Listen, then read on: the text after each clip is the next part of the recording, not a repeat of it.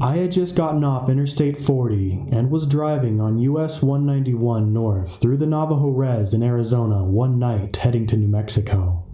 I'm looking for a gas station, not a car on the secluded highway. It being too dark and I somehow took a wrong turn onto a dirt road. It was because of my lack of sleep. The sign read, Ganado. Still driving, trying to make sense of my direction. I ended up at this garbage dump site. I was completely lost and saw nothing. Just pitch black darkness with the only light of the moon and some wisps of clouds covering a small part of it. Miles of bushes, some small trees, and a cornfield. The dump site was a large area. Piles of garbage were stacked. Debris scattered the road and bushes. Deciding that I needed to figure out where I was, I stopped my car and put it in park. My AC was on and the smell of decaying fish hit my nose like a baseball bat to the face. Gagging, I turned off the AC, ready to look at my phone for Google Maps. The smell was foul, but I needed to get on the right track. My headlights had illuminated the area so I could see most of the piles. Then I noticed something was moving just near the pile. There was a small coyote digging through the trash. I could see it clearly with my bright headlights. But the weird thing was, I realized it wasn't a small coyote. It looked like a small build figure of a kid. The kid stood up quickly, looking at me.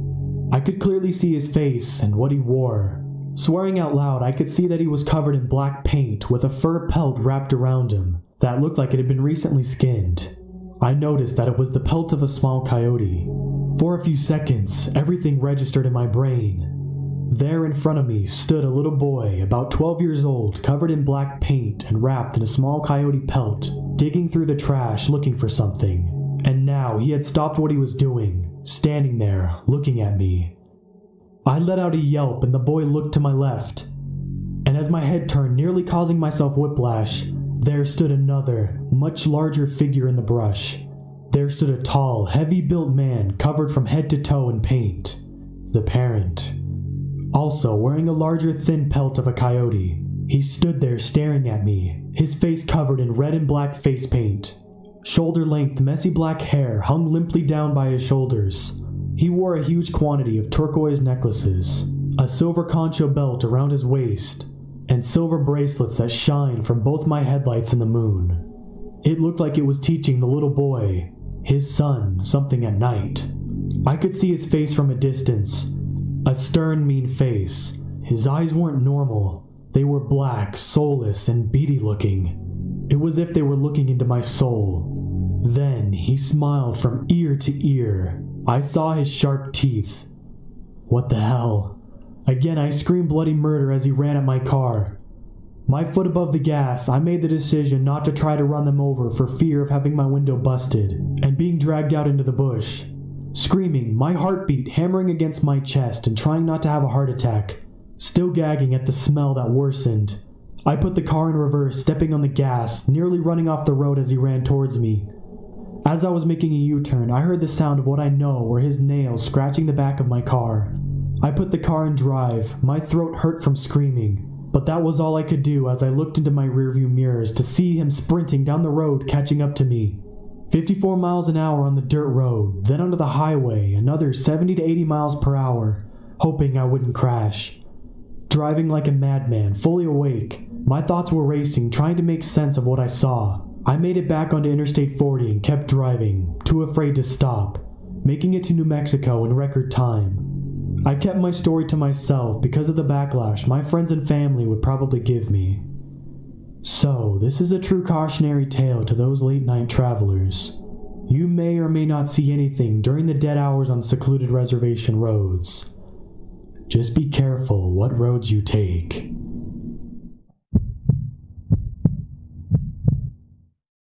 Never having lived by myself before, I was pretty scared about what to expect. I graduated college and had landed a pretty decent job with a generous starting salary. But the downside was that I had to move far away from where I was currently living with my parents. It's been about 3.5 weeks since I moved out and I've been getting along pretty well by myself. Even in college, I had a roommate and was only 30 minutes away from my parents' house. Now, I'm living alone 2 states away from my family, so I think that I took the sudden change pretty well. I don't know if it's because of the recent stress about moving and everything, but I've been having the same reoccurring nightmare for the past couple of weeks.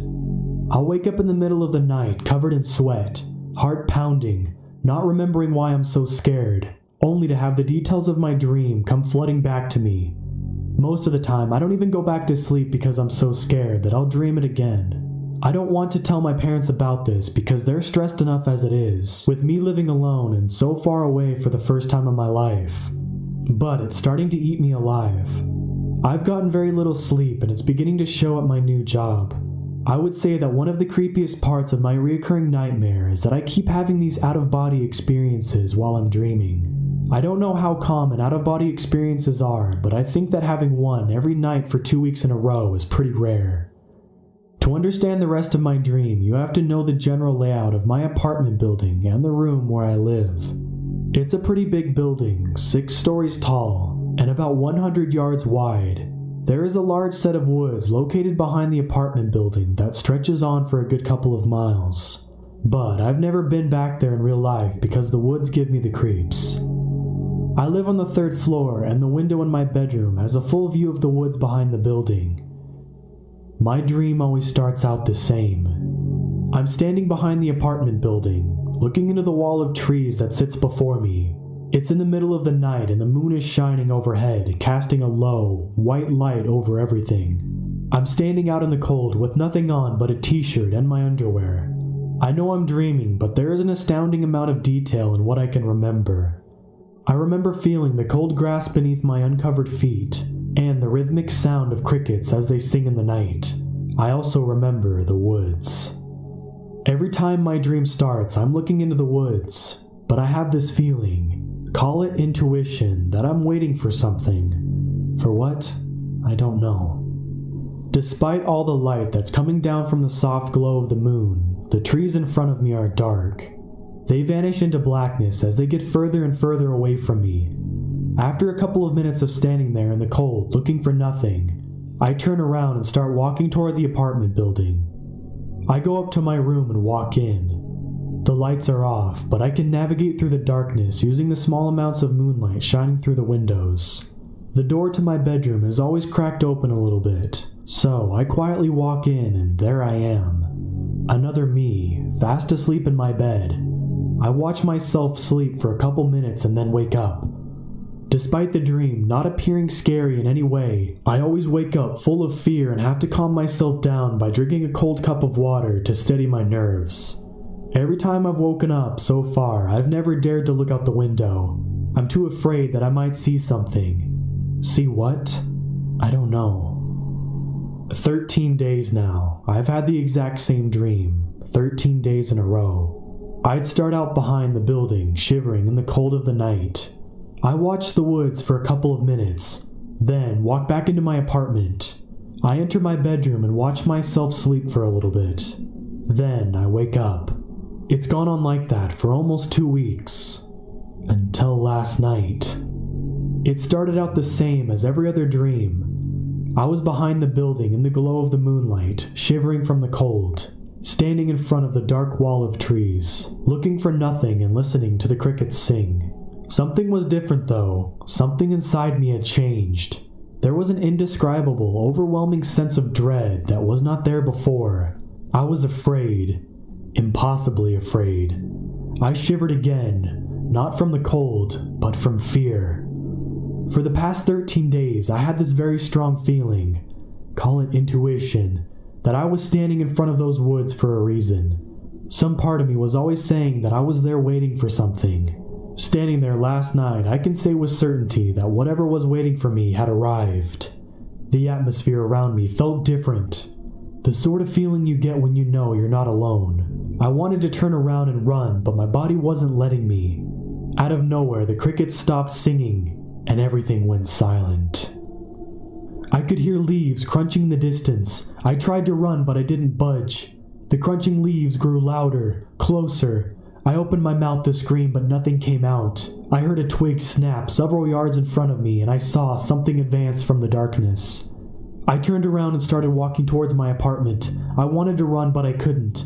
My body wasn't allowing me. I could still hear the crunching leaves behind me, impossibly close. I knew if that I turned around, I would see it, the thing that I've been waiting for.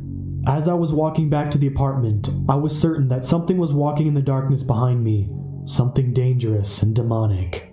I made it into the building and walked in, closing the door behind me without turning around.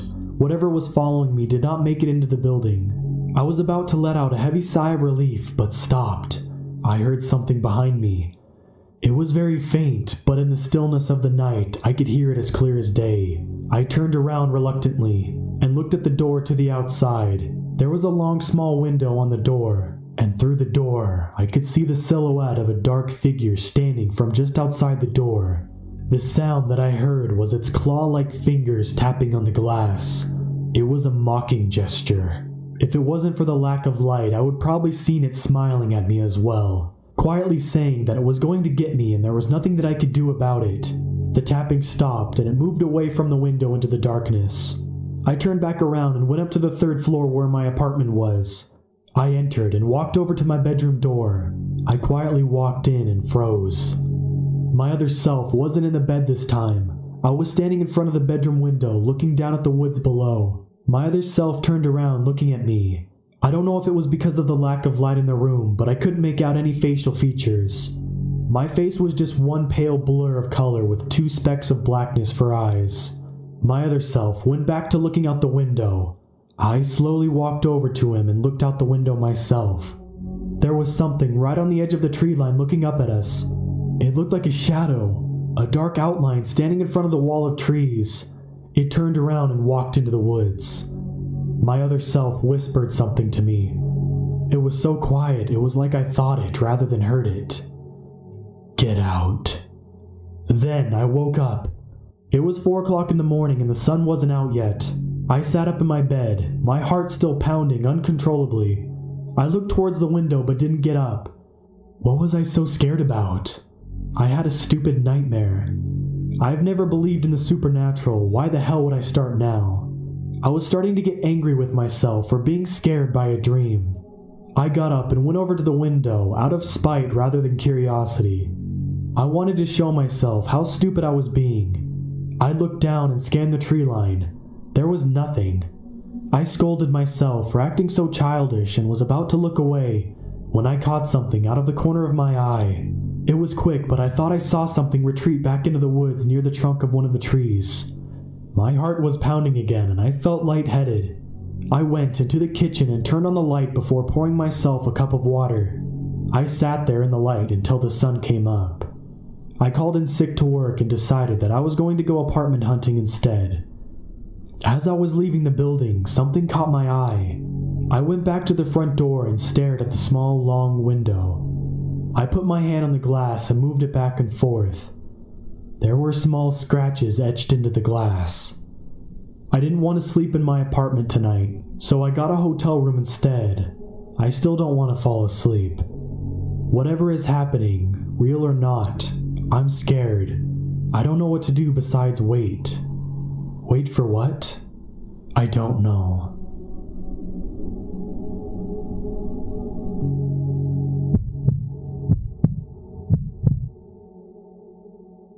In March of 2003, when I was 17, my brother and I took a weekend camping trip to the Los Padres National Forest. We had gone there many times with our family for day camping, swimming, and just lounging around. This time, though, we went alone for a 2-night camping trip at our favorite spot that most locals simply called the Gorge. We will never forget this weekend for all the wrong reasons.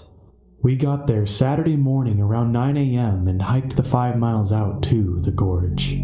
The Gorge is a large swimming hole with a huge 60-foot rock cliff boulder that visitors love to jump from into the deep water below.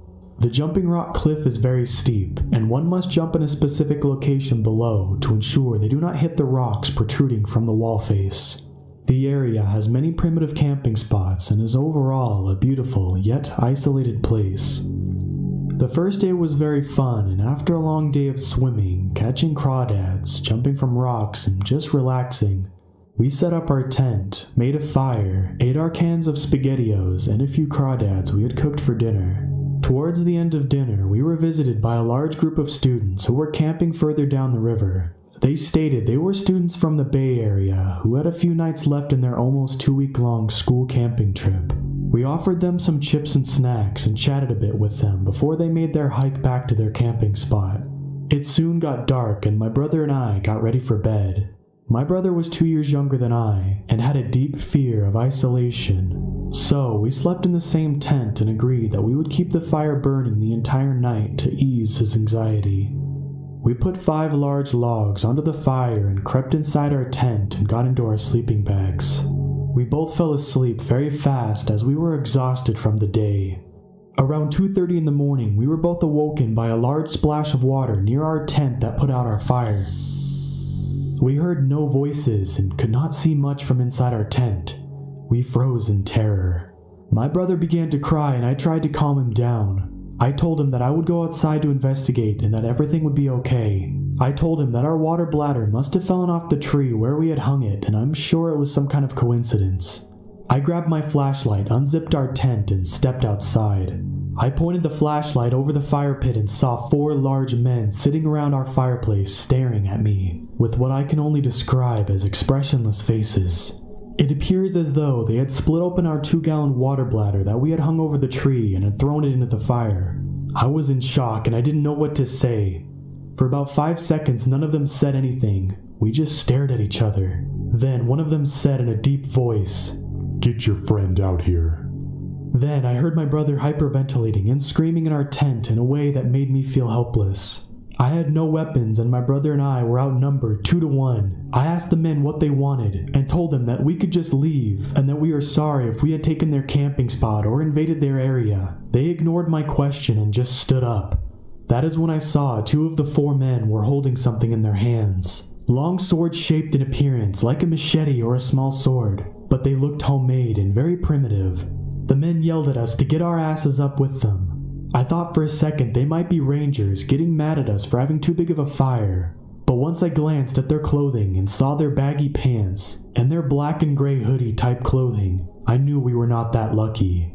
I had heard in the past that drug dealers or the Mexican cartel had been caught hiding large amounts of marijuana plants in the forest and wondered if these people were some of the men who somehow felt that we were a threat to their crops. I was in fear of our lives. The men didn't directly touch us or threaten us with violence, but I definitely felt an implied threat in their tone and believed that we really had no choice in the matter. My brother, who was still crying, and I followed the lead male while the other 3 men fell back behind us.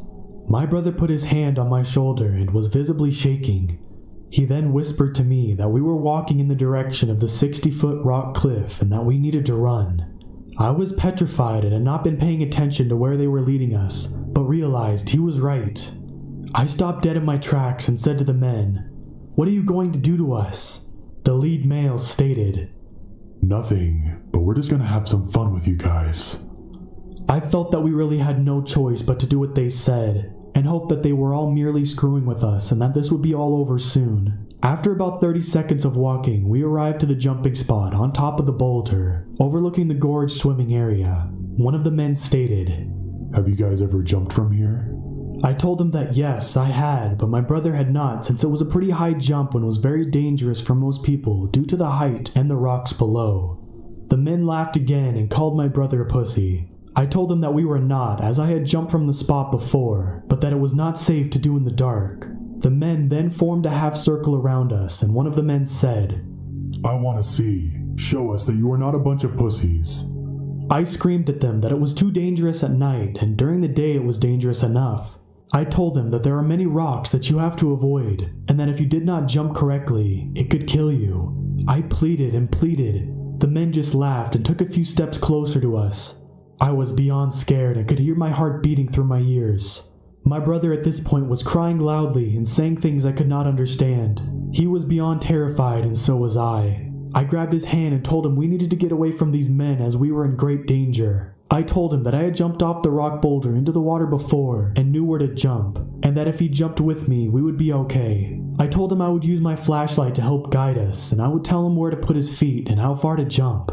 The men laughed at us as we had our conversation and showed zero humanity or pity. I grabbed my brother and placed his feet with my hand onto a specific place on the rock ledge where I remember jumping from last time I was there months before. I explained to him that I knew he was scared and so was I, but we needed to jump out as far as we can and slightly to the right, otherwise we would hit the rocks. He was shaking, crying, and kept telling me that he couldn't do it. He then urinated on the floor. The men laughed and kept saying they couldn't believe how scared we were. I then told my brother that we needed to jump now, and that it would be okay if he listened to me. I told him that after we jumped, we would swim to the shore on the right, and would hide in the bushes until daybreak, and would then go for help. I then grabbed his hand tightly and told him that when we hit the water, he needed to tuck his legs and arms in, so that they would not get hurt from the impact of the water, and instructed him that he needed to swim hard to the surface as we would sink pretty far down due to the height we were jumping from. I grabbed his hand and we jumped. I pulled him hard with me to ensure that we would be safe from the rocks below, and that he jumped far enough out.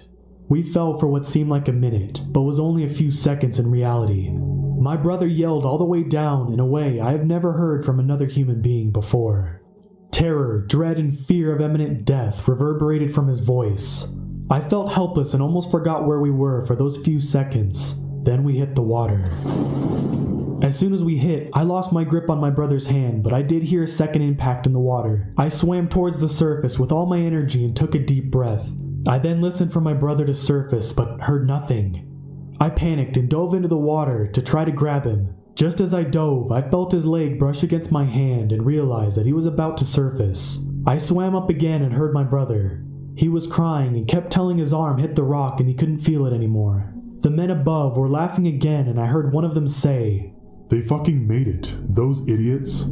I then heard objects splashing in the water around us and realized they were throwing beer bottles or rocks or some other hard objects at us. I quickly grabbed my brother and helped him swim to the nearby shore. The whole time we swam, many objects landed dangerously close to us, and I felt that if any had hit us, it would have caused death or great bodily harm to us, especially if we were hit in the head. My flashlight had been lost in the fall and we were in complete darkness. We reached the water's edge and I pulled my brother to shore. Objects continued to rain down around us and we could hear the men yelling and laughing. I told my brother that we needed to run. He was crying and holding his injured arm that he could not feel or use it. It had a deep cut around the elbow, and even with just the starlight we could see that this was a serious injury. We stumbled down the tree line and began making our way through the darkness to one of the main trails from past memory. We fell again and again and were cut by branches and rocks all over our bodies as we wandered about down the overgrown trail. Everything in my body told me to keep going and to get as far away from these men as we could. We walked for many minutes until we could no longer hear the men, and we waited. I wrapped my brother's arm with my shirt and told him that it was over and that all we had to do was wait until morning for help. We sat in that spot all night and my brother cried and shook for hours. I just put my arm around him and patted his head, as I did when we were children whenever he had a panic attack and our parents were not around. At daybreak we could finally see the severity of his injuries. He had a deep gash in his arm and his shoulder was obviously dislocated.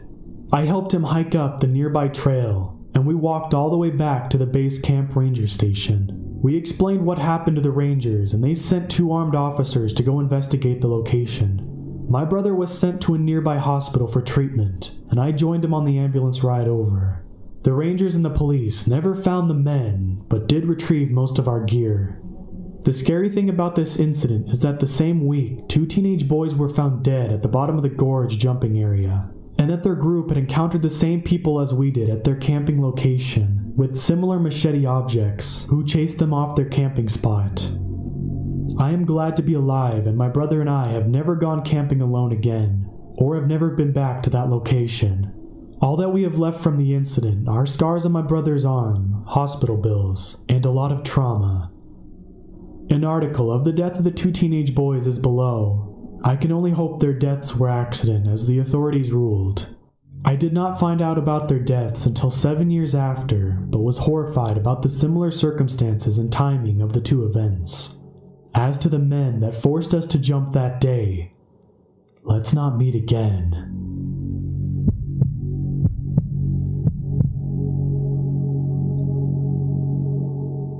Every summer, my family makes the trip from Texas to Vermont. 2 summers ago, my parents bought a new home, and for some reason, our house smelled really, really terrible. So, my mom went to the local candle and scent shop and ended up bonding with the woman who owned it. She convinced her to give me a summer job. The first month went smooth, with really only a few bad customers. One day, I was checking inventory in the back when I heard the bell above the door ring. I walked to the front of the store, calling out to whoever just entered, but no one replied to me or appeared to be in the store. So I just forgot about it and moved on with my day, blowing it off as the wind. That night, when I was getting into my car, I found a piece of notebook paper stuffed in the space between the slit of rubber in my window. It had my full name and a crudely drawn picture of a wedding ring. What the hell? I blew this off as my best friend and coworker, Courtney, trying to scare me like she always did. The next day at work, I told Courtney that she wasn't funny. She told me that she didn't do anything. Courtney always owns up to her pranks. After that, I was creeped out, but again dismissed it as another one of my friends. I was sitting at the register playing on my iPhone when I heard someone walk into the shop. I looked up to see a rugged man at the counter. I was a 4'11" teenage girl, and this man towered over me at least a foot. Are you Sarah M.? He said this in a deep, slow voice. I had never seen this man before in my life, so how could he know my name? I didn't know what to do, so I remained silent and started to slowly back away from the counter, grabbing my phone, heading towards the back exit. I'm sorry about the note in your car. I was just too nervous to ask you out. At this point, I was about to nope the hell out of there, but I knew I couldn't just leave the shop unattended with the creep in there. My boss would literally murder me, and maybe he will leave anyway. I'm really sorry, but I have a boyfriend back home, and I'm 16. I tried my best not to sound intimidated, although I probably sounded like a chipmunk that pissed itself. Well, you look like a girl that hasn't had good fun in a while. I didn't know what to do. I started to pull the mace out of my pocket. I think I'm okay on that, but you should leave, sir, before I call the police. At this, he looked like he would kill, and tried to pull me over the counter. He had me in a tight grip and he tried to pull a small kitchen knife out of his pocket. But before a second thought, I pepper sprayed him directly in the face. He loosened his grip and I grabbed my phone and bolted to my car. I locked myself in the car and called 911. It would be 10 minutes until the police could get to my location. The operator told me to start my car in case he got up. I tried to start my car, but it wouldn't budge. My one thought was, in what way will I be cut up? I could hear the police car pull into the parking lot. When the police found the man inside the shop, he was crying behind the counter. Apparently, this man had stalked me for 3 summers. He lived in a cabin in the mountains, and he hadn't talked to anyone for 10 years, and he had severe mental problems. A few years ago, he saw me and my family hiking through the woods and felt that we were meant to be, a match made in heaven, in his opinion. A few weeks later, I had my car looked at. The throttle had been missing, explaining why my car wouldn't move when I tried to start it. I still go to work at the scent shop, but I'm now 21 and married. I wonder where he is now, but please, Mountain Man, let's not meet again.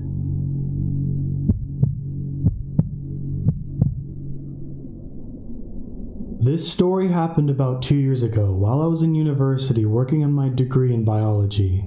I had signed up for a trip to gather some samples for an experiment some students in the ecology department were going to run. It required the collection of samples from several sites, so they recruited biology, ecology, and forestry majors to help them complete the sampling in a shorter period. The area my group was to take samples from was a few hours from my university in the Pacific Northwest. There are 9 of us in my group, 8 students and a supervising professor. We got to the campsite in the late evening and set up our tents. One of the other students had brought a big container of split pea soup from home and was sharing it with the others on the trip. I don't really care for split pea soup, so I declined the offer. Everyone had some except me, one other student, and the professor. Come the next morning, the 5 students who had eaten the soup were not in the best shape. They were in the grips of some gnarly food poisoning, and were in no shape to hike for 8 or 9 hours to collect the samples we needed. The professor who was supervising us had originally some rules, such as traveling in groups of at least 2, and we had to return to camp by nightfall. Now, those rules were tossed out to make sure we kept our timetable to collect all the required samples. We were told to do your best to complete the work assigned as long as you can do it safely. That morning, I set out for a long day of hiking. After a mile or so, I ran into the stream I was supposed to follow. I needed to travel about 4 miles upstream, stopping every quarter mile to collect samples of water and soil. This meant I had to hustle to get back before dark. Halfway through the day, I realized that wasn't going to happen. About 2 miles into my hike, I stopped for lunch, sitting on a log overlooking the stream. The scene was really peaceful until I smelled the cigarettes. It wasn't the smell of the cigarette being smoked, more the musty smell of a heavy smoker's car where cigarette butts have been left to ferment for weeks on end. I looked around but couldn't see anyone. I just assumed the wind had blown the scent from some hunter or hiker over to me, but minutes later, the smell hadn't faded. The vegetation in the area wasn't that thick, but there were still a lot of places for someone to duck behind a tree or a bush. I was unnerved that someone was apparently staying so close enough to me for me to smell them this long without so much as a word. I quickly packed up the trash from my lunch and continued up the stream. The musty cigarette smell went away for the next few hours. It wasn't until I arrived at my last sample location late into dusk that I smelt it again. The woods were getting really dim by this point. Looking back on it, it was a really stupid idea to stay out so late, as just hiking back to the camp in the dark would be pretty dangerous, even without a cigarette-smoking stalker. Having just put the collection tubes in my back, I shined my flashlight around the darkened woods looking for whoever was giving off the smell. I didn't see anything that caught my attention. I would actually be more correct to say that I saw too many things in the dim light that may have been a head sticking out from behind a tree or someone crouching low in the foliage. I didn't like the idea of being in the dark woods with a stranger who, for the second time, was lurking near me without revealing themselves. So I began to double time it back to the stream. I made much better time on the way back, even though it was dark, because I didn't have to stop to take any samples. Even so, I didn't get back to the camp till a bit before 10. I was the last one to get back, and everyone but the professor was already asleep. I didn't mention the cigarette smell to the professor because he seemed tired as it was, and he headed to his bed in the RV soon after I got back. I headed to my tent soon after. At some point in the night, I woke up needing to pee. I decided to head in the woods to do my business, as I knew some of the other students were still feeling ill and needed the RV toilet for more urgent matters than just having to take a leak. I walked about 100 feet into the woods, found a tree, and did what I needed to do. As I turned back to the camp, something caught my eye. Somewhere off in the woods was a tiny, red glow. I was confused as to what it was until it flared momentarily, and I realized it was the cherry of a cigarette. I stood there for a while, watching the red ember glow, fade, then move slightly closer to the ground as to whoever was smoking would take it out of their mouth. Not being able to see the person, I assumed that they were watching the camp. I didn't know if they had seen me make my way into the woods or not, as the fire had been doused and the moon was only half full, so there wasn't very much light. I made my way slowly back to the camp as quietly as I could and entered the RV to wake up the professor. I told him about the person smoking in the woods, and about the smell of cigarettes earlier in the day. However, when we got outside the RV, the ember from the cigarette was gone. My professor woke up the other student who hadn't come down with food poisoning, and we took turns watching over the camp. I didn't see or smell anything else when I was on guard duty, and went to sleep when the professor woke up for his turn. In the morning, the professor, the other student, and I went to where I guessed the smoker had been standing the night before, and sure enough, we found about 10 cigarette butts on the ground next to the tree. The tree itself looked like someone had been twisting and stabbing a knife or other sharp object into it, as the bark and the outer layers of the wood had been damaged and chipped away. The professor decided that the group should head back that day, even though we hadn't collected all of the samples we were assigned, to be on the safe side. We packed up camp and drove down the thin dirt trail without incident. The second we got onto the paved highway, though, a white paneled van pulled out of the clearing just off the shoulder and began following us. The van stayed behind us all the way back, pulling off the highway when we did, taking the same surface streets that we did, and only stopped following us when we turned onto the road leading to our university campus. Everyone was freaked out by this, but it was around 9 at night on a weekend, so the security office on campus was closed.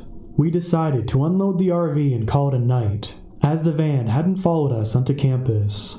I offered to help the professor catalog and store the collection tubes from our trip, so it was another couple hours before I left the biological science building and started heading toward the dorm building I lived in. I stepped out into the cool night air and began walking, my professor having left the building in the other direction to get into his car and drive home.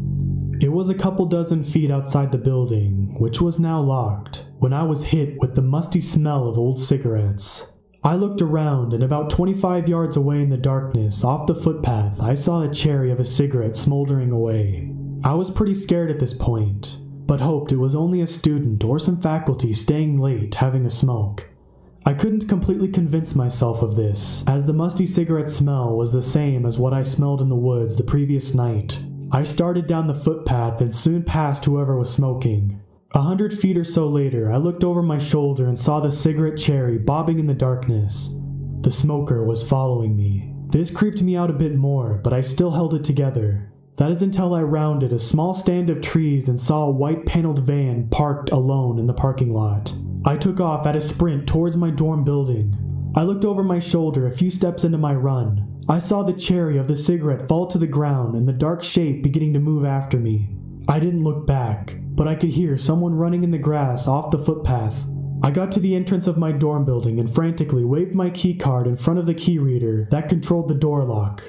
As soon as I hear the soft beep, I open the door, jump in, and shut the door quickly. I stopped and peered through the glass door. I saw the dark shape stop short of the lit pathway.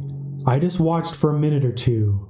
Then I saw the spark of a lighter. The light is just barely bright enough to illuminate the shaggy beard and brim of a baseball cap before it disappears and was replaced with the red glow of a cigarette. I turned and headed up the stairs to my dorm room. By the time I get to my window overlooking the same yard I had just ran through, there is no trace of a dark figure or the light of a cigarette. After that, I didn't see the white paneled van again or smell that musky cigarette smell.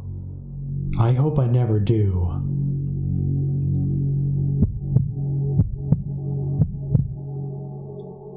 For some background, this happened back in 2003 when I was 6 years old. I'm from Michigan and this experience takes place over the summer. In the area I live in, we have a community pool that everyone who lives in the community is welcome to use. A special event this pool throws is called a midnight swim. The whole point of this is for the pool to be open till midnight. The pool usually closed at 9 p.m. Sunday through Thursday, and 10 p.m. on Friday and Saturday. The midnight swims were held on Friday nights. There are 3 midnight swims held each year I always looked forward to. Before you think I had bad parents for letting 2 6-year-olds stay out swimming until midnight, my brother and I were both excellent swimmers, since we had learned how to swim at age 3. And for being out till midnight, well, we lived in a safe neighborhood where nothing bad ever happened. On this particular day, we had to wait until 9 p.m. before we could go to the pool because my parents had to work late, and our sitter didn't want to leave the house and take us to the pool. So, 9 o'clock rolls around and my brother and I are ready to go. My parents get home and get ready themselves. As my parents are getting ready, me being my 6-year-old self gets bored and decided to wait for them out on the front porch. A little layout of my neighborhood. There is a main road just to the left of my house. Anyways, I'm walking around on my front lawn when I hear a voice call out to me saying, "Hey kid, come over here." At first, I thought the voice was coming from inside my head. Don't judge me, I was 6. But after hearing the voice call out a few more times and looking around, I spot a man standing in the shadows of some trees.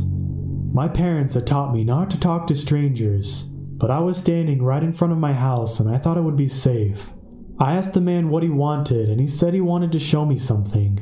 Realizing that there was something strange with how the man hadn't come out of the shadows, I told the man no and I was going back inside. The man didn't like this one bit. He scolded me for not listening to my elders and to do what he said. At this point, I was shocked.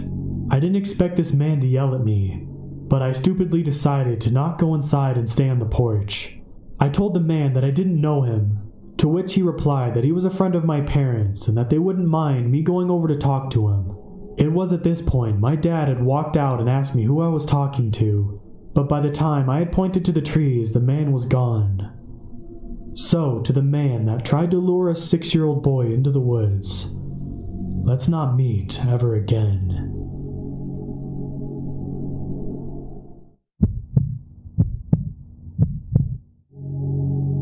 About 3 years ago, back when I was still at university, I would routinely come back to my hometown and visit my friends for weekends or nights out. I didn't live too far away, at most an hour on the train, so it was quite an easy back and forth, hence why I came back so often. I could jump on the train to see my pals, then at the end of the night out, hop on the return line and make my way back home. On one of these nights, I had a bit too much to drink, and as a result, I missed the last train, which was at about 1:30 a.m. Because I was the only one that had to get a train home, everyone else had planned to stay out longer, so I joined them. In the end, we left the nightclub we'd been in when it closed at 3:30 a.m. At this point, everyone else started to go their separate ways and head home, and I was left with my friend Jamie. Now I knew that there wouldn't be another train until maybe 6 in the morning. So the only real choices I had were to stay at Jamie's house, or hang around the train station for hours and hours until the first one of the day arrived. In the end, I decided to do a little of both. Jamie has a cat, of which I'm heavily allergic, so I didn't really want to sleep in his house. So all of my drunken wisdom, I decided to walk home, then head back and wander the streets until the McDonald's by the station opened and started serving breakfast. Not exactly my brightest move. Now, I'm not the type of person to say my hometown is a bad place, but there are quite a few areas known for being really rough. They're the kind of places you don't really want to find yourself in. Jamie lived close by one such area, but wasn't exactly in it, so at the time I thought it'd be alright. Had I been sober, I might not have decided to wander about on my own. So I walk him home, say goodbye, and amble off into the night. At this point, it's past 4 a.m. and the streets are dead as anything. The street lamps are still on, so everything has a kind of orange tint to it. But because of that, the shadows down the alleyways look dark as hell. After a while of aimlessly staggering around, I start to feel a bit nervous. Despite having a rough idea where I am, I'm quite drunk and mixed up some of my directions. I start to worry that I've somehow ended up in one of the rough parts of town, and my brain convinces me that down every alleyway there's a guy with a knife looking to stab me for my phone. I start to walk quicker and decide to cut down onto Perry Street, while still heading in the same general direction as the station. The road veers off at a slight angle, meaning that it's a very long way around. The benefit of walking on this road, though, it is much wider than the others in the area, and in my mind, this means that anyone lurking in the shadows would need to cover more of a distance to get to me. Again, all in my drunken wisdom, I decided to walk in the middle of the road instead of on the path. My logic being, it's so late that no one is driving, and I'm as far away from the alleys on either side as possible. Now at this point, I'm getting even more and more uneasy. I keep thinking that I'm seeing things move on either side of me, so I'm constantly stopping and turning to check, only to find nothing. Every time I do, it makes my heart beat faster and faster. I realized that everything I was seeing or hearing was almost certainly in my imagination, but that didn't stop me from getting nervous. That was when I heard the clicking. It sounded distant, like it was coming from the road parallel to me. Because of how much my mind had been tricking me, I stopped walking and listened for a good long while, just to be sure I wasn't imagining it. But it was definitely there, and it was getting louder. Looking around, I tried to figure out what was making the noise, but couldn't see anything. I started walking again, this time much faster than before. As I did, the noise got louder, so again I stopped to look behind me. When I did, however, the sound stopped and all I heard was silence. I suitably freaked out and sped up my pace, and the sound started again, so I turned around and came nose to nose with this guy on a bike. Needless to say, I'd bricked myself. How he had gotten up behind me so fast without me noticing, I still have no idea.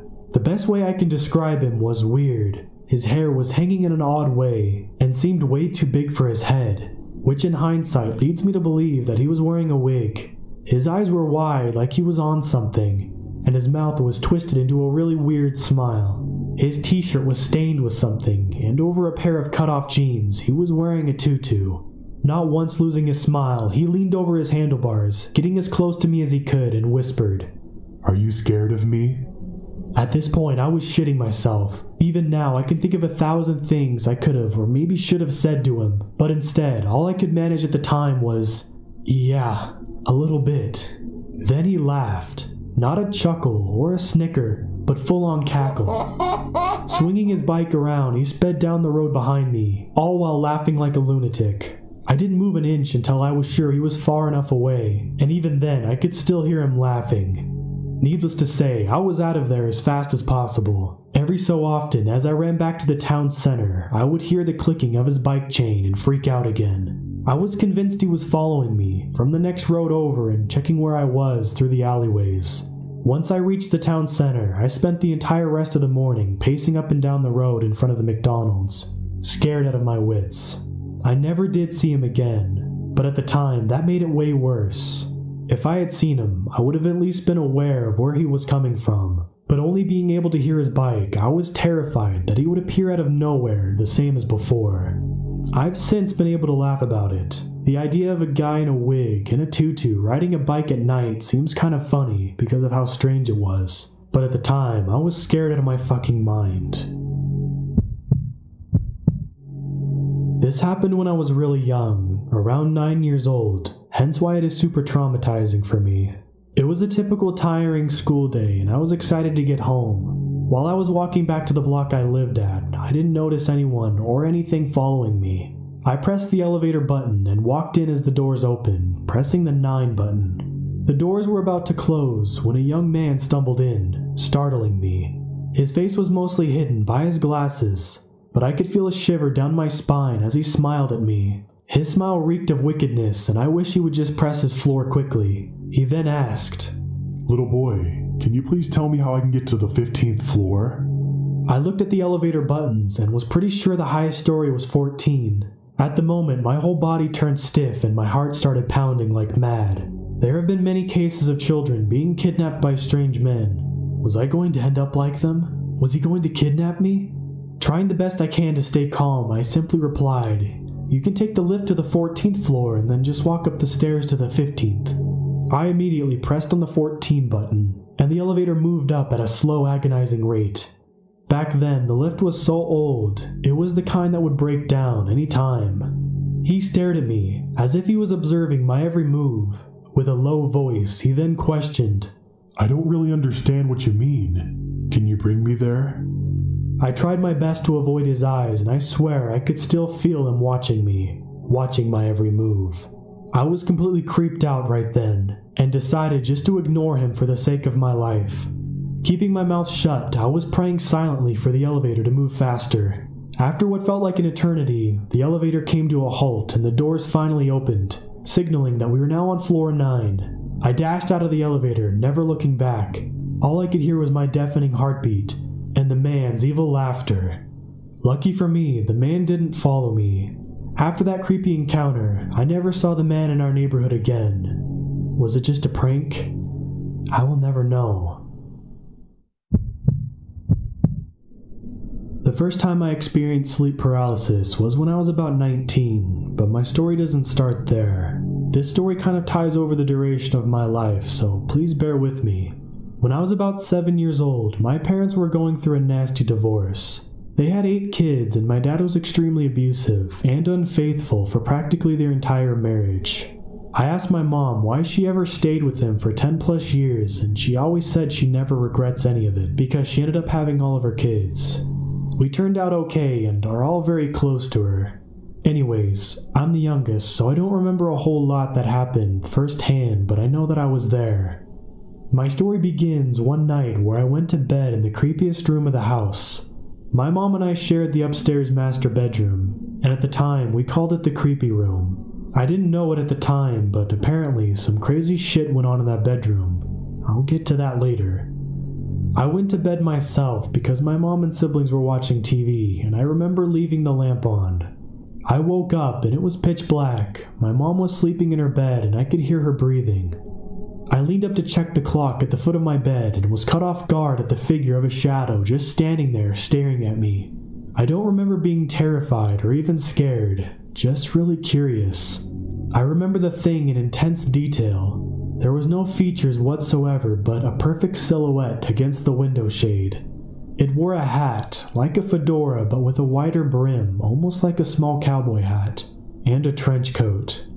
I know it was a trench coat because of the broadness of the shoulders and the little loops that trench coats have, and his torso was square and boxy like the coat fell down to his feet. It was obviously a really old man from the slight hunch in the shape of his head, but that's what I imagined it to be. I stared for like 7 whole seconds straight. It didn't move or seem to breathe at all. Just stood there, and I know I wasn't in sleep paralysis because I suddenly had to go to the bathroom, but was nervous enough to think that I could hold it and just put my blankets over my head and turned onto my side, eventually falling asleep. Skip forward 12 years. I was 19, living with my sister in her apartment about 40 minutes away from my mom's house. My sister still works at the same place, a mental hospital for the criminally insane, and at the time I was working at a hospital for dementia patients who were just living out the rest of their days. I say days because almost once a week, someone passed. We both worked night shift and had horses to look after, so the little bits of time we had together were spent drinking coffee in the afternoons before our shifts, and those times were filled with conversations that mainly rested on unexplainable or creepy experiences. One night, we both had a weekend that co-aligned, and we decided to stay up late talking. After a long paranormal story time, I was suddenly reminded of the Shadow Man. I told her about it, thinking it was just a dream, and I was just a crazy child with a huge imagination. But when I looked up at her, she was completely white. It actually freaked me out. She then told me her own story. My sister was 10 years older than me, so everything I clearly didn't remember, she remembered all too well. My parents would be gone well into the night from running their business or going to church meetings and stuff, and all of us kids were left at home. The older kids to take care of the younger, as the oldest still living in the home was already 21. She told me crazy stories about the creepy room, that we would all be downstairs watching TV, as at the time we slept in the master bedroom and my parents were in the downstairs room. Almost every single time we were home alone, they would hear someone, heavy-footed, running back and forth in the creepy room. Door slamming was a daily occurrence. And sometimes, what would scare my oldest brother was when the footsteps would run out of the bedroom and begin running down the stairs at them, as they ended in the living room where the TV was. Nothing would ever be there. Nobody playing a prank. All siblings accounted for and visibly terrified. On a few accounts, they all had to leave the house and sleep in the outside shop because of how terrifying it was. My other sister, who was about 6 years older than me, would see the shadows during the day, mostly upstairs in the creepy room, cast along the hallway or the master bedroom in the mirror. Eventually, they told our mom, who eventually brushed them all off. The most terrifying thing she told me was that one night, way before I was born, my oldest brother saw the man in the hat one night. Just like me, he was more curious than scared and actually talked to it. And he said that it sounded just like an old man, but he was very creepy, like you could hear his intentions in his voice. The conversation started out innocent. Who are you? What are you doing here? Do my parents know you're here? The answer that my brother claims this thing gave him was, your mother doesn't know I'm here, but I know your father. He and I talk sometimes. That night, I experienced sleep paralysis for the first time, and I know it couldn't have been a coincidence. I was falling in and out of paralysis over the span of about 20 minutes. I would shut my eyes and begin shaking, like I was having a seizure or something. The only thing that I could hear was my blood rushing through my veins. My eyes would strain to open, but they just couldn't, and I felt completely hopeless. Even my dog began to paw at me as I felt him on my hip during the times where I would just snap out of it. He was all over me, like I was about to die, and he saved my life. But then I would just close my eyes again and fall right back asleep. For those of you who have never experienced sleep paralysis, here's a small description. Imagine you are dreaming a nightmare, but lucid enough to tell yourself to wake up because something terrible is about to happen in your dream. But instead of bursting awake and realizing you're sweating and hot and everything is safe, you get caught between awakeness and dreaming. The entire room around you feels like it comes to life, shaking and pulsing. Sometimes you hear things like voices or see things like shadows, or worse. I didn't hear or see anything, but the feeling of complete dread and hopelessness was drowning me. It was what I imagine you feel like around a Dementor from Harry Potter. After I woke up for like the 7th time, I finally said, "Fuck this," and noped out of my room. My dog and I both slept in my sister's bed that night. The "this can't be a coincidence" deal comes from the conversation that happened when I asked my sister if I could sleep in her bed. She told me that she kept hearing a knocking at the front door and got up about 4 times to answer it, and every time that she would answer, no one would be there. By the 3rd knock, she just sat in the hallway freaking out. She couldn't explain it, but something was completely stopping her from opening the door, and she just froze in fear. She was actually just about to sleep in my room with me. The last experience I had was just a few weeks ago. My husband was working really late, so I was home alone, just sitting on the couch watching Friends and binge watching on popcorn with our dog playing with her toy on the floor. She eventually got bored and disappeared into the bedroom, and I couldn't see her. Suddenly, my body went on full high alert mode. Every hair on my body stiffened, and I began to panic, but my body was just frozen in fear. In my head, I was imagining this total creep fucking thing walking into the den with me and cornering me onto the couch. The blood was running through my ears and my whole body began to shake, almost like my sleep paralysis. But I was fully conscious, watching TV. I know for a fact I hadn't fallen asleep. Nothing came into the den during those few minutes. I fully expected to see something, the image in my head, to just waltz in the room. Eventually, it wore off and my dog came into the room, stiff tail, ears perked. She began to jump onto the couch with me and we continued to watch TV. But I didn't move from my spot until my husband came home an hour later. I can't explain it, and I think it's important that I don't believe in ghosts, as in the sense of someone's spirit being left behind. But I do believe in demons and the devil.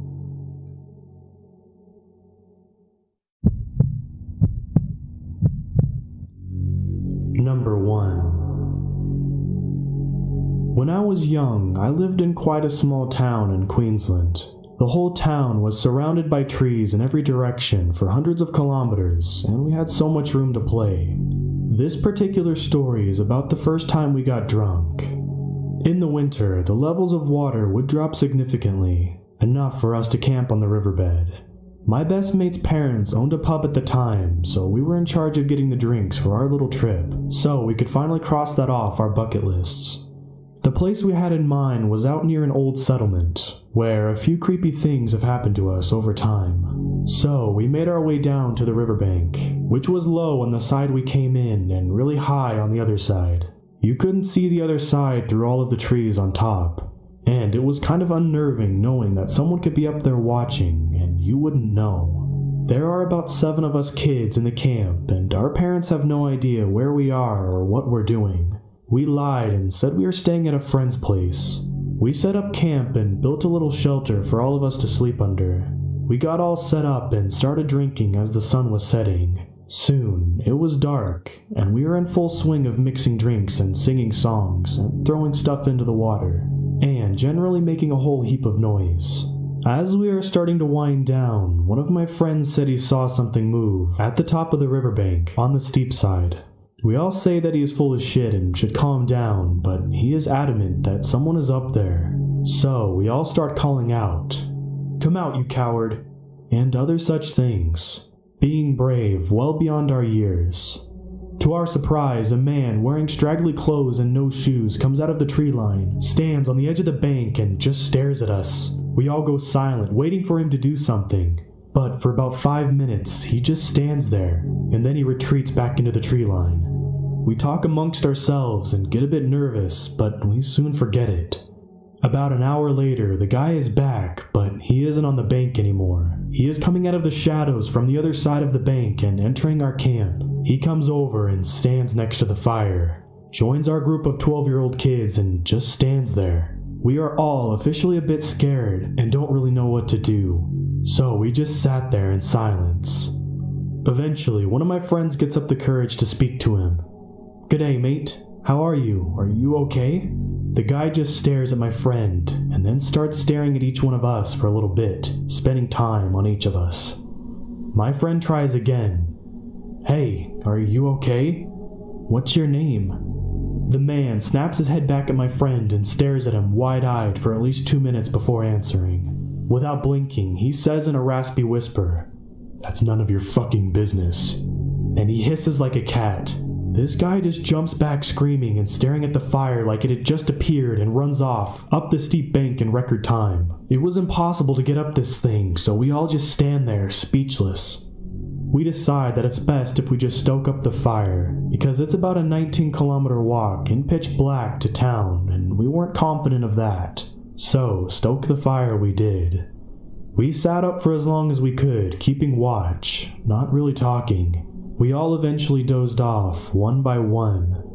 When we woke up in the morning, everything was gone. All of our alcohol, all of our bags, all of our shoes and blankets, everything. The creepy thing is that none of us awoke as someone robbed us blind, and there was not a single footprint. We were sleeping in damp sand, so there should have been footprints everywhere, but there were none. It looked like we hadn't even been there. Needless to say, we bailed and ran almost all the way back to town. Our feet were all cut up and messy by the time we got back. We never told our parents about the camping trip, and I think we never will. Number 2. When I was a sophomore in high school, I experienced something that still terrifies me whenever I think about it. I've had really bad insomnia since I was about 12, so to help me sleep, I use these weird sleep sheet things that my mom found, and they knock me out hard and fast. And I sleep like a log until my alarm goes off in the morning. I also have to have music on or else I can't fall asleep, so I have a special playlist for when I go to bed. I've always been a very paranoid person with OCD, so I have to check that all the doors and windows are locked myself 2 or 3 times before I can go to bed, and my insomnia would often keep me up later than my parents. My OCD also requires me to perfectly align my phone to the outer edge of my shelf that I have sitting next to my bed so that if it falls away from me. Well, one night, I wake up at 4 in the morning in a complete state of panic and have no idea why. After sitting up and groggily checking that everything was normal in my room, I realized that not only was my phone softly playing a song that was not on my sleep playlist, but my phone was not on the shelf where I had left it, but rather placed in the middle of the pillow next to me. More than a little freaked out, I tried to reason with myself. Maybe I had forgotten to put my phone on the shelf and it was just a coincidence that it was up there. That is, until I tried to check the time and realized that my phone background was not the picture I had set of me and my friends, but instead it was a picture of me sleeping, with over 40 more sleeping pictures of me, taken from different angles, saved to my camera roll, one of which had a particle glove finger in the shot. I immediately freaked out and called my parents, who came rushing in. They didn't believe me at first, getting mad at me for waking them up as a prank, thinking I had taken the pictures myself. But after waking up a bit and actually looking at the pictures and seeing that I couldn't possibly have taken the pictures myself, my dad checked the house to make sure no one was there, and my mom called the police. Apparently, whoever it was had picked the lock on the back door, and my parents couldn't hear it over my dad snoring, and I was too deep into sleep to hear it. The police weren't able to find who it was, and I never got any closure. But we changed the locks that weekend, and I painted my windows shut, since I never opened it anyway, for peace of mind. What scared me the most was that someone was in my room for who knows how long watching me sleep, and they wanted me to know it badly enough to take pictures on my own phone as proof. Number 3. So, I'm from a country town and grew up in a Baptist church. I learned about angels and demons just like everyone else who went to Sunday school. My parents told me that there was no such thing as ghosts or ghouls. It is just demons trying to trick you. My mother's family had many stories that I grew up hearing. They would tell me all these crazy and extremely unbelievable stories of seeing creatures or dead loved ones. I never really believed them, I just thought they were playing a joke on me. Well, I grew up and didn't experience anything myself, other than random noises you hear outside at night living in the woods. My sister and I would scare each other, describing the monsters that were coming to get us. They would gang up on me since I was the only boy. Once I graduated high school, I left for college. It didn't work out where I was, and I decided to change schools to one closer to home. I moved back in with my parents to save for tuition. My dad and I built a 2-car garage when I was younger. He later built an office in it for his business, but he moved into my old room once I left, since it was closer. So, when I came back, the only way I could conceive myself that I wasn't a failure and crawling back to mommy and daddy, I decided to move into the office in the garage. It wasn't that bad, except the garage was separate from the house and bathroom by about 200 feet, and there was no heating or air. I bought a heater to stay warm, but it barely worked. I was usually freezing every night before going to bed. One night, I was watching TV before bed, and I had just gotten the room warm by covering the windows and doors with blankets. I was nice and toasty and tired. I was training to go into the military to pay for college, but then all of a sudden, the temperature dropped. Frustrated, I get out of my cocoon of blankets to check the heater. That's when it happened. That's when I learned that my family hadn't been messing with me my whole life. I felt sick. I had the feeling that someone was right behind me. No matter how many times I turned, I couldn't catch it, but I could feel it in the corner of my eye. Terrified, I shouted, "Hello?" Maybe someone had to come in my garage without me knowing. No answer. My stomach sank and I could feel my hair on my body stand up. I was petrified. I couldn't move and could barely think. I remembered something that I was brought up to believe. When you are facing something unholy, just shout, "In the name of God, I command you to leave." So I did. My voice cracked as the air dispersed from my lungs. I took another breath in and shouted again, "In the name of God, I command you to leave." Just then, I was standing in the middle of the room, and I felt a scalding heat wave rush around the room, and then shoot straight through me. I wish I could find the words to explain the exact feeling of that passing through me. The closest I can come up with is hate.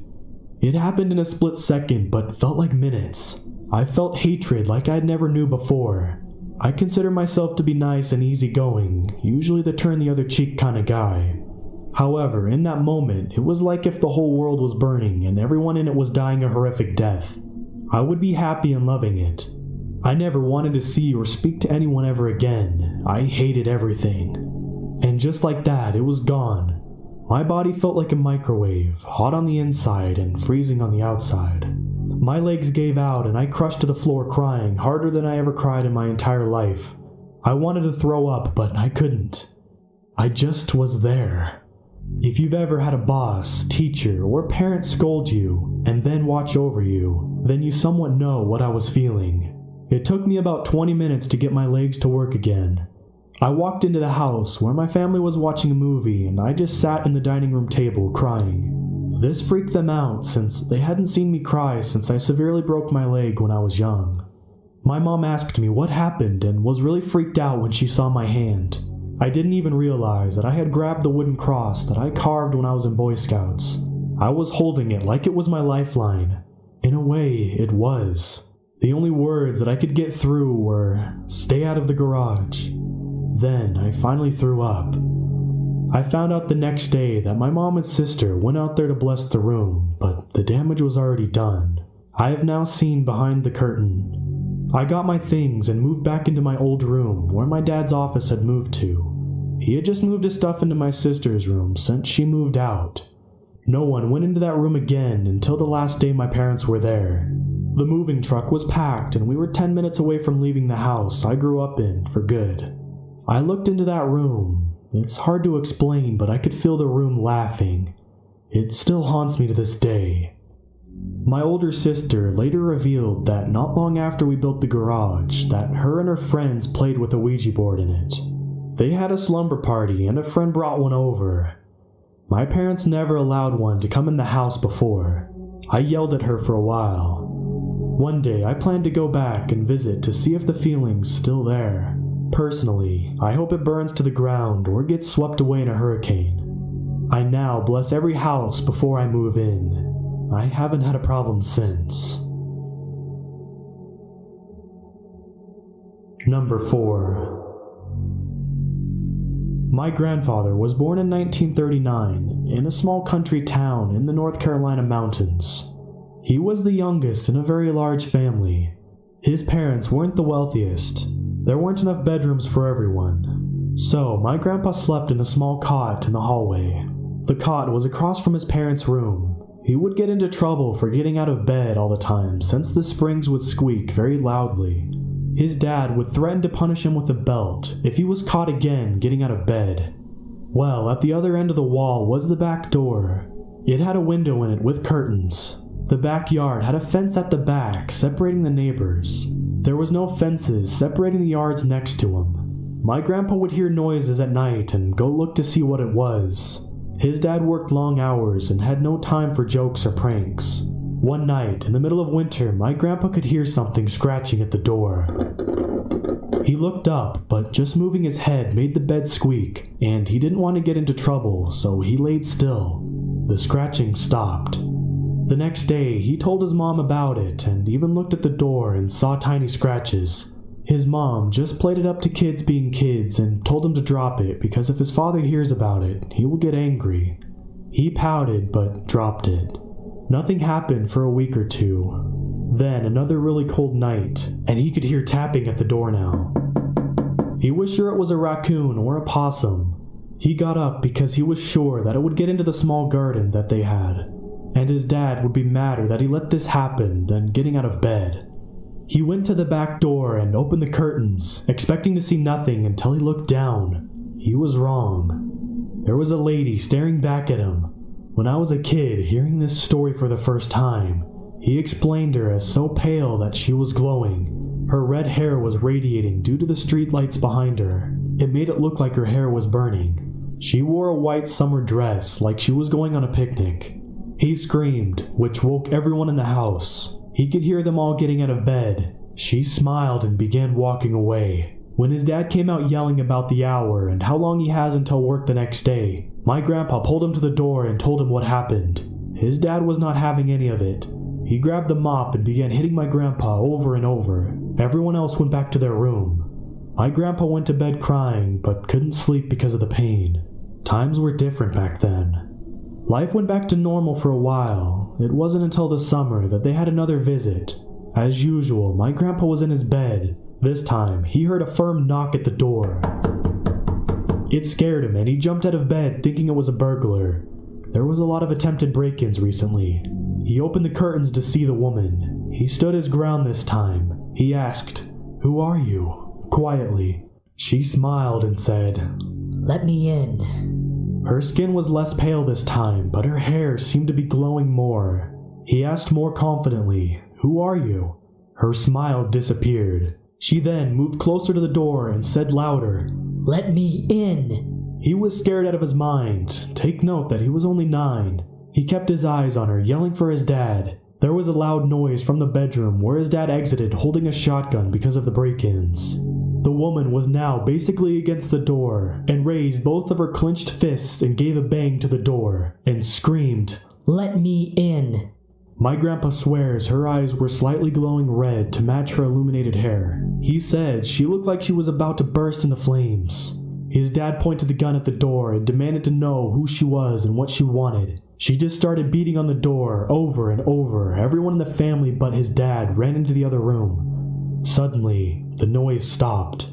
His dad wouldn't tell them what happened. He just yelled at them to go back to bed. It wasn't till years later, in his very old age, he told my grandpa that he saw the woman dissolve into smoke in front of him. He was too scared to tell anyone what he saw because of his cousin who had just recently been put into a mental institution for shell shock from World War I. My grandpa was allowed to move the cot into his parents' room for a while. My grandpa used to tell me so many stories growing up, but he didn't share this one until I was 9. He said he wanted me to be the same age as him, so I would know somewhat how he felt. I thought these were just scary stories. I wish he was still alive and I could tell him that I really believe him now.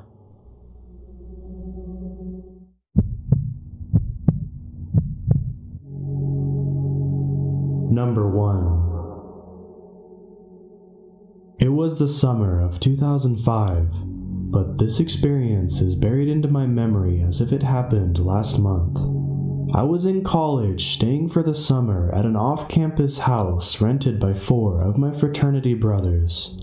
As such, it was a boisterous house, lots of people coming and going, frequent parties, often loud music, all those sorts of things young college-age guys do. This house was built in the 1930s, nothing remarkable, located in a very small Virginia town with a lot of history.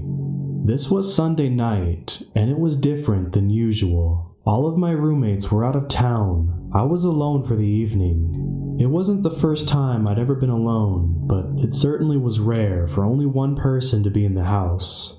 Oftentimes, friends would crash on couches and there would be more than 4 people who lived there bounding about. I didn't have anything to drink, watched some TV, and turned into bed at midnight. I usually sleep well. I have never suffered any sort of sleep paralysis or even frightening nightmares. But on this night, I couldn't fall asleep. I felt like I was being watched. I got up, confirmed all of the doors were locked and the lights were off, and laid back down. As soon as I got back into bed, I saw it and froze in fear. What I saw was difficult to describe, but impossible to forget. It was a black shadow in the silhouette of a person, but that was it. I could tell it was much darker and left an outline on the wall behind it. When I saw it, chills went up my spine.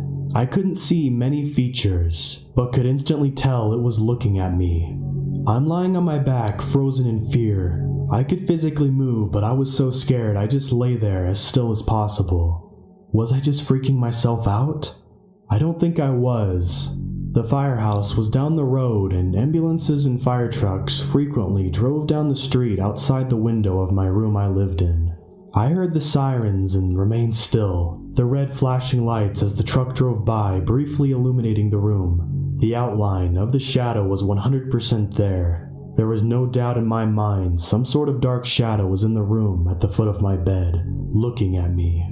Though I couldn't see any eyes, and I had no doubt it wasn't a living human being. Then it started moving, not really walking, just sliding slowly, but steadily. When I first saw it, it was to my right, just beyond my foot. It was moving to my left. It got to the end of my bed and turned to me, seemingly to rotate so its dark head was ever focused and locked onto me. Just typing this now gives me chills and goosebumps all these years later.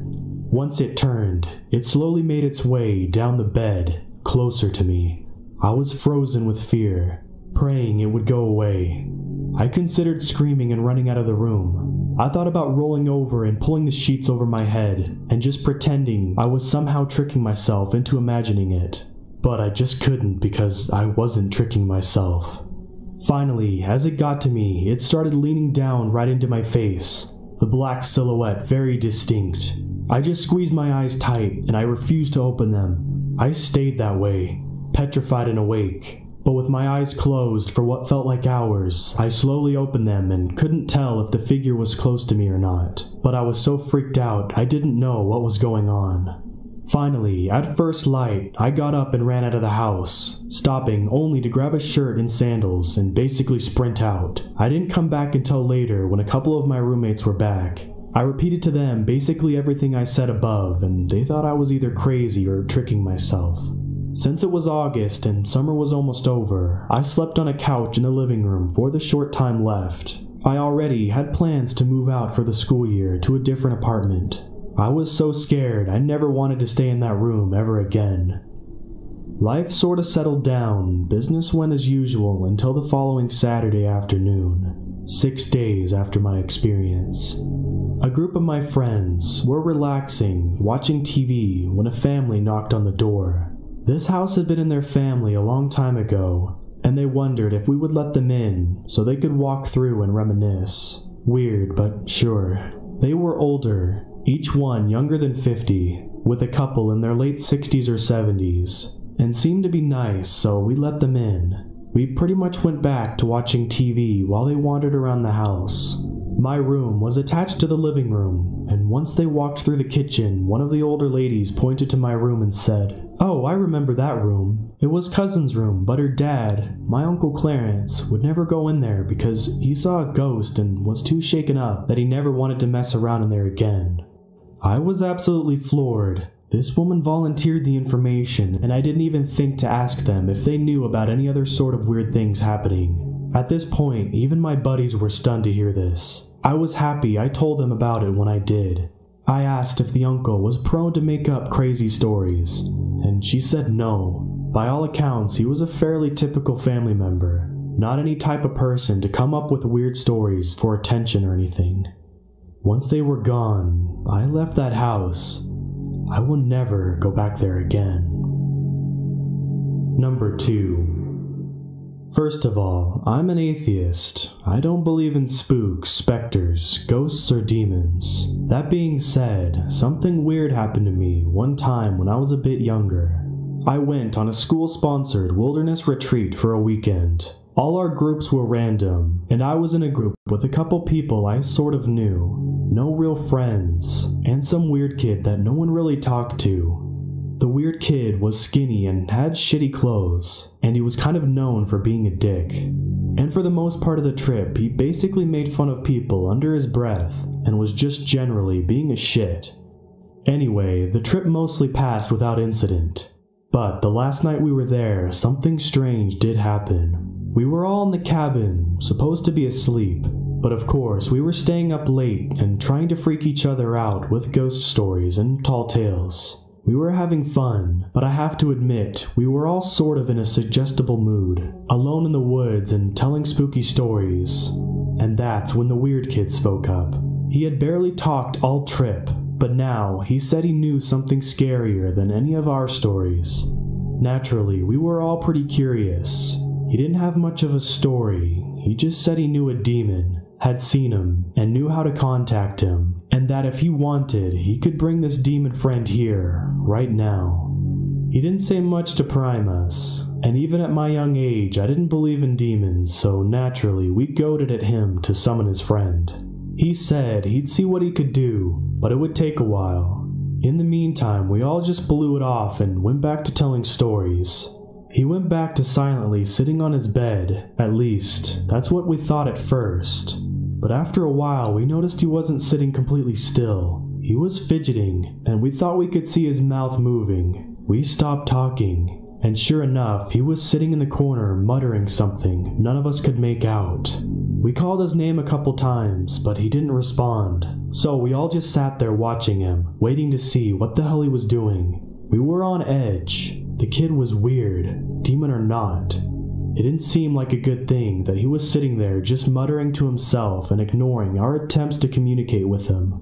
After a while, he stopped muttering, looked up, and said, simply, "He's here now." We all got pretty tense after that. It wasn't that anything had happened, just the way he said it, and the fact that he said nothing else had us pretty spooked. Then we heard footsteps outside. Now, the adult cabins were all in front of the campground, and they were the only ones who should have been out there. Plus, it was winter and dark as hell out. We assumed it was some other kids, maybe even some girls, so we peeked out the door to see if we could find who was out there. I didn't see a thing. Too dark. I couldn't even see the other cabin, which seemed strange. Even in the dead of night, snow has a way of brightening up the place, making it easier to see, or at least it usually did, but not tonight. We all felt kind of uneasy, and we went back inside, only to see the weird kid sitting on his bed, grinning. We asked him why he didn't come out with us to see who it was, and he said he already knew, never once dropping his grin. We heard a few more footsteps that night, but we didn't go out to investigate them. One by one, we dropped off to sleep, but the whole time the weird kid never stopped grinning. The next morning, when we went outside, there was no footprints that weren't obviously ours, which we thought was weird. We packed up, and the whole time the weird kid just sat there watching us. When it was time to go, he grabbed his coat and walked out the door without saying a word. We all followed a bit later, and climbed into the bus with the rest of our class without incident. I went back to my friends, who I hadn't seen for most of the weekend, and gossiped with them about last night, and everything else the weird kid had gotten up to. Midway through the ride home, I noticed that several rows ahead, the weird kid was looking over his seat, right at me. When we finally got back to my hometown and school, my friends and I started to get off the bus. We had posted up near the back because that's where the cool kids sit, so we were the last kids off the bus. I was the very last. As soon as I got off, I saw the weird kid. He was still hanging around the bus, and he was looking at me again. I tried not to make eye contact and started to leave with my friends. As I passed, he turned to look at me, and with that big grin from the other night he plastered across his face, the weird kid said, "He's still here." I went home that night and was relieved to be there. I sat in my room watching TV sorta late that night. It was a weekend. I had my door open still. That's how my parents liked it when I was up late. I guess they were afraid I'd watch porn otherwise. Anyway, at one point, during an episode of Mythbusters, at around 10 or 11, I heard footsteps in the hall outside my door. I thought it was my mom, judging by the direction the footsteps came from. But the footsteps sounded heavier, like my dad's. The footsteps sounded like they stopped right outside my door, to the side of the entry, so I couldn't see if anyone was there. I said hello, but got no response. Mom? Dad? Nothing. I got up to cross my room to the door to see what the hell was going on, but as I got closer to the door, and farther from my TV, I noticed something. I could hear a heavy, raspy breathing. I stopped dead in my tracks. Mom? Dad? I asked again, and this time the breathing stopped. I waited for what seemed like 10 minutes before I took another step towards the door. Still no breathing. Another step, and another. I took a deep breath at the threshold of my door and leaned my head out. Nothing. The hallway was deserted. I moved through the house and found my mother and father asleep, my dad snoring loudly. My mom was passed out in front of her TV. I woke them both up to ask if they had been outside my room. Both insisted they had been asleep for hours. I don't know what I heard, but even as a skeptic, telling this story spooks me. Over a decade later. Number 3. My coworkers liked stupid pranks. I worked in a shitty clothing store in my local mall. It's the kind of place that hires high schoolers and over the summer college kids. It's minimum wage, so our employers didn't expect much. Honestly, they just hoped we didn't come in drunk. Hell, if our eyes were a little red, they'd look the other way, if you know what I mean. Which is why pranks continued for so long. It started out small, jumping out behind doors, hiding in clothes racks, prank calling the store on days off. It was funny and petty and stupid. That's the key word again. Stupid. It was a coworker, Spencer. He's the reason the pranking eventually came to an end about 6 months ago, and the reason I eventually quit my job. See, none of us were exactly rocket scientists. Most of us were a little dumb for the sole fact that we were teenagers. But Spencer was dumber than the rest of us.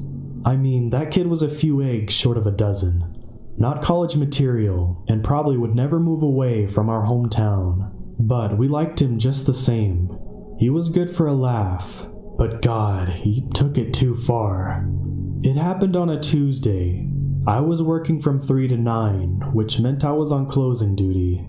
I mopped the storefront, cleaned the windows, took out the trash, and threw out the cardboard boxes from inventory into the cardboard compactor. I locked it up and did a quick inventory check. Most importantly, I did it all by myself. See, Spencer was supposed to be working with me. He was supposed to come in at noon and leave at 8. It's not uncommon for someone to close alone, but usually there's another person there for the most part of the evening. It makes finishing closing duties easier. I can't take out trash while helping customers, you know. He'd been there when I came in at 2, but at some point he left without letting me know and without clocking out. I was pretty irritated. I wondered if maybe he was playing some kind of a joke on me. Spencer wasn't the type to think things through. He might very well have thought that abandoning me on my night shift would be hilarious. I called Spencer but didn't get an answer. I called my manager to let her know that Spencer ducked out on me. I expected Spencer to return my call or at least text, but he didn't. The next time I worked, 2 days later, I asked my manager, but she hadn't heard from Spencer either. Now, Spencer might not be the brightest light bulb in the box, and yes, sometimes he forgets his schedule or messes up and doesn't come in for a shift, but he isn't the kind to just shirk his responsibilities. If he misses work, he accepts the blame for it and makes it up with his coworkers. He doesn't make excuses, and it doesn't happen often. That's why none of us employees really had a problem with him. So the fact that he was completely missing in action left me a bit confused. If he'd left me here as a joke, he would have confessed by now. He wouldn't have stopped coming to work entirely. I didn't get worried until the next week when Spencer's mother officially filed a missing persons report. She came into the store and talked to the manager. I saw them disappear into the office, which is really just a cramped closet in the back room with a dusty old computer, and I could barely make myself focus until they came out. Mrs. Damson, that is to say, Spencer's mom, had tears in her eyes. I had heard my manager Kelly assure her that they'd check the security footage. Then Kelly asked me to come to the back office. She'd never done that before. It turns out I was the last person to see Spencer before he went missing. His mother had seen him at his house before he went to work that Tuesday, but he'd never come home. Spencer had been working with me, and only me. Tuesdays are slow, and Kelly had been busy along with the rest of the other managers. So there had been no manager present. The last time I remember seeing Spencer was around 4:30 when he'd gone to use the employee restroom in the back. That's the last anyone had heard him.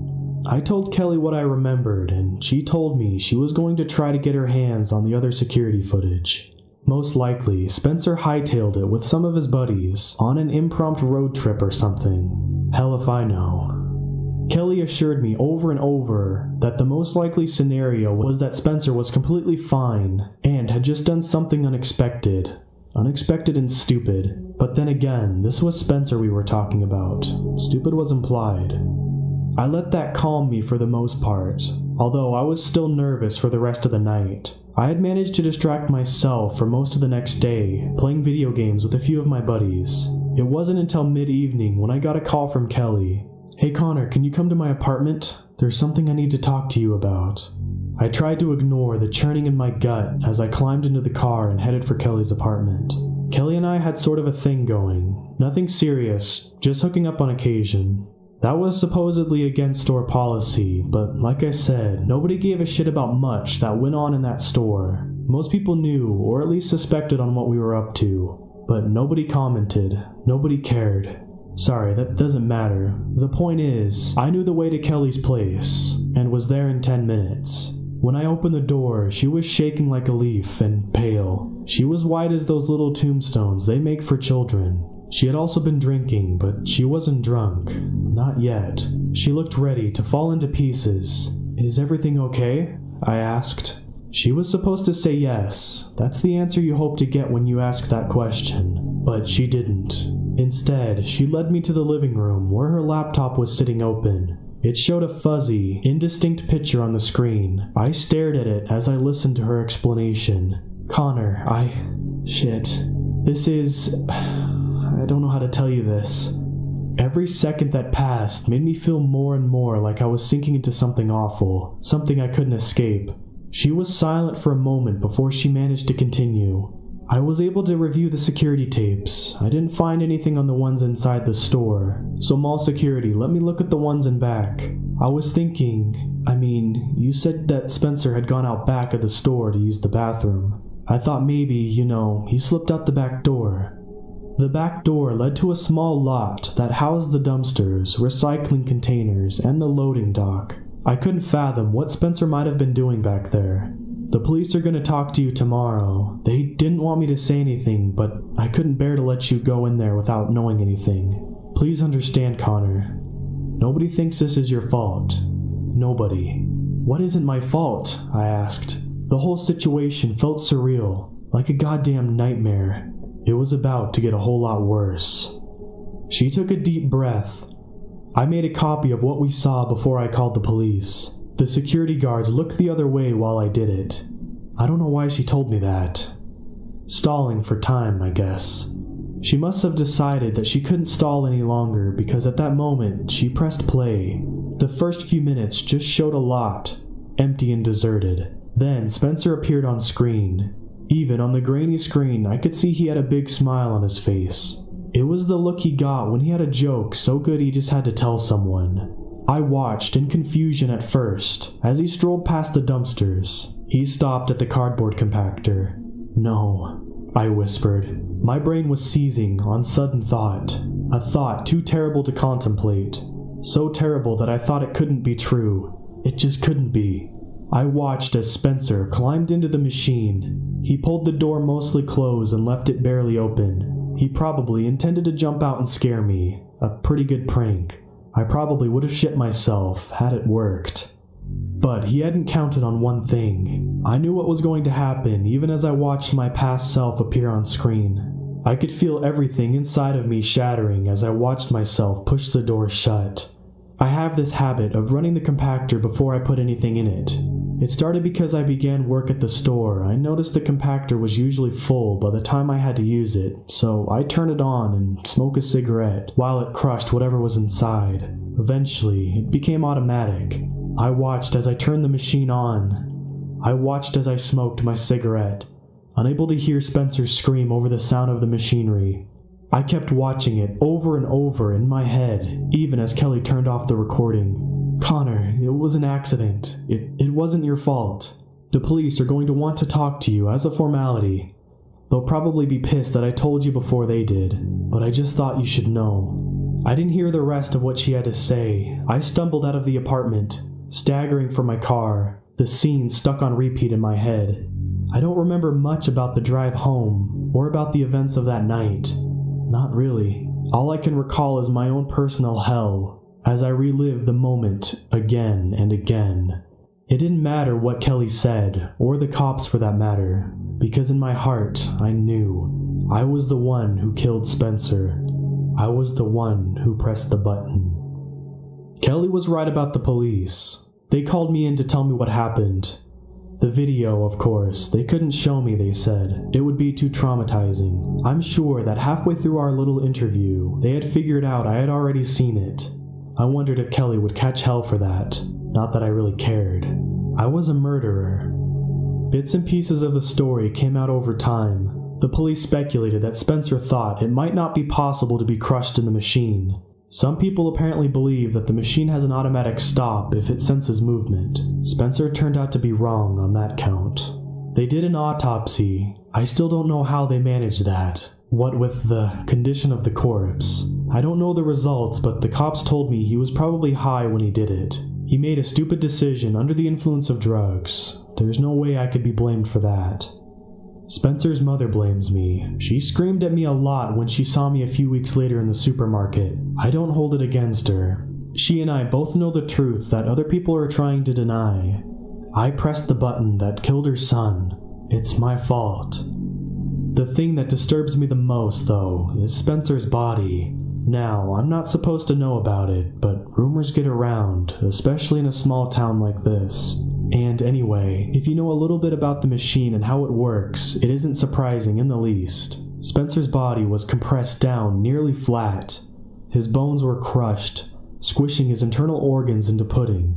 His eyes bulged out and ran into a soupy mess down his face. His skull was flattened. He must have been screaming when it happened because his jaw was torn apart, the upper half covering most of the top of his face.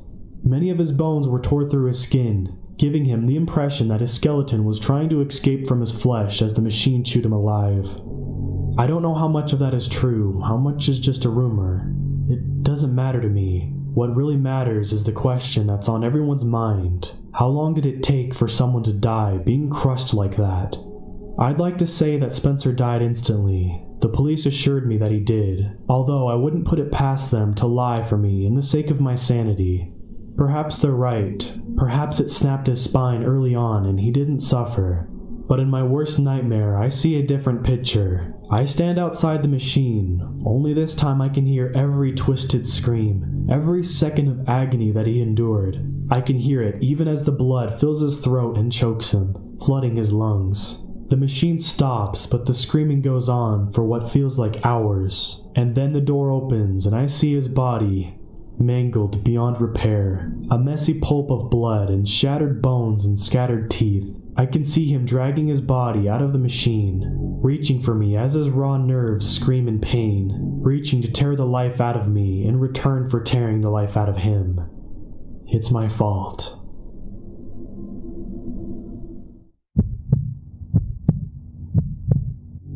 Number 1. A couple months ago, my family and I moved to a house located on a street seldom traveled during any time but the summer.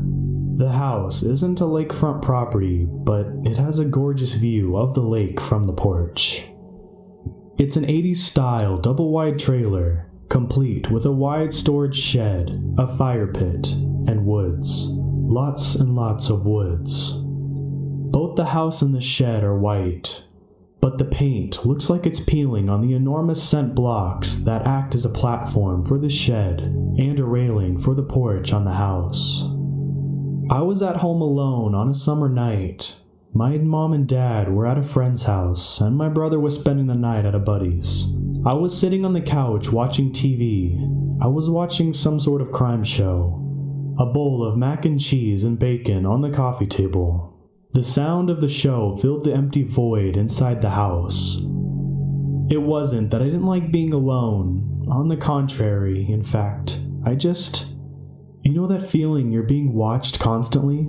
The feeling of 1,000 eyes peering into your soul. Yeah, that's the feeling. I was haunted by it. I constantly looked out the windows into the dark woods, but nothing was ever there. I eventually finished my dinner, put my bowl in the kitchen sink, and gazed out the window below the sink into a charcoal black night. After focusing hard enough, I thought I saw something. A figure standing out in the front of the tree line. I squinted my eyes and blinked. The figure was gone. Just poof. Gone. Not in a cloud of smoke or anything, just gone. I shook my head, figuring my mind was just playing tricks on me, or it was just an effect of too many scary stories. I couldn't help myself, though. I was hopelessly addicted to those. Brushing off the thought, I walked into the long hallway, passing the laundry room. I had just passed the threshold when I froze in place. Out of the corner of my eye, I seen a black figure. The same black figure that I saw outside the kitchen window earlier. Too scared to do a double take, I rushed to my room and quietly shut the door, locking it. My heart pounded in my chest as I sat on my bed, listening for anything other than the television. I got out my phone and texted my boyfriend James, as well as my best friend Bradley. Bradley suggested that I keep some sort of weapon on hand while James called me. He said that it was probably nothing, that I should just calm down. I was about to say something when I heard a sound that made my heart drop. Something was repeatedly slamming the cupboard doors shut. I was trembling with terror as the cold realization hit me like a ton of bricks. Someone was in my house. I made James aware of this in a hushed tone. "What about your cats?" he asked. "They're both in my room," I choked out. "Hey, calm down," he urged. "Just call the cops and let your parents know." Before I could respond, I heard something even more terrifying. Footsteps. They were coming from the kitchen, and they were coming down the hall towards me. James called out my name, asking if I was still there. "Wait a minute," I said, my voice trembling. I quickly opened my messages and texted my mom, telling her what was going on, as the footsteps seemed to stop right in front of my bedroom door. Tears threatened to spill from my eyes as I saw my mom's response, saying it was just the house settling. I quickly hung up the call with James and texted him, "Call the cops for me, please. If something happens, I love you." I felt the first tear as I gave him my address and I hit send. Then I texted Bradley telling him my situation. I told him what I had available to be used as a weapon.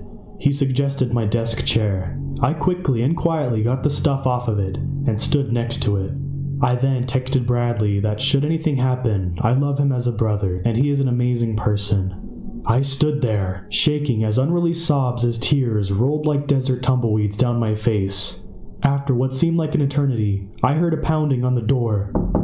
It was the police. I let out a quiet sigh of relief. but there was no movement on the other side of the door. My fear returned just as quickly as they left, as for the first time, I heard the figure speak. Come on, Rebecca. Aren't you gonna answer the door? The voice was definitely a white male, maybe in his mid to late 20s. My breath caught in my throat and eyes widened as he uttered my name. I could only imagine this man had a sinister, shit-eating grin on his face.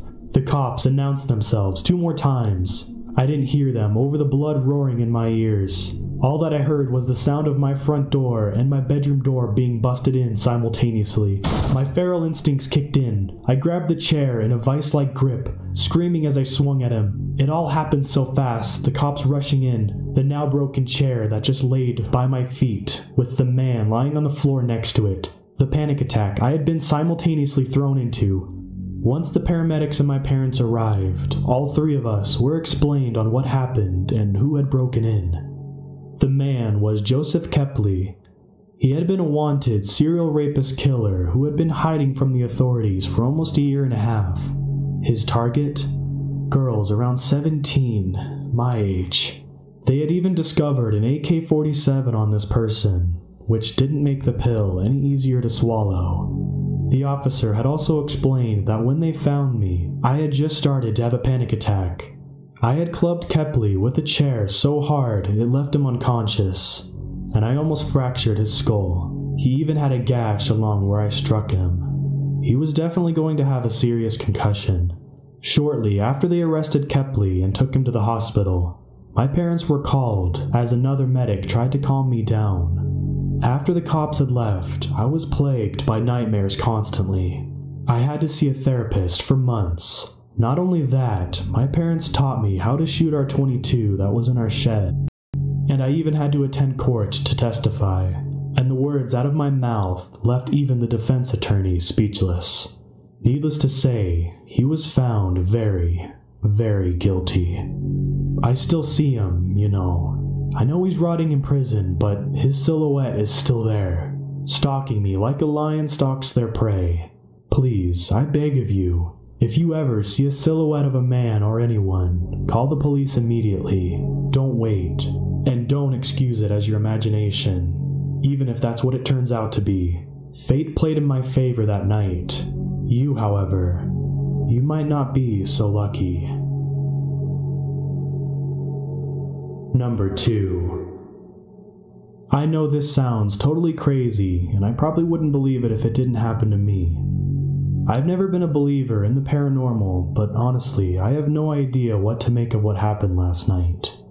I will say it again before you read this that it sounds insane, but please know I am telling the truth. I wasn't drunk or high, and I was with a friend of mine who saw the exact same thing. I go to college in a smallish school in Wisconsin. One thing this school is known for is having crazy parties out in the surrounding woods. I know it sounds stupid, but it's the only way to make sure that Campus PD doesn't come and shut it down. I haven't ever been to one of these parties. I've had difficulty with anxiety, but after therapy and medication, I finally decided I wanted to go to at least one party before I graduate. I'm a senior. So anyway, I talked to my friend Gina, who's known as a bit of a party girl, and she tells me there's going to be a big party in the woods this Thursday. A lot of kids at my school don't have class on Friday, so we make plans to go. So last night, me and her head down a trail into the woods with flashlights and joke about how creepy it was.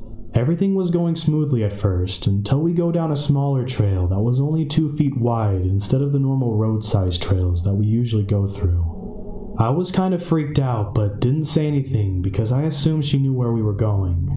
So we follow this trail a bit longer, and eventually come to this sort of clearing, where the trees aren't too dense and we could see a towel and a few bottles on the ground.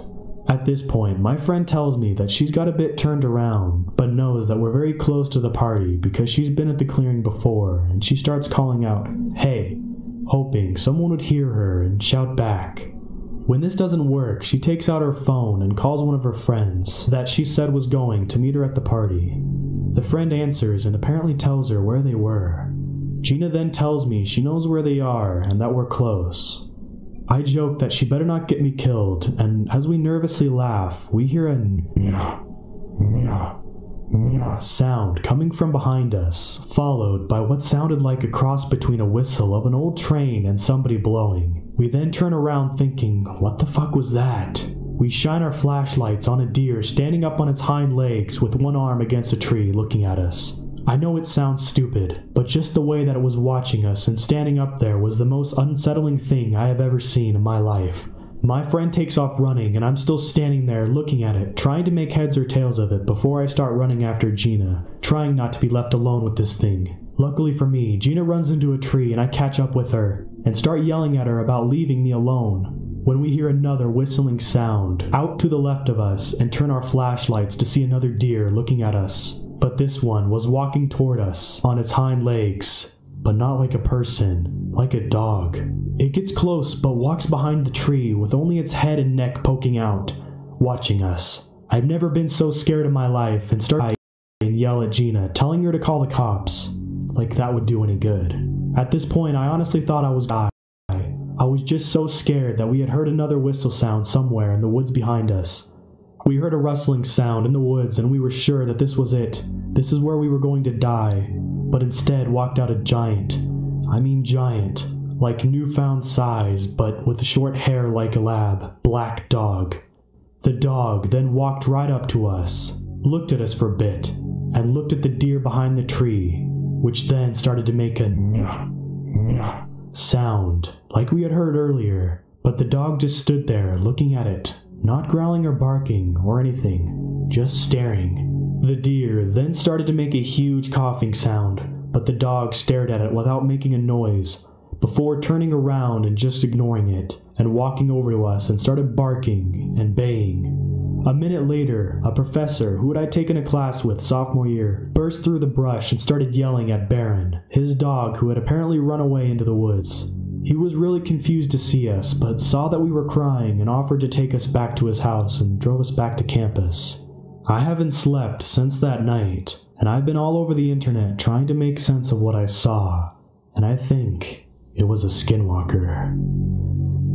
Number 3. Nothing appeared to be out of the ordinary once I arrived back in my room. My dorm room was at the end of a hallway, making it the most isolated. I fumbled a key into the door lock and pushed the heavy door open. It wasn't exactly clean since neither me or my roommate were concerned about organization back then. My roommate was laying on his bed facing the window. It looked like he was watching something on Netflix while wearing those cheap Apple earbuds. For unknown reasons, I decided to drop my backpack and clean up the dirty clothes scattered across the shag rug we bought for the room. The room smelled like a rotting body, so I opened a window all the way. I kept my laundry hamper on the right side of my closet so I could easily toss clothes into it. My aim was off that day, so I had to pick up some shirts and boxers that had missed the basket. That's when I noticed something was off. My lockbox, which is typically hidden on the top shelf, was unlocked on the lower shelf.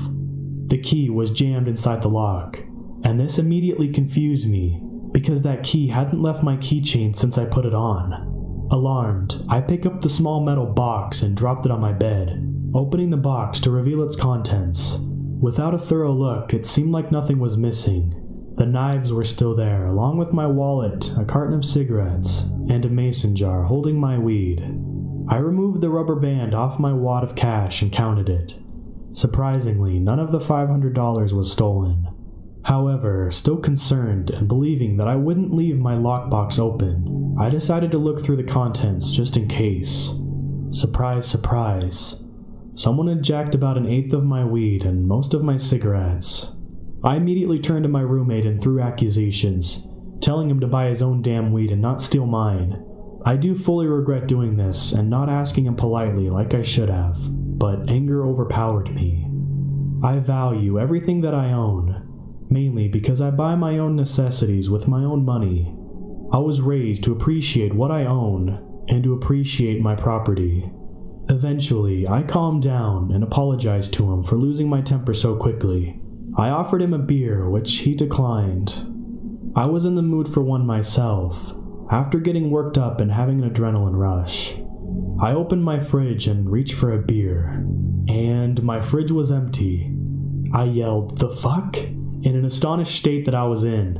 I glared at my roommate again, but it was impossible. That guy could have taken the contents of my fridge, yet alone want to take my shit. I started to go through all my boxes and drawers, like a madman, to see what else was missing. Aside from some opened and empty food packages like chips and pretzels, nothing else was out of place. So, as of point, I knew that someone had taken my drugs, cigarettes, drinks, and some food too. I ran my hands through my hair while I contemplated speaking with the resident assistant about the issue at hand. After some thought, I decided to wait. I wanted to see what was really going on, or at the very least, see if my roommate was stealing my stuff.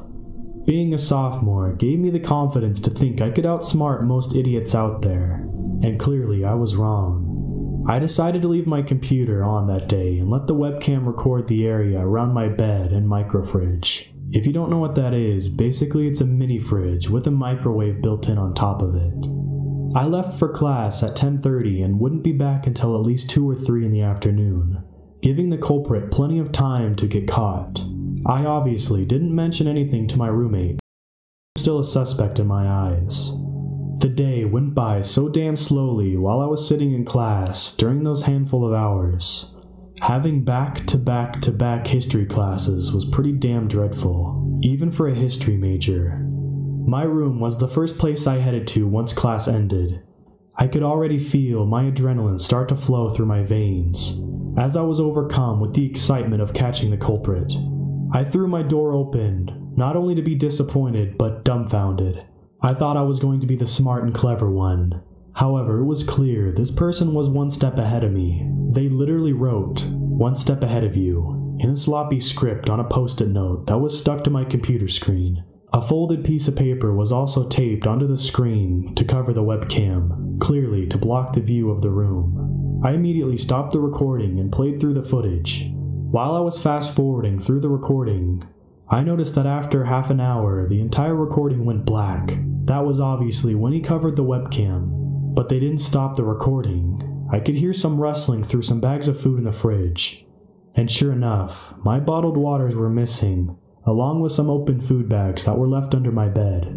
This pissed me off beyond belief, and I was ready for war with this thief. That same night, I ordered 2 hidden cameras off Amazon.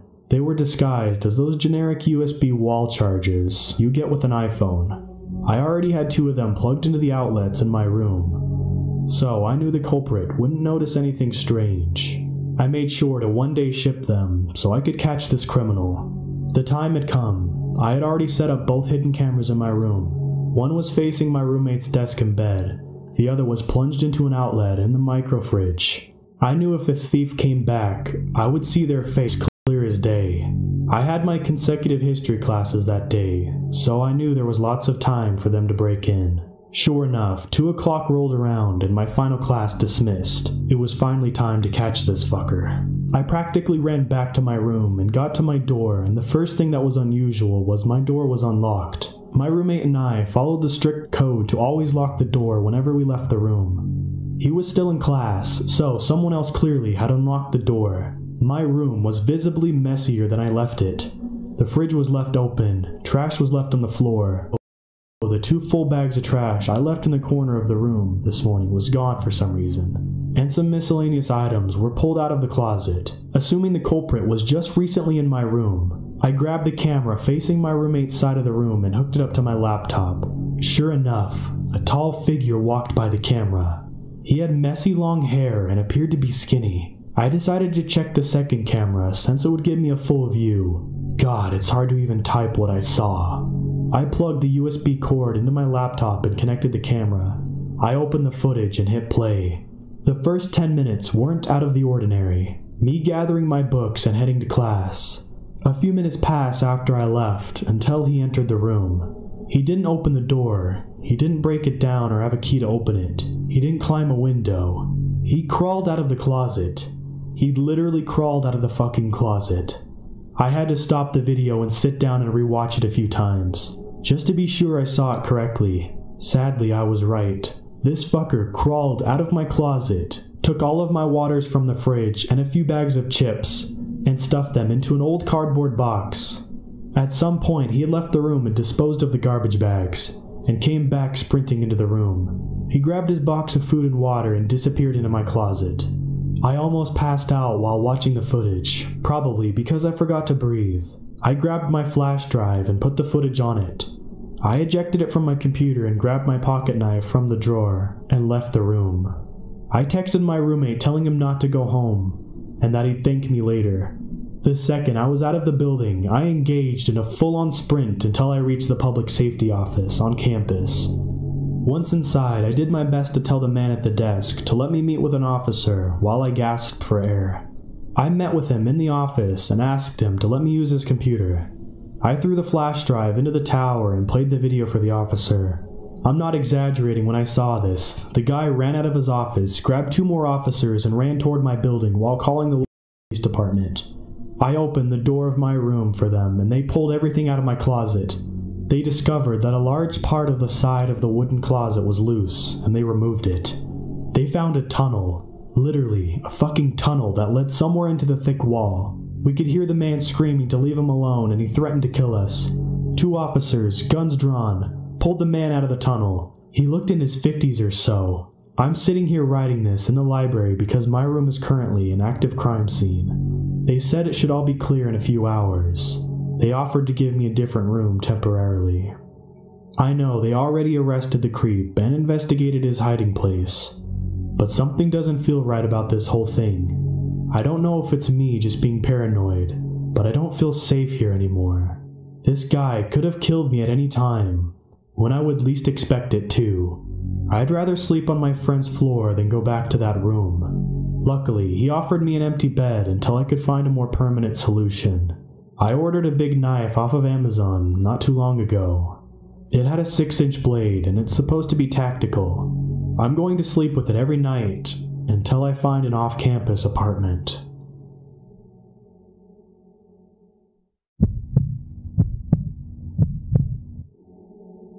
The deep web is one of the most amazing things on Earth. Not because of how joyful it makes people or anything, but because it's a completely uncensored view of people. You can speak your mind, buy or do anything you want. When you are on the deep web, you have complete and total freedom. I had always been fascinated by the deep web, and the time and events in this story occurred, I was in college. Lots of people on my campus had already been getting into accessing the deep web. It was almost like a trend. With so many people getting into it, it seemed perfectly safe for me to give it a try. Now, I had always heard of the deep web horror stories of hacking, stumbling on some disgusting sites, and people somehow finding your address.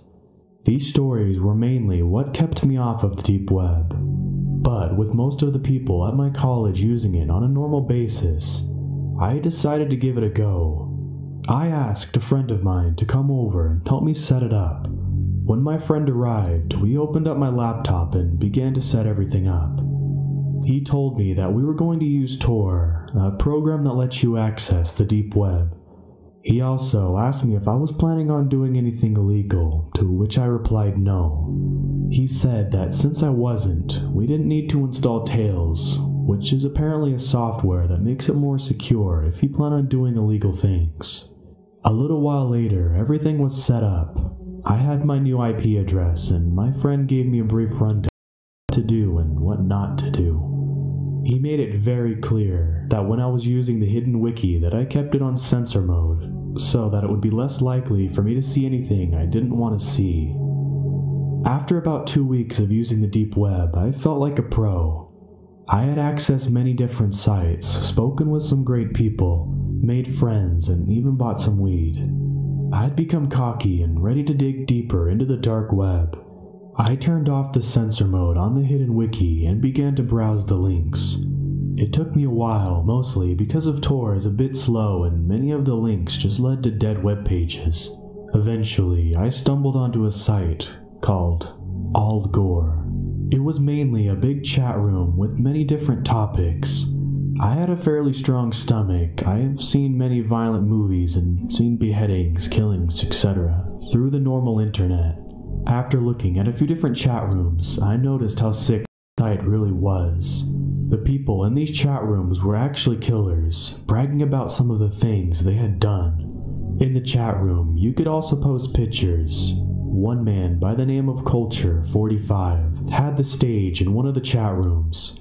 He was explaining in detail how he had broken into someone's house, kidnapped a girl, and brutally killed her parents by hiding under their bed and then opening their throats.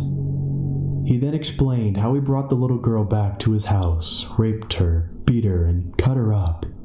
I don't think he was telling the truth at first, but then he posted pictures. These were the most horrifying pictures I had ever seen.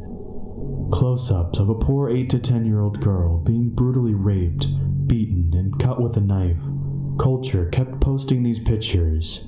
The new ones were of the girl tied to a chair, bleeding, crying, throwing up, etc. Then he showed a picture with him with the drill, drilling into her skull. The most haunting part is that while he was doing this, he was looking at the camera, with sheer joy on his face. I had seen enough. I typed in the chat window, "You people are sick and deserve to die. How can you sleep at night?" Immediately, people began making fun of me, saying that I was just as helpless and ignorant as the little girl in the pictures, and that I should get off the big boy part of the internet. They began saying I was weak, and calling me an empath when Culture typed something into the chat box. He said, "Really? Where do you live, buddy? I'm sure everyone would love to see you on this site." I then made the biggest mistake of my life, and typed, "I'm calling the police, I'm having this site shut down." Less than a minute later, everything on the site went black, and a new chat box appeared in green. In it, someone named Admin1 typed in the box. He said, "Call the cops and you'll regret it." I didn't type anything in the box and reached for my cell phone. What happened next haunts me to this day. My phone said I had a new message. I opened it, and it said, "Call the police and you're dead." There was no number, and it didn't even say unknown number. It was just blank.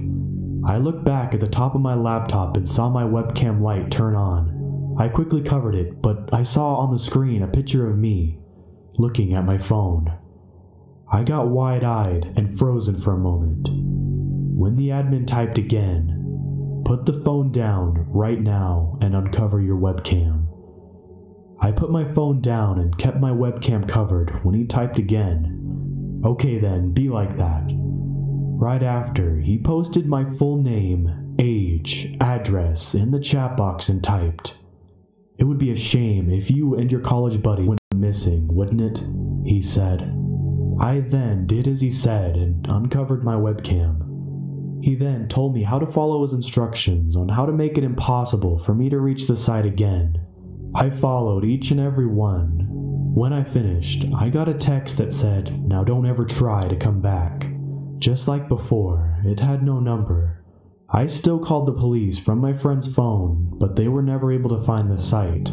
If you ever go onto the deep web, don't ever just mindlessly explore, especially if you don't have any additional software to keep you more secure. I was a stupid college kid, and I just hope nobody makes the same mistake I did. I moved to a different home and changed all of my information, but I still get nightmares to this day. Update. I was extremely rattled by what happened. The police tried to track down the website, but since there was no way for them to recover my history, and I had originally found the site by just randomly clicking links, it seemed pretty hopeless to find it. The police told me to change all of my information about myself and to move in with a friend. After changing pretty much all of my information, I decided to move in with my friend David. David is an extremely honest, hardworking person. He never went to parties, slacked off, got drunk or high. He was very dedicated to finishing college. In fact, he was one of the few kids I knew at the time who wasn't getting on the deep web regularly. I had told him all about my experience with the deep web, and that's mostly why he agreed to let me stay with him. One night, we were both up studying very late when my phone went off. I looked to see who had texted me and saw that the person sending the message had no number, just like last time. It read, "Check your computer." There was nothing else to it, just one simple instruction. I opened my laptop, and when I did, I noticed that I didn't have control of the mouse. I tried to move it, but the mouse had just moved on its own. Someone had remote access to my computer somehow.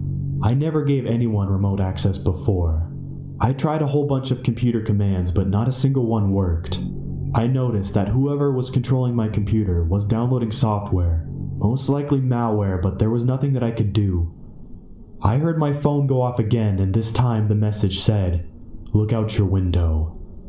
I was sitting right by a window. I didn't know which one the guy was referring to, so I looked out the one I was sitting by and saw a man in the parking lot leaning up against a white van. He had his phone in his hand, and when we looked at him, he nodded. My phone went off again. Type in and hold down Shift-Alt F5 at the same time to activate the software. I called David into my room to show him what was going on. He seemed just as nervous as I was, but with the man outside our window, we didn't want to anger him. David called the police right away and told me they would be there soon. I didn't activate the software and just sat there. Eventually, I got another text. "I'm coming in if you don't do it right now." I don't know why he or the person in control of my computer couldn't do it, but I didn't dare to ask. At the same time though, I was 99% sure this program had malware or spyware or something that could be very harmful to my computer, so I refused to activate it. David grabbed a baseball bat just in case the man tried to come inside. About 5 minutes later, we heard the doorknob turning. It was locked, but then we heard banging at the door. We both freaked out and I looked at the window again. Sure enough, the man and the van were gone. The banging on the door got more violent until eventually we heard a horrible scratching sound.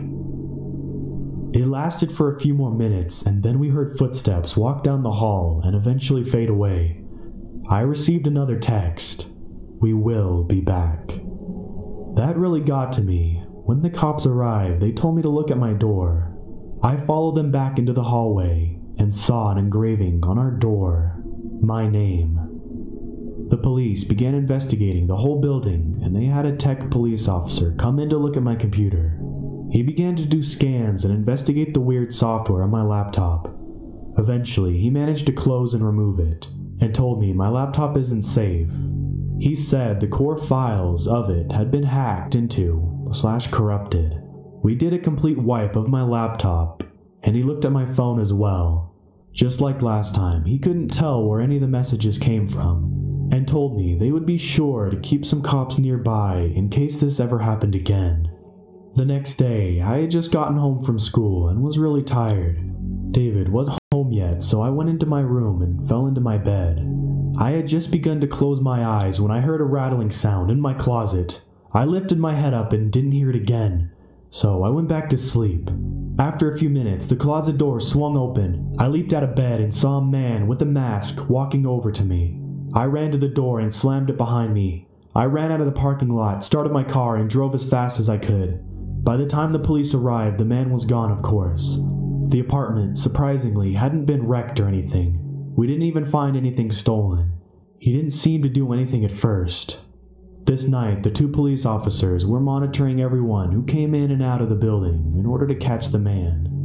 I opened my laptop and noticed that my wallpaper had changed. It was just a bunch of trees that had been changed to a sickening photo of a man with a mask. The same mask that I saw in the man who was in my closet, digging a knife into a baby's eye in what looked like a small cabin. I also noticed that all of my applications and programs were gone, and I saw the same software as last time, right in the middle. I clicked on it, and it had already been installed. Just like last time, it filled the entire screen, and what looked like a live stream was going on. I couldn't exit out, and the live stream was going on from a boy's house. He looked about 13 or 14, and was at his computer. It didn't take long for me to see that I was watching through his webcam, and he had no idea. I saw a small chat box pop up on the right of the screen, and in it, someone typed in the box, "Welcome to our live stream. We are glad everyone can be here. Thank you, John, for being here as well." My eyes got very wide. My name was John, and they were waiting until I was watching to start the live stream. As I watched, I saw the closet door behind the poor boy slowly open, and the man walked out with a tool in one hand. He quietly set the toolbox down and pulled out some sort of duct tape. He went behind the kid and put the tape over his mouth and grabbed him tight. The poor kid's face was of total fear. He tried to scream, but he couldn't because of the tape. They were making a decent amount of noise, so it told me the kid must have been alone. I tried hard to exit, but I couldn't. I then saw a man take out a screwdriver and drive it into the kid's chest. Blood began to pour out, and the kid made an awful wheezing type of noise. I saw tears come from his eyes as the sick man began to drive the screwdriver deeper and deeper, and then yank it out. The man took out a hammer and smashed the kid's hands several times until they were nothing more than a mangled, bloody mess. I tried every command I could to exit out, but nothing was working. I noticed that in the chat box, several people were cheering the man on and requesting him to do different things to the boy. The man then took out an electric handsaw, pressed it up against the boy's face, and turned it on. The boy screamed with pain as the saw went up into his eye, causing blood to go everywhere and get on the camera a little as well. I started to get tears in my eyes and I couldn't stop it. Then, the man took the screwdriver, gouged out the kid's eyes, and took out a large knife. He proceeded to slit the boy's throat and tossed him on the ground. I was sick. I threw up all over the floor, and when I looked back, I saw the chat box. People were typing horrible things like, "Oh my god, that was wonderful, thank you so much for doing this," etc. In the box, I saw someone named Culture45 type in the box, "Thanks for watching, John." After that, the program closed on its own, and I was left with the sickening wallpaper. I was sweating, breathing heavily, and feeling sick. Throughout the entire thing, I didn't realize my phone had gone off several times.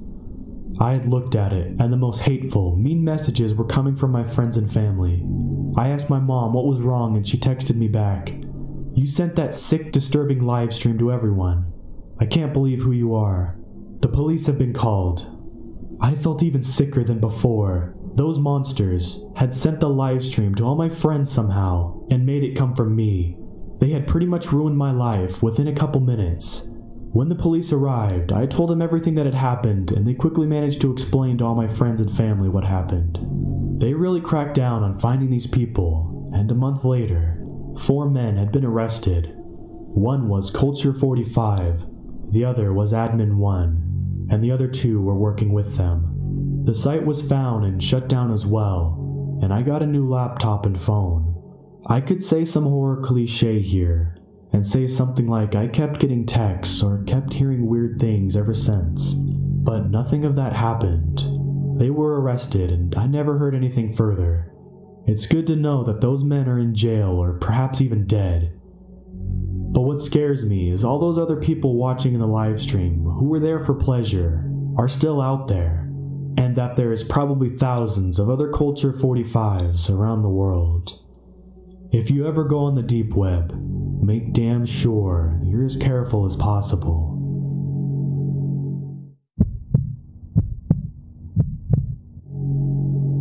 Remember, when deep web stories were the fad, every week you'd find a new tale of someone going too far on the deep, finding something terrible, and ending up getting attacked for speaking out against it. This story is a bit similar.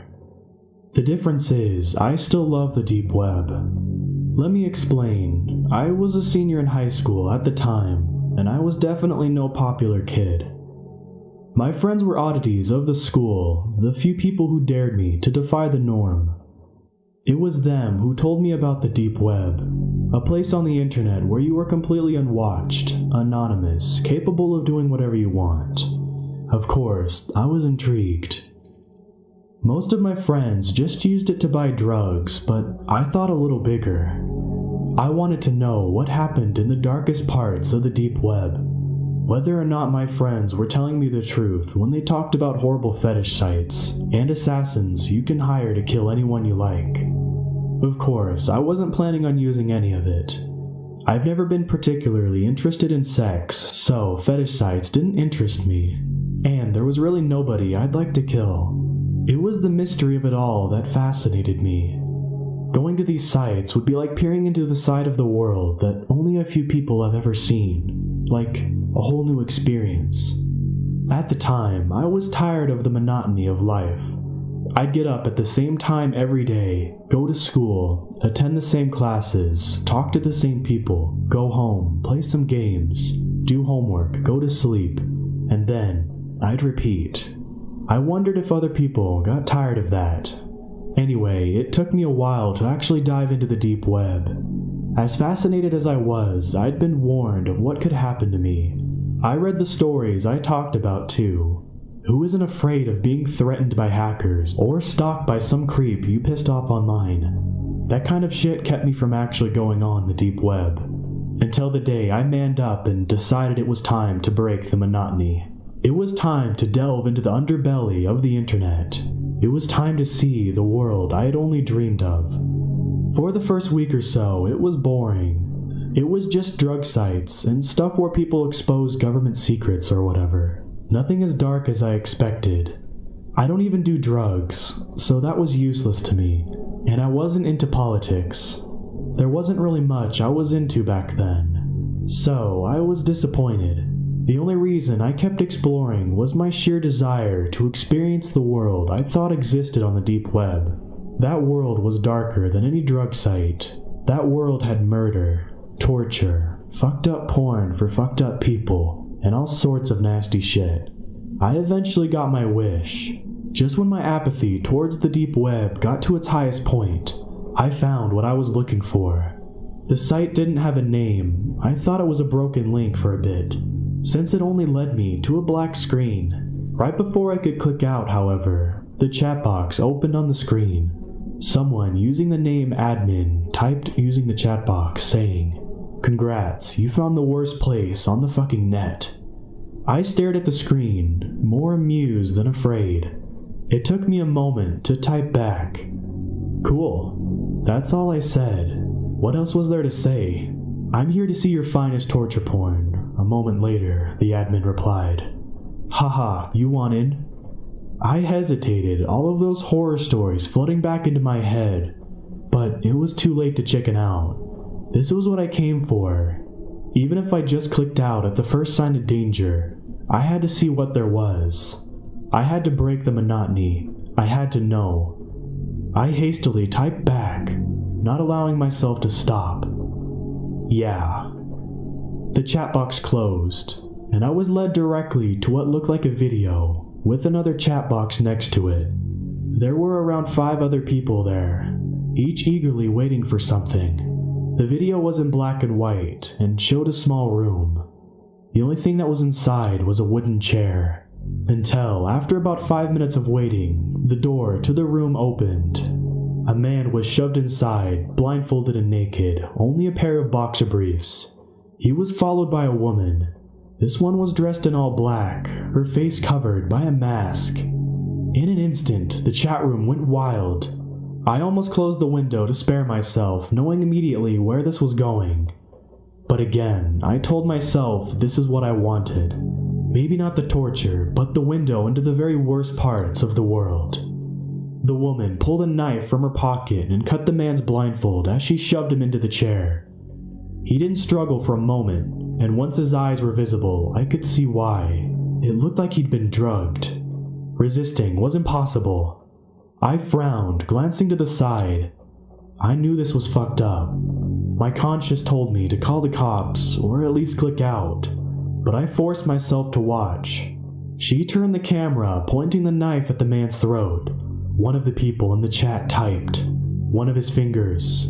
Cut off one of his fingers." I clenched my hands into fists, taking a sharp breath. Was this really happening? Was I going to watch this guy get mutilated? As a small group of people watched in glee, I felt like throwing up, a feeling that only worsened when the woman nodded and turned to the man, grabbing his limp hand and carefully slicing off one of his fingers. Blood spurted out from the wound, and the man moaned in pain. He couldn't fight back. Breathing heavily, I hovered my cursor over the X, planning on getting the hell out of there. But I didn't. The woman looked unimpressed, as she thought the people in the chat could do better. Another person called for a slice of the man's arm, and she complied. He was bleeding heavily now, clearly in deep pain. But these people were fucking sick. They were cheering her on from the chat, suggesting new and painful tortures for her to inflict. Eventually, I stopped breathing heavily.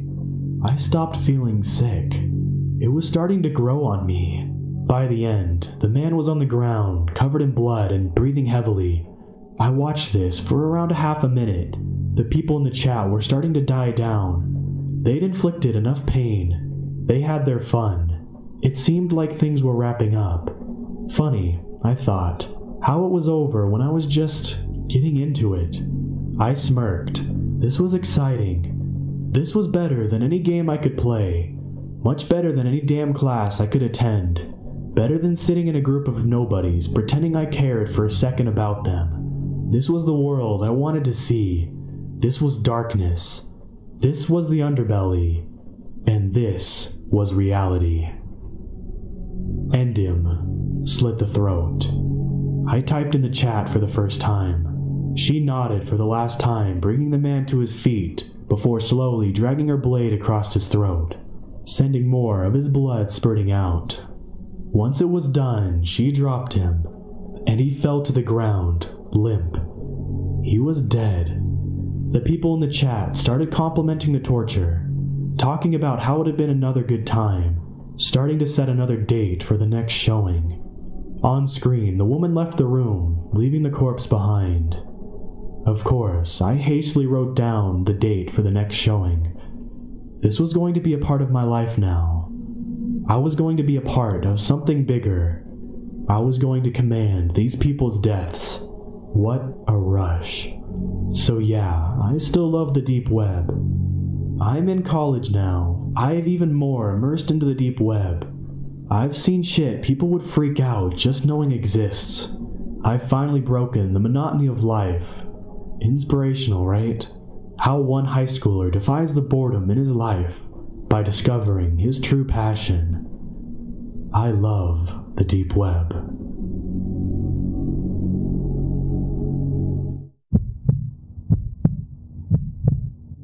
Number 1. As a woman, you are always told to be careful and watch out for creeps and weirdos. You can even point them out in a crowd. But no one ever tells you to look out for a wolf in sheep's clothing, and they are the most dangerous, because they can be anyone. I'm a 24-year-old female, and this happened about a year and a half ago while I was in South Korea for my international internship. By that time, I had been to South Korea twice before, and I knew the city and culture very well.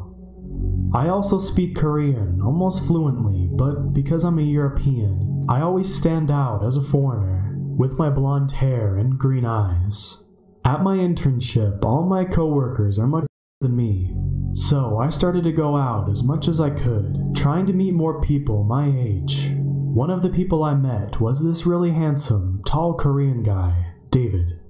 David was a real gentleman, and a son of one of the stakeholders in the company at my internship. Seeing how he seemed to be the ideal man of any Korean girl, I always wondered why he was still single when I met him. For those who don't know, South Korea has a really big dating culture. David's friends had told me that he had one girlfriend before me, but never mentioned her to me. Now, I'm quite a curious person, but whenever I asked him about her, he looked so sad, like he was about to cry. So, I would always change the subject quickly, out of guilt. When we were dating for about 2 weeks, David's behavior started to change. Whenever we were in public, he would be really tense and held me extremely close, as if he was hiding me. I asked him why he was doing that, and he said that he had a feeling that we were being watched. I assured him that this was normal for me since people tend to stare at a foreigner, and he reluctantly agreed. And this is when things got creepy. At my work, personal items would go missing and my stuff would be misplaced at times. Especially my makeup would just seem to disappear from my bag, and the letters addressed to me would be opened while I had never opened them. I also would never shake that feeling of being watched. Even if I was all alone in my apartment or my internship when everybody had already left, I would always have that feeling that someone was watching me. One evening, I was alone in my apartment. Now, my apartment was a large complex, which had 3 buildings with little grassy area in between and a large fence around it. If you wanted to enter the premises, you either had to have a key or ring someone's doorbell. It would let you in. It was about 11 p.m. when suddenly my doorbell rang. I wasn't expecting anyone, so I walked into the intercom to see who was at the gate. On the intercom, I saw a young Korean girl, probably somewhere in her late teens, who screamed frantically at the microphone to let her in. She screamed that some guys were chasing her, and I opened the gate for her immediately. As I heard her open the gate, I to the window to which I could see her. I saw her run through it and stop to catch her breath. I kept staring at the gate, but I couldn't see any guys or anything for that matter. That was when I realized the girl was gone as well. I couldn't see her anywhere on the grass area. I figured that she must have walked inside one of the apartment buildings to hide, and I was probably overthinking this. That's when I heard it, a knock at my front door. At first, it was very quiet and accompanied by the same voice that I had heard through the intercom. "Hello, let me in, I want to thank you," she said in Korean. I made my way to the front door as she knocked again, louder this time. "Yo, let me in," she urged. I had my hand on the doorknob when she knocked a 3rd time, banging loudly this time. "I know you're in there, foreigner. Let me in." This made my blood run cold. How did she know that I was a foreigner? I had only spoken Korean to her over the intercom, and why was she set on entering my apartment? Her banging continued as I tried to figure out what the hell was going on. It was like she was trying to break down the door. Then I heard the next door neighbor come out and ask the girl if she could stop banging. She yelled at him, telling him to mind his own business. Then I heard my neighbor scream. Scared, I ran out of the front door and I saw my elderly neighbor lying on the floor, and the girl above him standing with a large kitchen knife in her hand. She turned to me with an evil grin on her face. That look in her eyes still haunted me. It was so full of anger and hatred, like she wanted to kill me with that look. Not just kill me, torture me to death. She took the knife with both hands and held it above her head as she approached me slowly, hissing through her teeth, with the evil grin still on her face and her eyes locked on me. I didn't back away, even though she scared the hell out of me. She's just a small girl, I can take her, I thought to myself, as she was just a few feet away from me. As she launched the knife at me, I grabbed it by the hilt and struggled to get it out of her hands, not letting go of the knife and biting me. She seemed more like a wild animal at this point. This commotion had also woken up more of my neighbors, and a couple of men came out to get the girl off of me. As she was held to the ground by the 2 men, she didn't look away from me, cursing at me in every language she knew. She was taken away by the police, and a couple of neighbors had to go to the police station to take a statement. I called David to pick me up from the police station and explained to him what had happened. As he came to the police station, he asked one of the officers what the girl's name was. He became white as a sheet when he heard the officer say her name. It turns out David and this girl had gone to the same high school, and she stalked him ever since. She would follow him wherever he went at first, but as time went on, just watching wasn't enough for her anymore. She wanted to be a part of David's life no matter what. David's first girlfriend was attacked at night one time by someone with a knife and severely injured her hands and face. But although David was sure this was the doing of a stalker, he couldn't prove it. So he had moved to a different part of the city, changed his job, and left his girlfriend. The police took down David's statement and later came back to us confirming that this was true. The girl had been stalking us for weeks, following me everywhere I went. She even went as far as to steal my makeup, personal items, and burn them. Not only that, in her apartment, the police had found a diary in which she wrote down her fantasy life with David. She had also written about me and how I had bewitched David and taken him away from her. It went on to state that David would come back to her, begging for forgiveness once she was done with my face. She is now behind bars and has psychological help as well, but it scares me to think of what could have happened if I had opened the door for her that night. And to the girl who was attacked and scared by this psycho, if you're reading this, I hope you're doing okay, and I probably have the same nightmares as you about those evil, bloodthirsty eyes.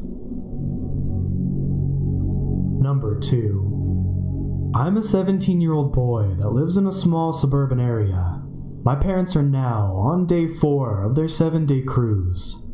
I finally convinced them to let me stay home alone without any supervision. Now, I am regretting it. It all started the day before my parents' departure. I kept hearing footsteps above me even though I live in a 1-story home. My mom kept trying to convince me that it was just the house creaking, but for some reason I had this unsettling feeling that there was actually something up there. After hours of convincing my mom, finally agreed to call the pest control to come see if there was any traces of rodents or pests trapped in our attic. The pest control arrived later that afternoon to check the attic. They didn't find anything out of the ordinary, but they said that they would bomb the attic as a precautionary. We had to leave the house for an hour, which was fine with me, considering it would give me some peace of mind. We got back to the house about an hour and a half later to a note on the counter saying the attic was bombed, and we shouldn't have any more problems in the near future. That night, I slept peacefully. The next morning, my parents left their cruise, leaving me home alone. Night 1. I was in my room playing video games when I heard footsteps again. It was brief, but I know what I heard. I convinced myself that maybe whatever rodent was up there was dying out and I should just forget about it. So I did, and the rest of the night was quiet. Night 2. I left the hall light on, closed and locked my door, and began to try to fall asleep. I have to say, it was pretty weird being in a house totally alone, especially because of how quiet our neighborhood is at night. As I was falling asleep, I heard something that made me sit up in my bed. At that moment, as I looked toward the light through the bottom of my door, I saw a shadow pass by. I shot up out of my bed to ensure that I had locked my door. Thankfully, I did. I tiptoed back to my bed and sat there waiting for some sort of sound to emerge. That was when I heard our refrigerator door open and gently close. I knew it was the fridge because my room is right next to the kitchen. I've heard that noise plenty of times. At this point, I felt helpless, so of course I called the cops. After 30 minutes of waiting, they finally arrived. They searched the house and found nothing. They said there was no signs of forced entry, that I was probably just on edge since it was my first time staying at home alone. After they left, I knew something still didn't feel right. I barely slept that night. Night 3. It was about 11 p.m. and I felt exhausted, considering I had only gotten a few hours of sleep the previous night. I fell asleep without any problems. I woke up a few hours later with that feeling I was being watched. I jumped out of my sleep and turned on my table lamp. Everything looked just as it did when I went to bed. I fell back asleep, but this time the lamp was on. Day 4. The next morning, I woke up and got ready for school. As I went to leave my room, I noticed the door was unlocked. Now, when I tell you that even though I was exhausted, I know for a fact I triple-checked the lock on my bedroom door before I went to bed. I think someone watched me sleep. When I got home from school that day, there was several police cars on my street, which is rare because I mentioned before I live in a small suburban area. I asked one of my neighbors who was standing outside if she knew what was going on. She said that someone discovered 2 bodies in the woods behind the neighborhood. She said it was 2 employees from a local pest company, and that's when my whole body went numb. I am now at my aunt and uncle's, which is 2 hours away from home. I am not sure what to make of all that has happened, but I do know that someone was living in my attic.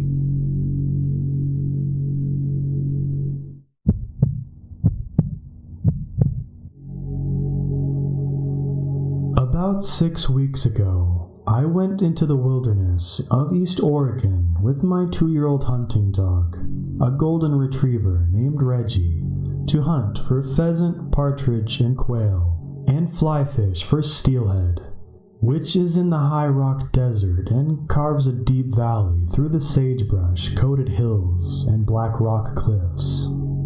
Something happened in that canyon that changed everything I know, or thought I knew, about the world we live in. I'll start with a bit of backstory before I get into the events. I did the same camping trip with 2 buddies last November during my dog's first bird season, and we were all psyched to have a round 2. Unfortunately, one of the dudes bailed because of work pressure, and the other because he needed time to prep for an interview. So, I decided to go alone. I've done plenty of solo camping and hunting before, and this time I had my bird dog, so I felt even better going alone. There's obviously no cell phone service out there, so I gave my girlfriend and some buddies my route and camping locations, and set out before sunrise on a Friday with plans to return late on Sunday. It's about a 3-hour drive to the stretch of the John Day River Basin where I was heading, and I got there around 9:30. It was around 40 degrees when I got out at the BLM parking area to stretch and started to get ready to set out. My dog was really stoked. He knows when we're hunting when I put on my bird pouch and bust out the shotgun, and I was happy as a pig in the mud. Sun was shining, and it had snowed a few days earlier, so the red, tan, black, and green sagebrush-coated valley we started hiking down into was shimmering. I had my big backpacking pack loaded to the brim with gear and a sidearm. I don't always carry a sidearm, but 3 days and 2 nights alone in an area infested with packs of coyotes, who don't scare me but would love a golden retriever snack, and a high density of mountain lions, which definitely scare me despite being cool animals. I figured, why the hell not? We, my dog and I, rucked about 6 miles into a more open part of the valley where I wanted to spend the first night. It was around 50 degrees at this point and absolutely beautiful, while quite muddy with the snowmelt. I set up the tent on a little grassy plateau above the old trail and put the dog in the tent with some water to chill for a bit to get his paws warmed up. I ate lunch and dumped most of my gear and set out with just my camelback, bird pouch, gun, and dog down further into the valley to start hunting, about as happy as a dude can be. It was slow hunting at first, but eventually we flushed a cubby of quail and a few hen pheasant. After about 4 hours, it was starting to get dark. We had 3 quail down, and we were working our way back to the camp. This is where things got somewhat strange. Reggie was ahead of me, and I was struggling through some thick brush to get back to the trail from the river, when the dog bolted back through the gap he had gone through with his ears back and his eyes wide.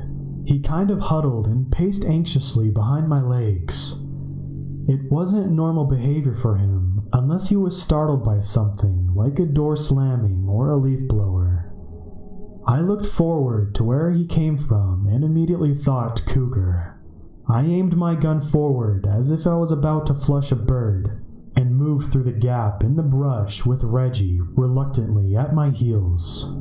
I pushed into the opening below the trail and noticed out of the corner of my eye a body of tan fur low in the grass, and whipped to my right with a shotgun at my shoulder ready to shoot. I then saw hooves, and then a face, and to the relief of the adrenaline throbbing behind my eyes, I realized it was a female bighorn sheep lying in the grass.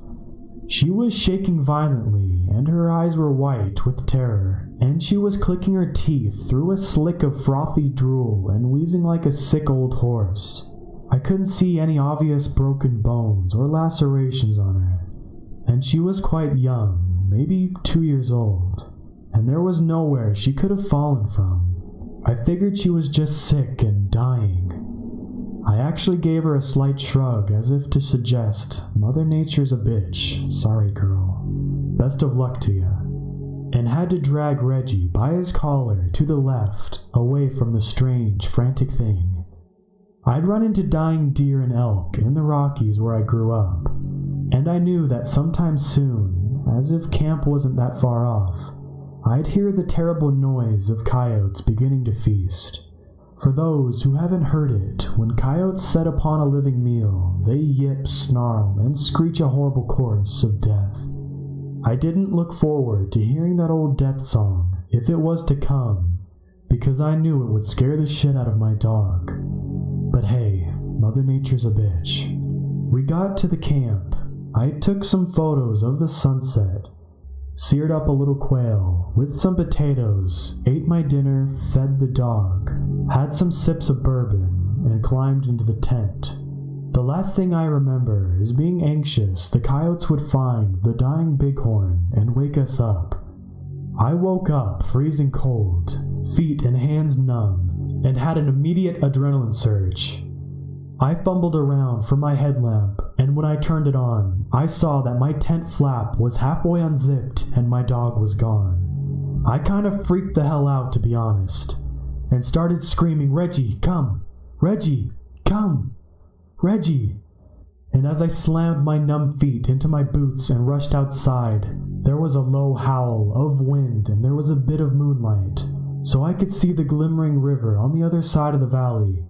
I had my revolver in one hand and the hunting whistle in the other, and stomped the campground screaming for the dog, and shining a light everywhere I could. Cougars are awake whenever they want, and coyotes are nocturnal, and I was looking for blood, or tracks, or anything. For those who haven't experienced it, when you lose your dog, there's some pretty extreme panic, mine being coupled with waking up in the middle of the dark wilderness. I think it was because of the panic that I didn't realize that my tent flap had been unzipped, until about 60 seconds of yelling at him. I looked back at it with the headlamp and lit it up as it flagged in the breeze, and kind of pushed it out of my mind, figuring that Reggie could have pushed it or rolled into the tent flap and forced the zipper down. Then I saw eyes peer over a boulder a bit down the slope. I started pacing toward the eyes and pointed my revolver at the boulder below the eyes and said sternly, "Reggie, come! Reggie!" And the eyes looked away. I bolted down the slope and noticed something move on the top of the boulder. I moved around the rock and saw it was Reggie. He was sitting up there, like I commanded him to sit, with a treat in my hand, staring over the valley toward the river. He was shaking like he'd just come out of an ice bath, and with the light, I could see his breath, like cigarette smoke, in the cold air. I said something like, "Reggie, what? Reggie, come! Heel! Heel!" But he wouldn't move, wouldn't even look away from the dark valley. Then I climbed on top of the boulder and put my arms around him, and it was almost like something released him. He immediately tweaked out and started snarling and crying and writhing to break free, but then noticed it was me and his tail started beating back and forth. His snarls were replaced with whimpers, and he literally tried to jump into my arms. I picked him up and jumped off the big rock and started trying to soothe him a bit.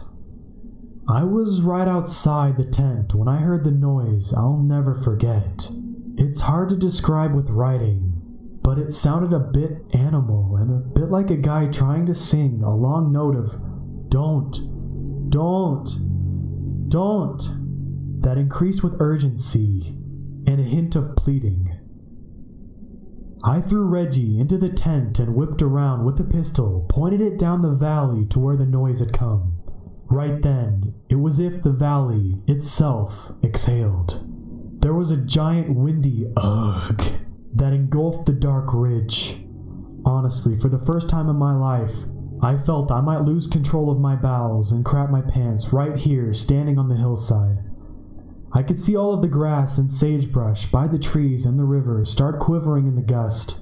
Reggie was barking like crazy, and I had just backed up into the tent and zipped it up mostly closed, leaving a bit to see out of. I tried to calm Reggie down while loading my shotgun. The seemingly demonic exhale of wind subsided, and Reggie curled up in my lap and whimpered while I just sat there with my revolver at my side, and my shotgun pointed at the tent flap. Only then did I see it was about 3:50 a.m., and start thinking through what happened and what to do.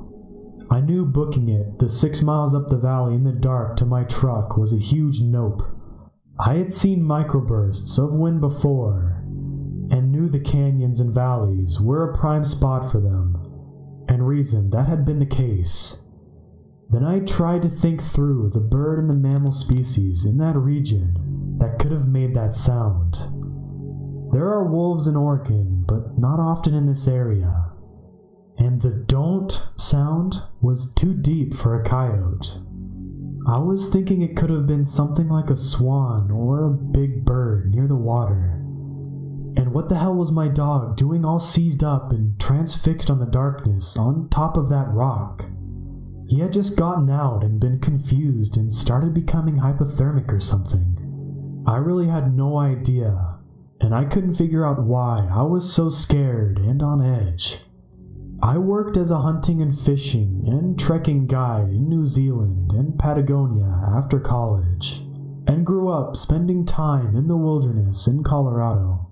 I'd had run-ins with most of North American predator species.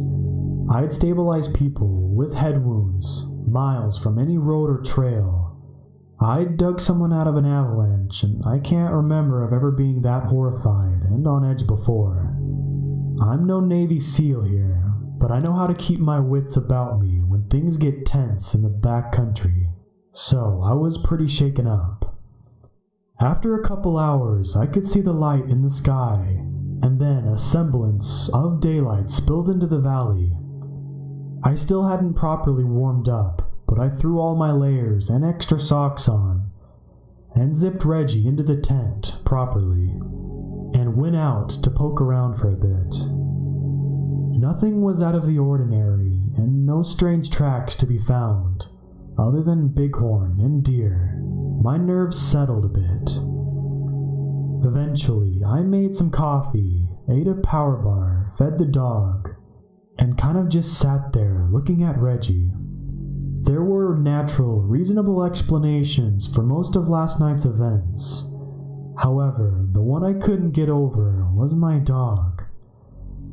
I got chills thinking about the freakish way he was frozen on top of that rock, staring into the darkness, and the way he came out of the trance once I touched him.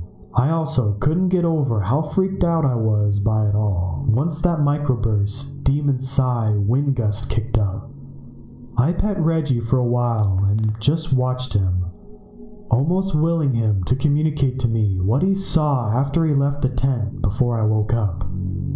The wind picked up into a steady, cold sailing breeze, which did well in dissuading my plan to fly fish for the morning. I decided to break up camp and get packed up, either to keep going or to head back to the truck. I hadn't decided yet, but didn't want to wig out and bail on the weekend without actually having a good reason, other than weird stuff happening. I wasn't in any intelligible danger, which is metric number 1 in any outdoorsman's time to bail determination process. So I just didn't know what to do. After packing, I was sitting there with another cup of coffee when I heard something scuttling in the rocks up the valley above my right shoulder. Reggie heard it too, and bolted to the rise behind the tent and stared up the slope like he was pointing at a bird, hackles raised and everything. I walked over and stood behind him, expecting to see a deer or a bighorn, but only saw a little rock slide out of the scree slope about 100 yards off. Again, I thought cougar, as one could have definitely been spooked by us up into the steep boulder and cliff formations at the top of the ridge.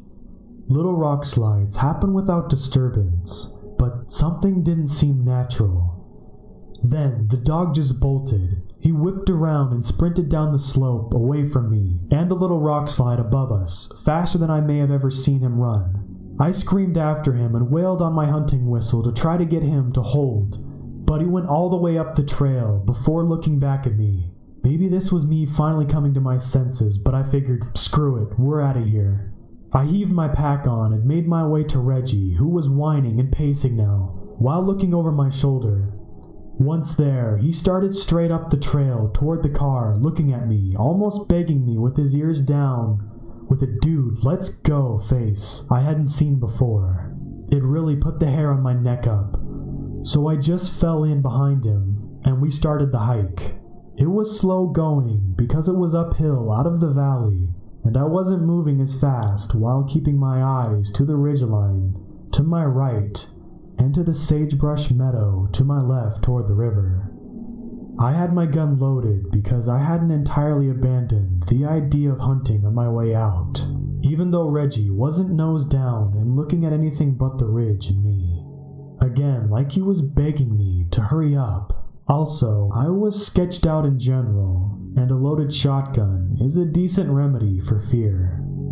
After about an hour and a half, I knew we were probably no more than a mile from the car, because I remember the canyon wall on the right becoming almost a sheer cliff, with occasional slot canyons leading up from the trail. When we were right at the mouth of one of these little mini canyons leading to the cliffs, Reggie stopped. He froze again, like he saw a game bird looking up in the rocks. I thought maybe it was actually a quail, so I got my gun ready and took a few paces up the ridge to see if Reggie would hunt up like he normally would. But he started whining and pacing again, and even shaking a bit while whipping his head back and forth, scanning frantically up and down the hill. I was worried then. I knew he wasn't right. I looked behind me and saw something move between two large boulders.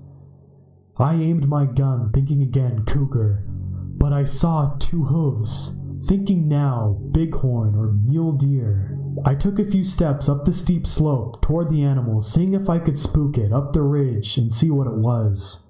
And the wind started picking up, and there was sage twigs whipping around the little black rocked canyon. And right then, Reggie started going insane. He was snarling and yelling like I'd never heard before. But I started saying, "Reg, stop! Reggie, no!" while slowly wheeling the corner to see what the rest of the animal was. And that's when my entire life and understanding of the world changed. Behind that rock corner was definitely a bighorn sheep. It was standing on its back legs looking at the rock wall, with its front legs curled up grotesquely into its chest where I couldn't see them. It was shifting its weight back and forth between its back hooves, and it had massive curled ram horns I'd only seen on a few big males before. I was immediately jarred by the sight, and I think I blurted out something like, "Holy hell," but thought for some reason it was just stuck or wedged there, or had fallen in the vertical position from above. Then it slowly started stepping and turning around, staying entirely on its back feet. Then it whipped around to face me, and it definitely wasn't stuck. It was literally standing comfortably, like a man, on its back legs.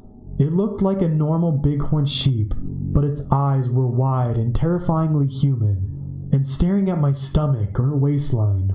It was drooling a ridiculous amount of frothy slobber out of its clattering mouth. I was tripping and sliding backwards, and a half second from blasting this freakish ram in its face when it looked right up into my eyes and shouted, with a wheezing, boyish voice with a terrified, pleading urgency, "Please don't! Please don't! Don't! Don't!" I tripped and rolled down the trail, and Reggie was tearing up the path ahead of me. I leaped up and trained my gun right up at its spot. I saw the ram's horns sticking out, and most of its face, as if it was peeking out behind the rocks like a child playing hide-and-seek, and it was still staring at me, dead in the eye, then ripped its head back behind the rocks. I could hear it still, but it sounded like it was sobbing like a little boy, while repeating, "Please don't, please don't, please don't." As I was pacing backwards, I noticed that I was screaming at it like a savage, like I had done when running into black bears to try to scare them off, not saying anything intelligible, and also screaming for my dog so he didn't bolt a mile ahead. When I got 50 yards down the trail, I shot both my 12-gauge hunting loads down the empty trail into the dirt and kept walking backwards. Reggie was back at my heels at this point, but still whining and barking. I swear, I walked the whole mile backwards, scanning like a madman, hands white and stone gripped on my gun, until I got a glimpse of the valley opening where my truck was. Then I just bolted. I sprinted like a child running from a monster. Reggie stayed ahead of me, and when we were at the truck, I tore my keys out of my bag, threw the dog, bag, and gun into the car, and tore out of the valley back to the state highway like a drag racer. I stopped at the first town and tried to calm Reggie down, and myself, and I still didn't get cell service. I went to the gas station, not to get anything really, but just to interact with another human and make sure the Ram monster, or my insanity, was isolated in the canyon. I must have looked like I'd seen a ghost because the first thing the woman said was, "You okay, hun?" I bought a Gatorade and drove back north to the interstate and straight home. I haven't slept right since. My diet is all messed up. I can't think at work. My dog is super jumpy and doesn't like walking at night anymore. Not sure what to do to get over my encounter with this talking, pleading, sobbing beast. But I know one thing for sure. I am not hunting or camping alone anymore. And I am never going to set foot in the John Day River basin as long as I live. Not a chance in hell.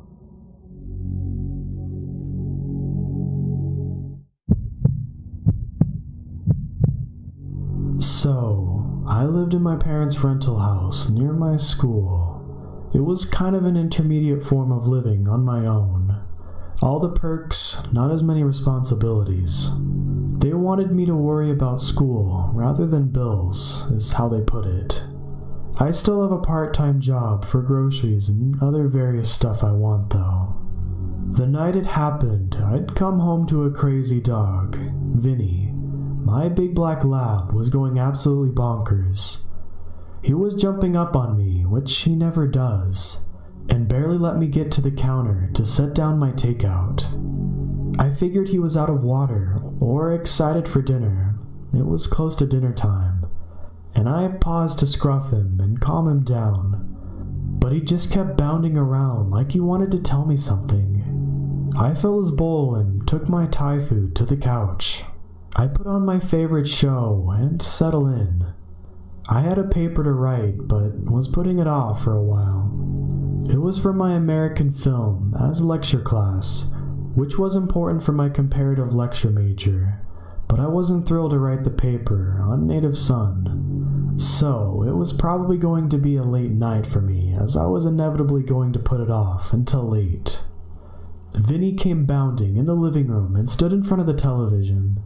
I stared at him for a moment as he panted furiously and started barking at me. I was quick to hush him because he has a big bark and we had neighbors. But he kept stalking around the living room, making various dog noises, whining and pawing at the carpet. I put my book down and went to give him more food just to shut him up. But his bowl was untouched. He never left so much as a kibble behind, and I became very apprehensive. He was acting like something was wrong, and he wasn't a drama queen, so I made sure all of the doors were locked and turned on some lights. "Go outside, Vinny," I said, sitting back on the couch. He whined at me, and I had to get up to pull him by the collar to get him to the dog door to the backyard. He shot me a look and climbed through, and I sighed, still a bit concerned, but not overly so. I went back to the living room and resumed my dinner. After a good 5 episodes or so, I got enough inspiration to go into the computer room and start writing my paper. There was a thump from outside as I sat down, but I ignored it. Vinny could get crazy sometimes and bounced all over the place, so I directed my attention to my homework and slowly got going. I'd been working for an hour or so when I heard another thump and something drag along the side of the house. I furrowed my brow and tried to concentrate on my paper, but something felt off. Vinny started barking, and I rushed to the door to get him to come in. He was growling, hackles fully up, and I could barely get him back inside. I locked the dog door and tried to walk away, but he just sat there, staring at it, still growling. I cautiously grabbed his collar and opened the door. The yard looked normal, kind of sickly in the outdoor lights, but otherwise just fine. Vinny jerked against me, and it took all I had to keep control of him. He started barking again, and I had had enough. We were going inside for the night. I made sure all of the doors were locked and the garage was closed. Something was definitely off, and I decided to finally call the police on the non-emergency number. "Hi, my dog is acting really weird, and I've heard some noises outside. Is there any way you could have someone drive by my house?" I asked. "Of course," the woman said. "What's your address?" I told her my address and thanked her profusely. Vinny was still acting like a nutcase, but I didn't want him to go outside anymore. I felt better with him going crazy inside where he could protect me. Vinny is a big dog, fiercely protective, and really scary when he wants to be. I had a boyfriend try to hit me once, and Vinny nearly bit his arm off. He may have been acting like a maniac, but if something happened, he'd have my back. I sat back down at the computer, and the measly 400 words I'd managed to write, and listened to Vinny bark at the door. I was going to go crazy, and I had no real way to shut him up. I considered locking him in his crate, but I was too on edge. There was a knock at the door, and I nearly jumped out of my skin. Vinny started barking his head off, and I grabbed his collar again so I could open the door. 2 policemen stood on my porch. "We just wanted to let you know everything looks okay from the street," the first said, looking a bit nervous as I held the bouncing, growling beast by my collar. "Did you want us to check around back for you?" "Oh my gosh, would you?" I asked, relieved. "That would be wonderful, right through here," I said, showing them to the back door. They went out and walked around the lawn for a few minutes and then came back in. "It doesn't look like you have anything amiss," the other cop said, "but we'll drive by later." "Thank you, I really appreciate it," I said, showing them out. I locked the door and let go of Vinny's collar. He ran into the other room to bark at the door again. Part of me wanted to go unlock it, but something told me not to. I finally had enough and put him in the laundry room with his bed and toys, hoping he'd just lie down and go to sleep. But he just kept barking and howling. It was muffled now, though, which made it easier to concentrate on my homework. After what seemed like hours, I clicked the double space option and exhaled proudly, just barely making the page number requirement. That deserves some ice cream, for sure. I let Vinny out and scooped myself a bowl and made my way upstairs to get ready for bed. Vinny usually comes with me and sleeps in my bed, but stood at the bottom of the stairs, whining, giving me a little bark. I called him, but he just stood there, panting. I was really unnerved, but left my door open so he could come to bed when he calmed down. I ate my ice cream and read a few chapters in my book, then snuggled in for the night. I don't think I'd even fallen asleep when Vinny just went nuts downstairs. I was out of bed in a flash. He sounded like he was dying or something. On my way downstairs, I heard a loud clatter and a high-pitched scream from Vinny. I found him growling, barking, whining and snarling in the kitchen doorway, fixated on something. I ran to his side to calm him down, and that's when I saw it. The dog door was halfway across the kitchen, lying limp on the tile, and something was trying to come through the hole. The thing it was somewhere between one of those gray aliens and a corpse. It had one shoulder and a long, oddly jointed arm claw on the floor, and it struggled to get its other shoulder through. Its skin was somewhere between pale blue and mold green, like dead flesh. The hand that was clawing at the kitchen floor was too long, like it had extra joints in its fingers, which were tipped with ugly little black claws instead of fingernails. Its face was stretched, its jaw hanging lower than it should, in a mewling, groaning, angry moan. It didn't seem to have eyes, just sunken, black, empty sockets. It started to wiggle its other shoulder through the door, and I didn't need to see any more. I pulled Vinny into the garage, not bothering with shoes or pants. I sped to my parents' house, running a few lights along the way. I told my parents what happened, but they didn't believe me, obviously. They did comment on how agitated Vinny was, though. I didn't sleep a wink that night, and I didn't go to school the next morning, opting to play sick and cuddle with Vinny all day. He'd calmed down, and that alone made me feel safe. When my parents went back to the rental house, they found the dog door halfway across the kitchen floor, and half of the backyard torn up. Claw marks were dug into the floor by the door, which they blamed on Vinny, but agreed that the situation was weird. I moved back into my parents' house and insisted they come with me to pack up my stuff. I wouldn't stay past dark either. It's all I can do to stay in school. I'm getting Vinny licensed as a therapy dog, so he can come with me everywhere I go. I don't think anything like what happened that night will happen again, but if it does, Vinny has my back.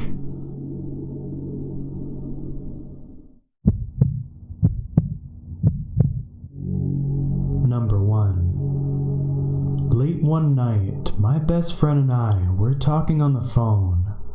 If I remember right, this was around Christmas, so we were on break from school. We were really bored and for fun decided to order another guy we knew a pizza as kind of a joke. We had a three-way call and he clicked over to call Domino's and order the pizza. Afterwards, we continued talking on the phone and kind of felt bad for what we did. But we were also hungry, so we said maybe we would run over to our friend's house, wait for the pizza guy to deliver, and pay for the pizza, and take it home and eat it ourselves. It sounded good, so we planned on meeting him there.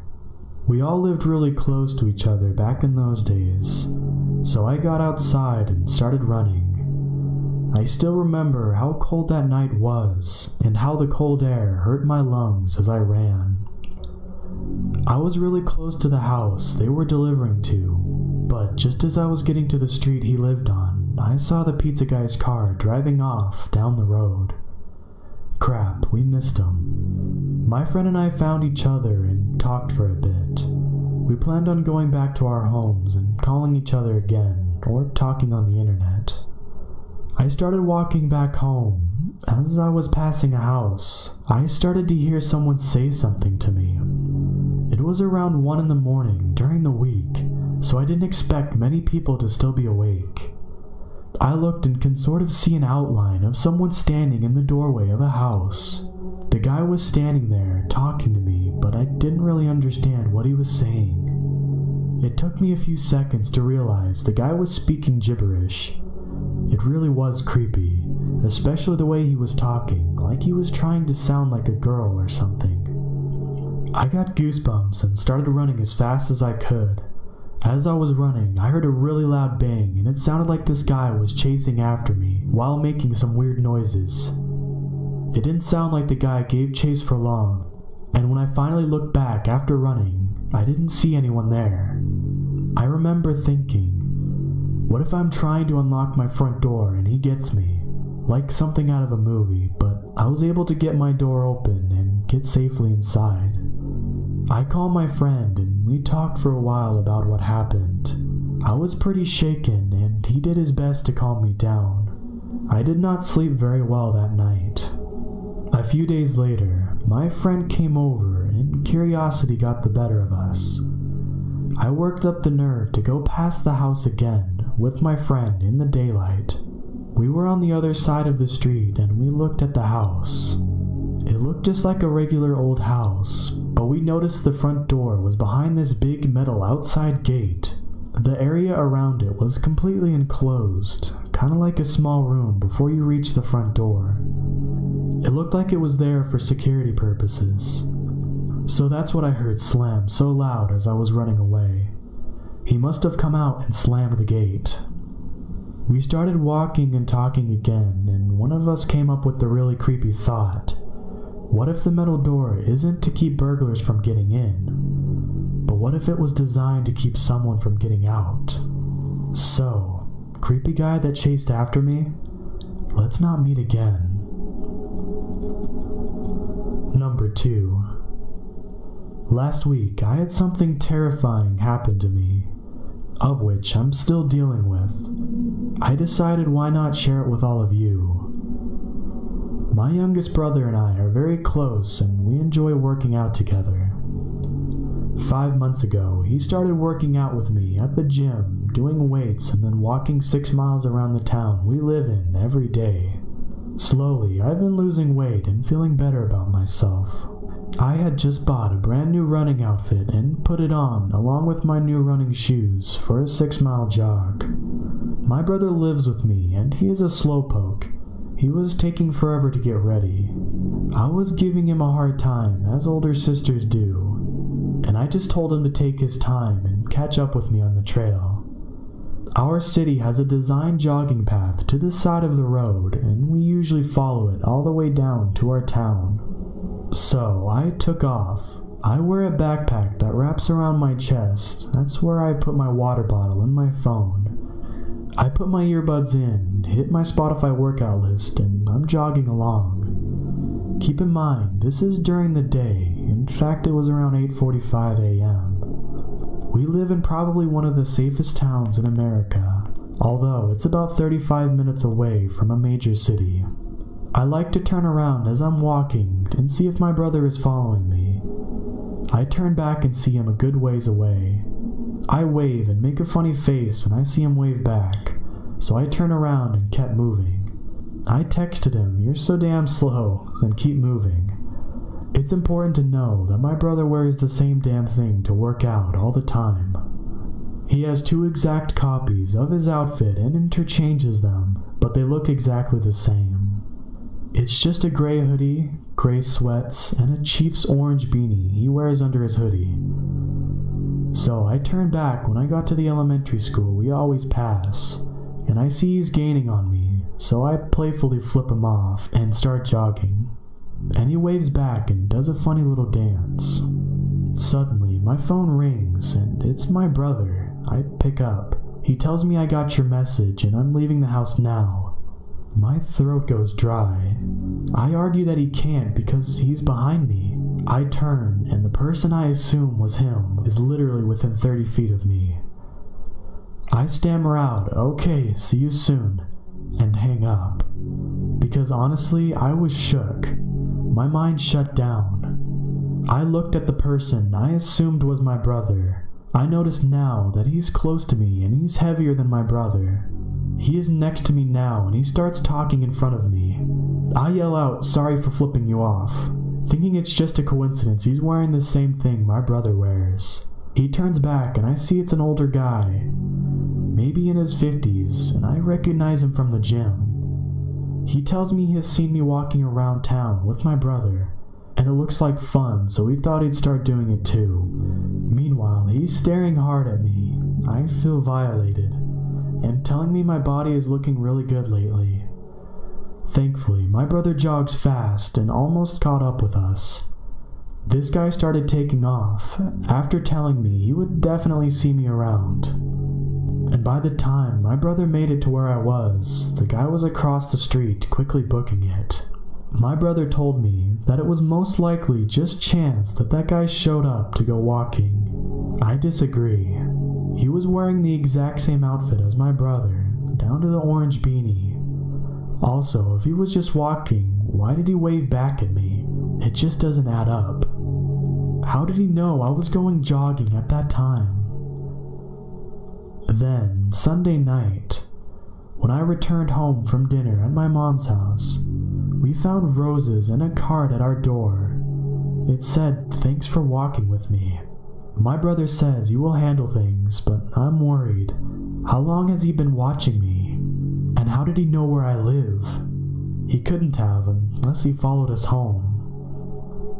Update. I took everyone's advice and spoke to the trainers at the gym. They knew exactly who I was talking about. This guy started at the gym about the same time I did, and he had a female trainer at first, but then she was getting creeped out by him. She said it was more of a feeling than him doing anything. So Joey, the male trainer, took over. Anyway, they said after he saw me at the gym, he's been pressing Joey for details about me. If I'm single, how old am I, etc. Joey told him point blank he can't talk about other patrons of the gym or tell him my name. However, my entire family, minus my mom, works out at that gym. My dad admitted after my brother told him about that creepy guy. Apparently, that guy came up to him in the gym the other night and told him he knows his daughter. My dad, not thinking, said, "Oh yeah," and said my name.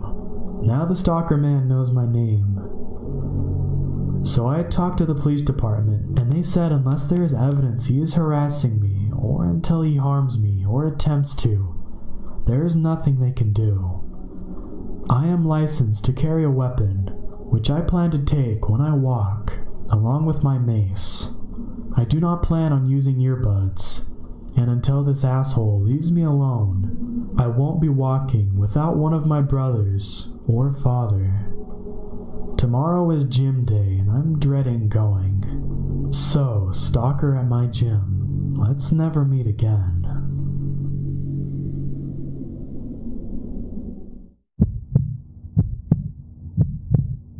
I'm starting this off by saying I don't really believe in the paranormal. I'm the everything has a rational explanation type of guy. But this story my brother told me of my older brother can't really be explained. It still haunts various members of my family, and I know anyone can merely claim a story to be true, but this one really is. This all took place around 22 years ago, when my brother was still a baby.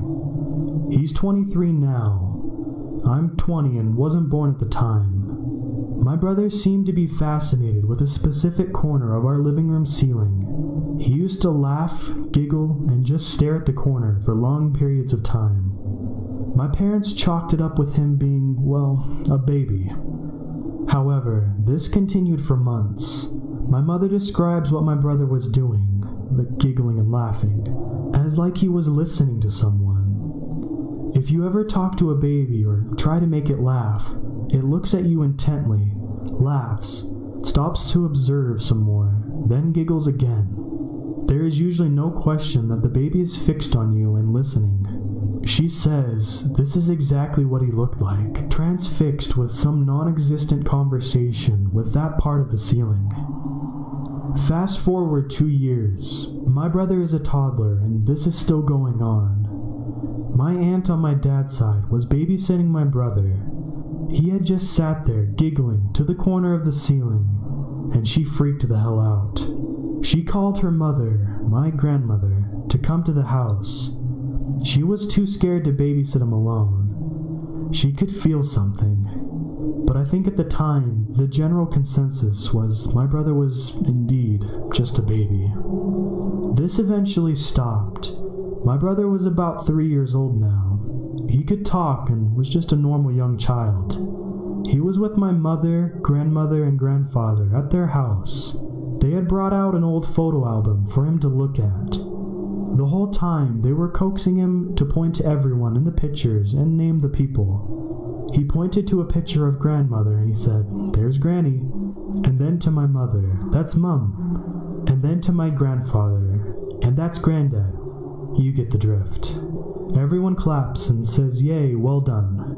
Now, here's where it gets weird. They turn to a page to a photograph of our grandparents and our great-grandmother, who died shortly before my brother was born. I'll note that he hadn't seen these pictures before. He points to our grandmother and says, "That's Gran." And he points to Granddad and says, "That's Granddad." And then he points to our great-grandmother and says, "Oh, that's the lady on the ceiling." Everyone was shocked, really shocked. They remembered the fascination with the ceiling in our house that had went on the previous 2 years. As I write this, my mother just shared a new piece of information I hadn't heard before. I wanted to know what they said afterwards and what my brother said. And what he said made them feel worse. My mother got her breath back and asked, "The lady on the ceiling?" My brother replied, "Yeah, she had on a black coat." This is the first time he had seen the picture of this woman, and she wasn't wearing a coat. The photo was indoors. My mother tells me that my great-grandmother was known for wearing bright colors, She would usually wear something along the lines of a bright pink top with matching bright pink shoes, but she always wore a black coat. My mother still isn't sure about what to make of it. She swears she smelled our great-grandmother's perfume in our house. Quite spooked, she visited a clairvoyant who confirmed the perfume smelling and the less common spelling of my brother's name, without being told my brother's name at all or about the perfume. But we still don't really believe in that sort of stuff, and we really don't know if it was a ghost of my great-grandmother. But it is believed that ghosts come to children because they aren't scared of them at such a young age, and my grandmother really wanted to see my brother before she died.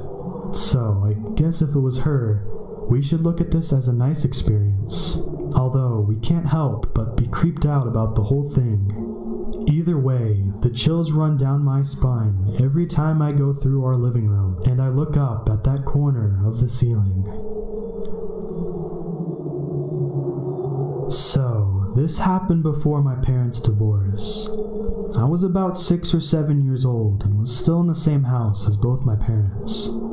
This was prior to the days of PlayStation. Yeah, old. And we had a Sega Mega Drive in my parents' bedroom. My parents were both doctors and worked late, especially back in those days when they were still beginning to set their practice up. One night, I got the bright idea to go to my parents' room and play Sega in the dark to make the colors pop.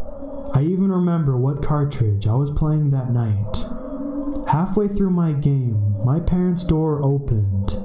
My mother works really late and usually doesn't come home until 10 or 11 because she's a specialist, while my father tends to get home around 8 to 9. Since this was 7 p.m., I said, "Hi, Dad," while playing. I paused the game and looked up to say I was sorry I was in their room without their permission. When I saw it, my jaw dropped and I couldn't speak.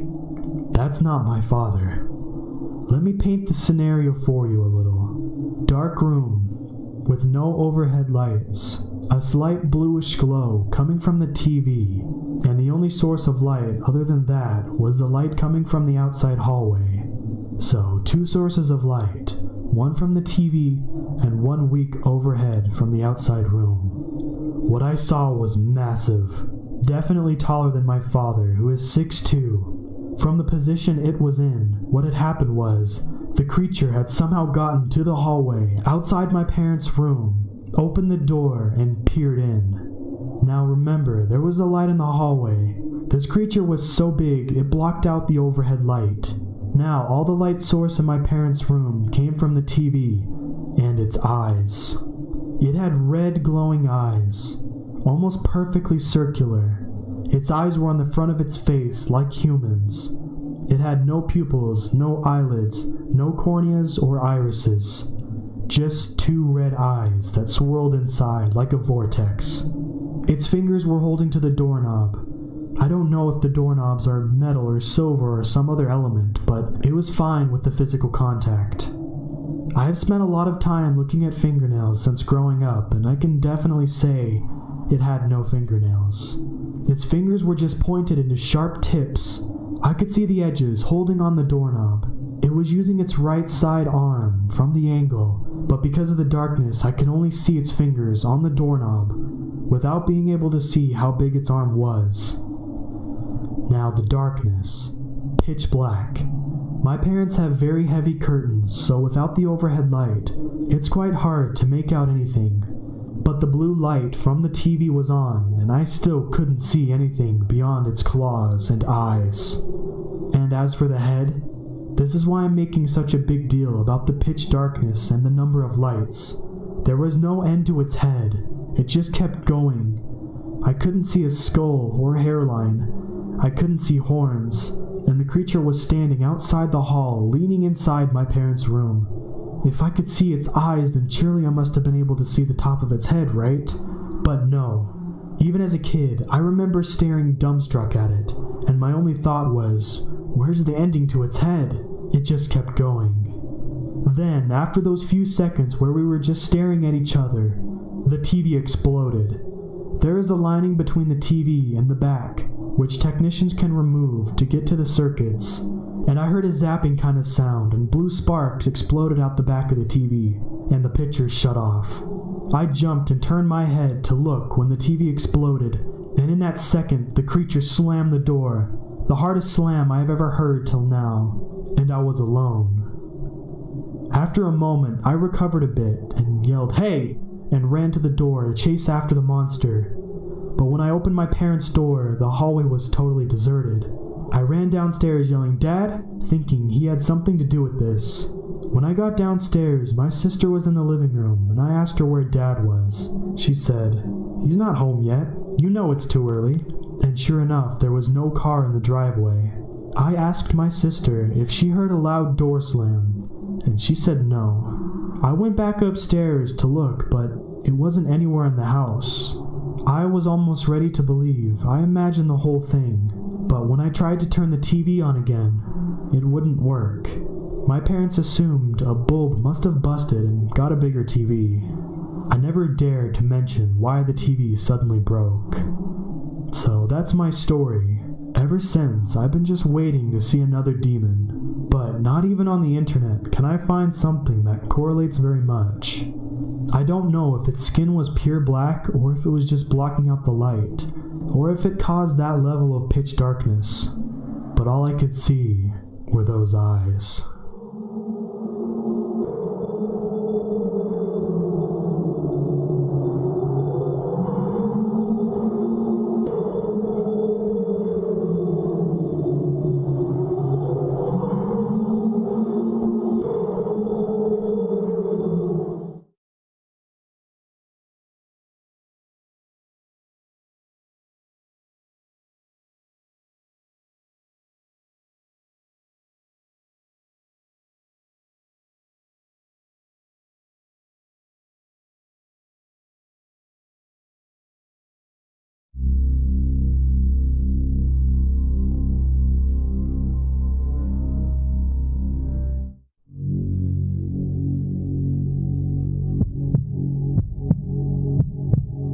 This is a story my family told me when I was growing up.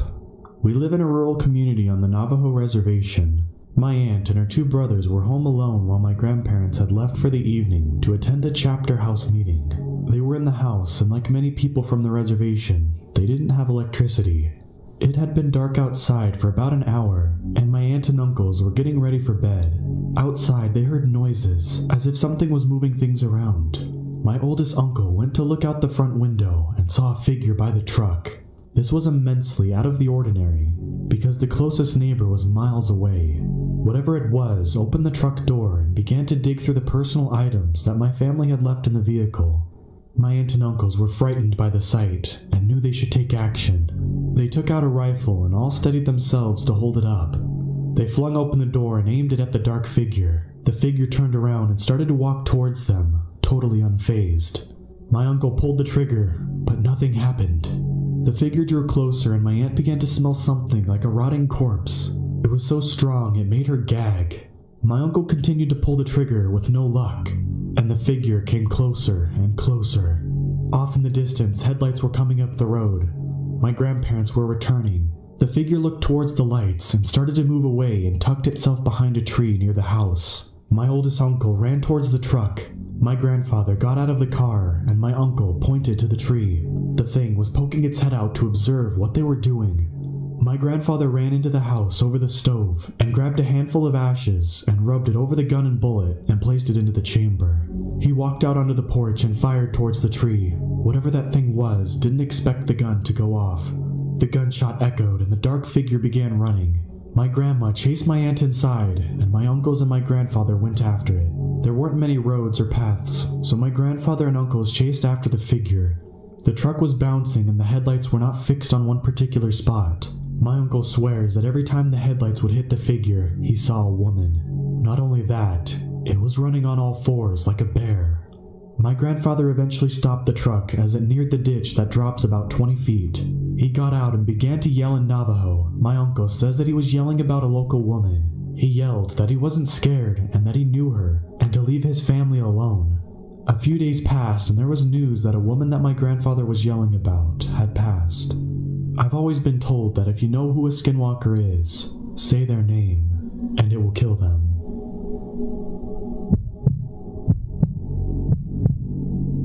My cousin lived in the eastern agency of the Navajo Nation in a community known as Crown Point. She was still living with her parents at this time and was a good girl, and was very popular and played on the basketball team. When she told us this story, it was very out of the ordinary, and the events that followed would also deepen my beliefs in the traditional Navajo way and of the taboos associated with the Navajo culture. My cousin was coming home from basketball practice, which ran past sunset. It was during the colder months, so it was dark by the time she pulled into her neighborhood. She pulled into a small housing community that she lived in. It was far from a fenced community, but there were streetlights, and the neighbors weren't too far from each other. As she neared her home, she saw a group of dogs. This wasn't unlikely, as there are random packs of stray dogs that roam rural communities. These dogs don't belong to anyone, and they get food wherever they can find it. As she got closer, she noticed something was off about the dogs. There were 4 dogs, and they were sitting in a circle, all facing each other. This didn't really faze her until she spoke about the event later. Because this was a housing community, my cousin couldn't barrel down the road, so she slowly drove past the group of dogs and kept going on her own way. As she continued to drive, she noticed in her peripheral vision that something was running alongside her car. She turned her head to see that brown dog from the group was trotting alongside her car. She didn't mind much until she hit a strategically placed speed bump. The impact of the bump made her entire car wobble. She looked over at the dog again, still casually keeping pace with the car. She tried to ignore the dog and tried speeding up, keeping in mind where the speed bumps were placed. The dog continued to keep pace. My cousin had to eventually stop at a stop sign. She began to feel immensely uncomfortable and tried to keep her eyes forward, but curiosity got the best of her. She looked over at the dog. It was facing forward. She continued to stare, and that's when the dog turned its head. Instead of the face of a dog, there was a flat face of a man covered in hair, smiling from ear to ear. Fear shot through her body, and my cousin pushed the pedal to the floor, not daring to look back in her rearview mirror. She reached her house and barely pulled herself in the door, weak from fear. My aunt came to her, and my cousin began to sob. She told my aunt everything, and they scheduled a meeting with a medicine man the next day. That night, my cousin was trying to get some rest. She was tossing and turning and felt very ill. She could hear people outside laughing and talking in Navajo, but she didn't think too much of it because she lived in a community near plenty of neighbors. At the medicine man, she told my cousin that she was very fortunate. The skinwalker wasn't meant for her. She just happened to spot it while it was out bringing another person misfortune. He also told her that the laughing and talking that she heard in the night was the skinwalker talking to its friends, letting them know that someone had saw him and that he had scared her. The medicine man told my cousin if the skinwalker had been for her, and she had seen him like that, it very well could have killed her. After that encounter, my cousin suffered from many ailments, and had to stop playing basketball for a while. She had many ceremonies and eventually got back on her feet. My mom told us this story on many of the nights when the electricity would go out. When I asked my cousin about it, she confirms it's true, but doesn't like talking about it much.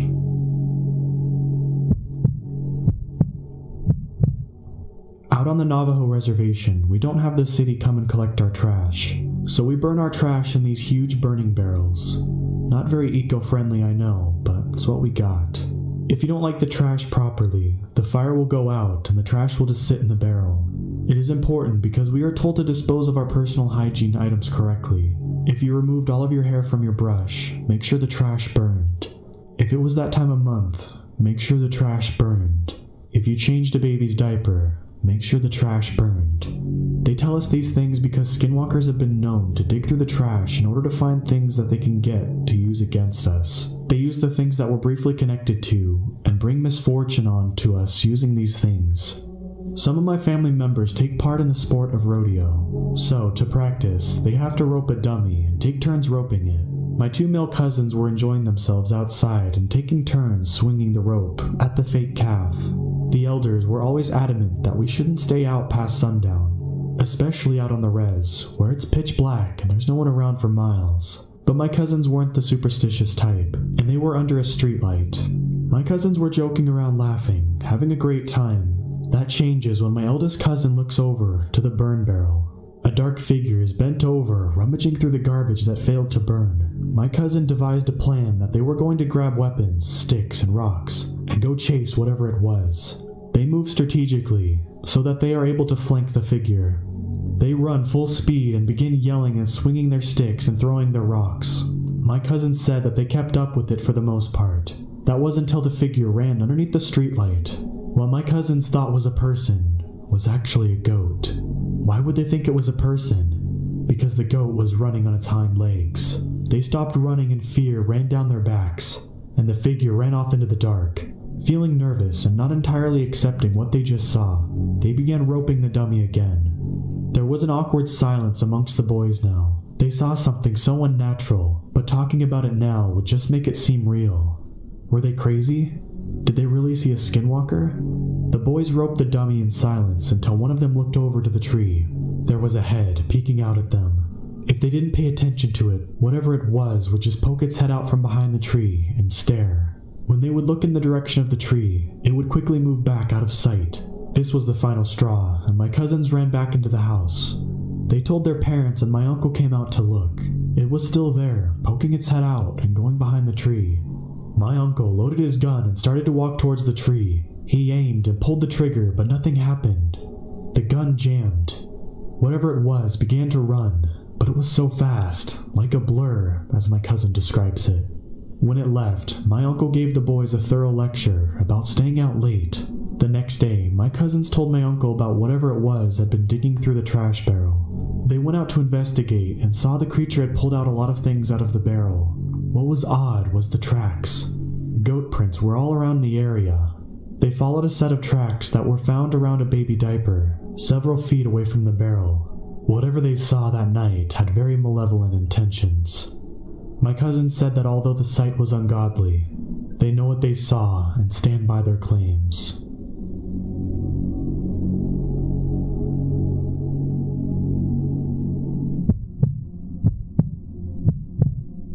So I grew up in Utah and lived about an hour away from the Skinwalker Ranch. And going there as a high schooler was just a thing to do, just to see if it was true or not, and to see if you actually got scared.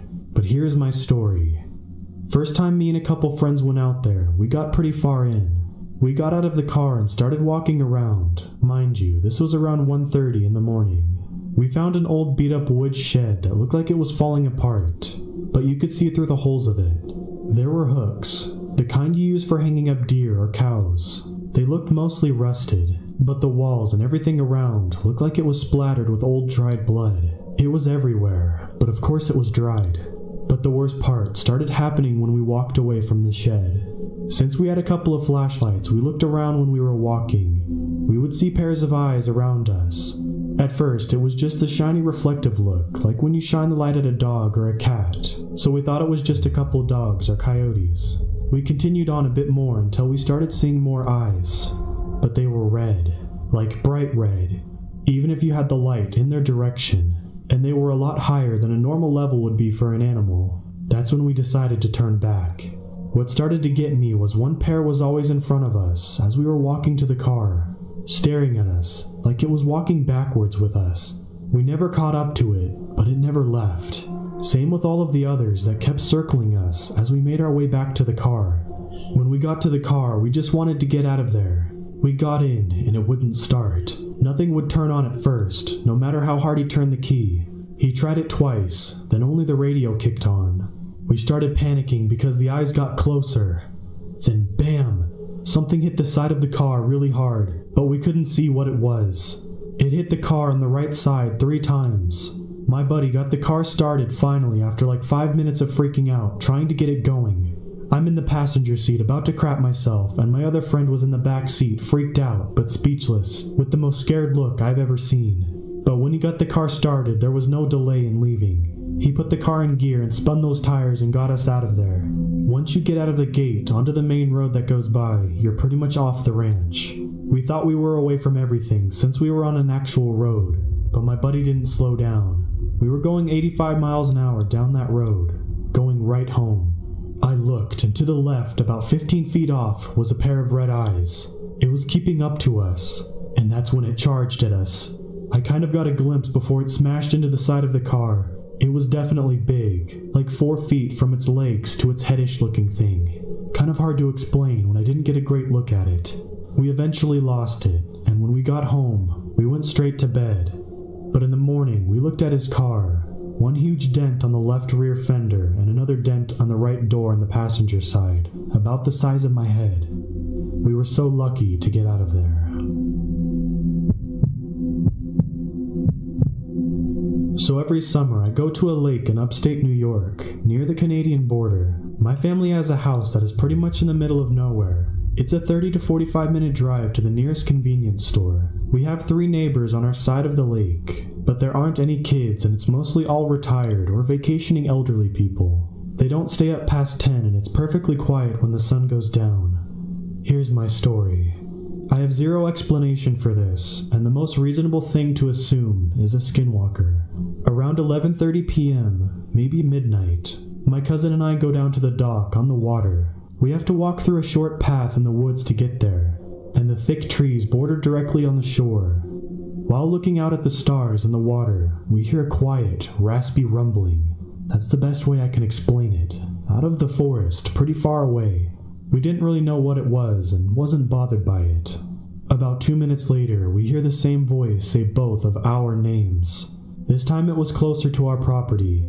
From our dock, we can see along the shoreline, and we're near a corner so we could see pretty well along the coast to our left. We were looking with a flashlight in the trees and saw nothing.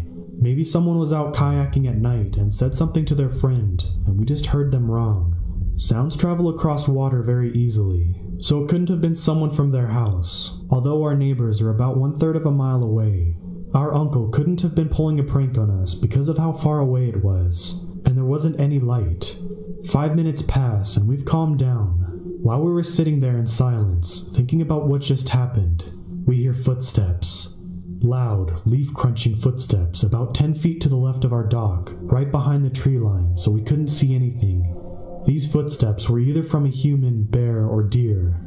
My cousin whispered to me that we need to get inside, but I told him that it might be a bear, and I didn't want to get chased while running back inside.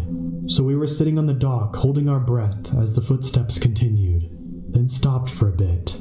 All of a sudden, we hear the same voice that said our names. Hello. I've never been more scared in my life. The voice was speaking English, but it wasn't human.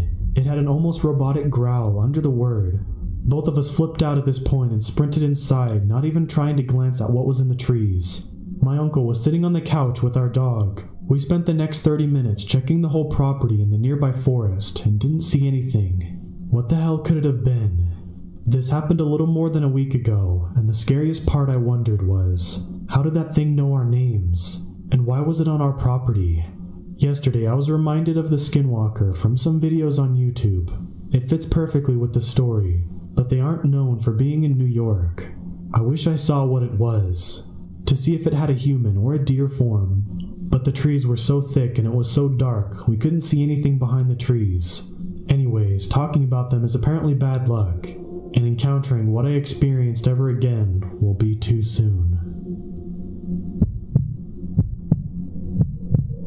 So this took place in my dad's, then girlfriend's house, during broad daylight in Grand Rapids, Minnesota, just off of River Road.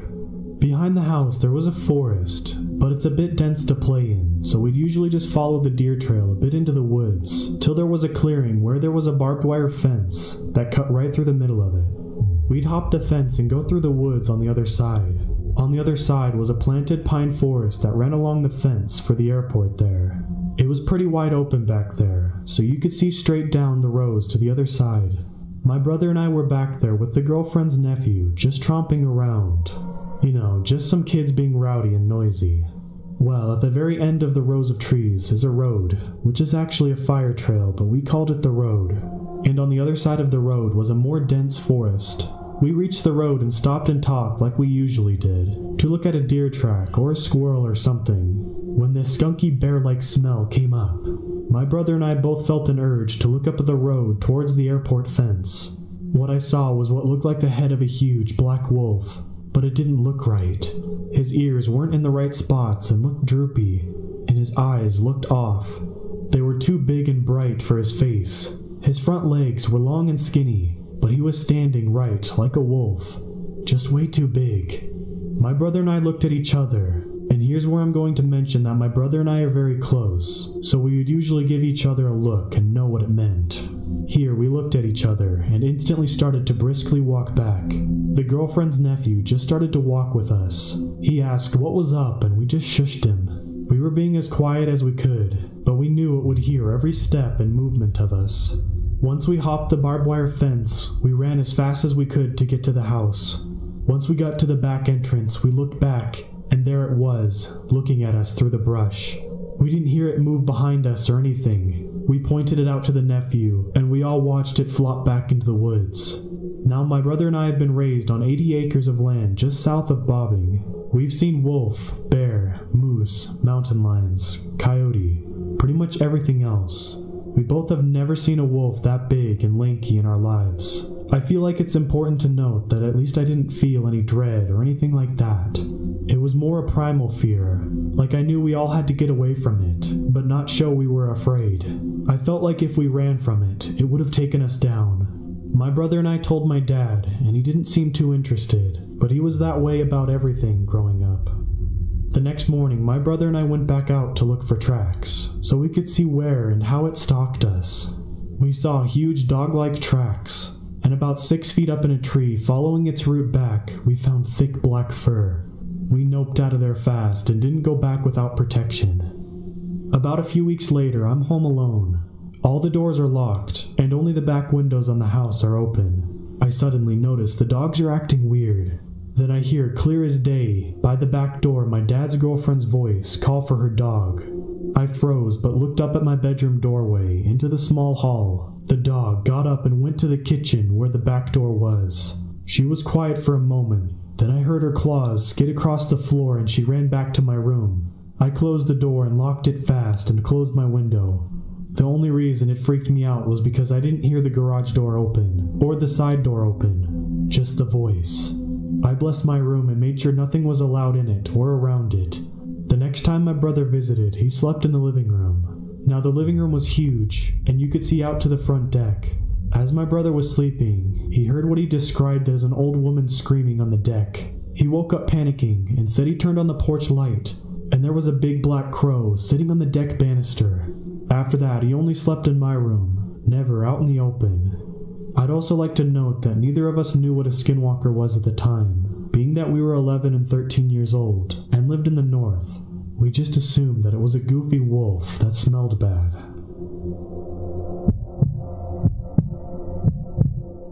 For context, I live in the Midwest in a suburban area. My boyfriend lives about 30 to 60 minutes away from me, depending on if I use either the interstate highway or the city roads. That being said, I usually take the interstate, then take the highway partway home, since the highway is only about a mile or so away from his neighborhood, and I take it all the way to the interstate. There is also another road I can take, a paved country road with one lane on each side of the road, with no streetlights. It eventually meets up with a few main streets, which are numbered roads, and it will take you back towards the highway and city. I'm sorry for all the background about the roads, but I feel it's important, and I feel like my choice was a definite sign that the butterfly effect is always in works. On to the story. Earlier today, I went to pick up my boyfriend, and we basically hung out and binge-watched a TV show I recently got him in. Around 11 p.m., he says he probably should go home since he works in the morning. I agree and drive him home using the interstate with no problems. We kiss goodbye, and then I am on my way out of the neighborhood and towards the street that takes me to the main roads. If I turn right, it's a straight shot to the highway. If I turn left, I could take it down to the country road for a bit of a late night drive. I decide to take the latter. I turn left, then turn right at the stoplight and begin to drive through the dark country night. So I had my windows rolled down and my music up, just letting the breeze come in. It was pretty windy, so my car was swerving a little, and you couldn't see the stars or anything because the clouds were taking over the sky, building up a storm. I thought about switching on my high beams to see better, but the road was really curvy and had lots of hills, and I was afraid of accidentally blinding someone coming from the opposite direction. What happened next makes me glad I didn't turn them on. On the left side there was a small patch of woods with overgrowth. To my right were wide open fields, and in front of me was a hill. Toward the crest of the hill, I saw something beginning to cross the road, something large and dark, with what looked like antlers on its head. I thought maybe at first it was a deer or even an elk, and I slowed down. But when I got closer, I realized something was wrong. One of the things that were wrong was it was moving very slow, like it was hurt or something, and it didn't even glance at me. It just kept moving toward the patch of trees on my left, which I thought seemed weird. I felt like it should have at least acknowledged the sound of my vehicle. The second thing was, this animal that I presumed was a deer or an elk, couldn't have been. It was at least the size of a moose, but that couldn't be right, because where I am from, there are no moose. We had deer and maybe some elk, but no moose. I felt a cold wave of dread wash over me as I watched this moose thing make its way across the road, and then it stopped, and it looked right at me. It twisted its head so fast to look at me I almost screamed. Its face was hideous. It looked rotten somehow, like it was withering away, and its eyes were so dark. I was so scared it didn't have any eyes. There was something dripping from where the mouth was, and I could see sharp teeth poking from its lips as they pulled back into a sneer. I thought about reversing my car and hightailing it out of there, but I was frozen. You know how when adrenaline kicks, they say you either enter fight or flight mode? Well, they don't tell you that there's a third option, and that's to freeze, which is exactly what I did. I just stayed in place, my hands still on the wheel, foot still digging into the brakes. I don't know how long I sat there staring at this thing, with the thing staring back at me, but when it started towards my car, I honestly thought that was going to be the end of me. I couldn't move, couldn't blink, could barely even breathe. All I could do was hope and pray that I wouldn't be ended by some freakish moose-looking monster. And then a pair of lights began to rise over the hill toward us, and as the other vehicle's high beams shined on the thing in the road, it let out a curdling scream that didn't sound entirely human. It was animalistic and sort of raspy. It's hard to explain. But I watched as that thing got on its hind legs and lurched itself across the road into the thicket of the trees and bushes, narrowly missing the other person. I knew this thing would probably come back if I stayed where I was, so before I could give it the chance, I slammed on my gas pedal and gunned it out of there, going well over the posted speed limit. I just wanted to get as far away from it as possible. Every dark curve or patch of trees or field made me feel so paranoid that I could see the creature again, and all I wanted to do was go home and never, for the life of me, drive on that country road again. I made it home safe, but was shaken. And to cut a long story short, my family thought I was just being hysterical and had just seen a deer. But I know what I saw, and this thing wasn't a deer. It couldn't have been. I've read up on skinwalkers, but I'm not sure if it's what I saw. I mean, do they even exist out in the Midwest? I thought that was more in Arizona or New Mexico. Why would a skinwalker be here? Why would it come after me? Was it even a skinwalker, or was it something else entirely? Was it my mind playing tricks on me? What was that thing? Please, if anyone knows what it was, or has any idea of it, please tell me. I'm so scared I'm going to come across that thing again, and I don't know if next time I'll be as lucky. This is 100% true, so this will probably be a boring account compared to some of the other posts here, but I wanted to share this memory somewhere, and maybe get opinions on the matter.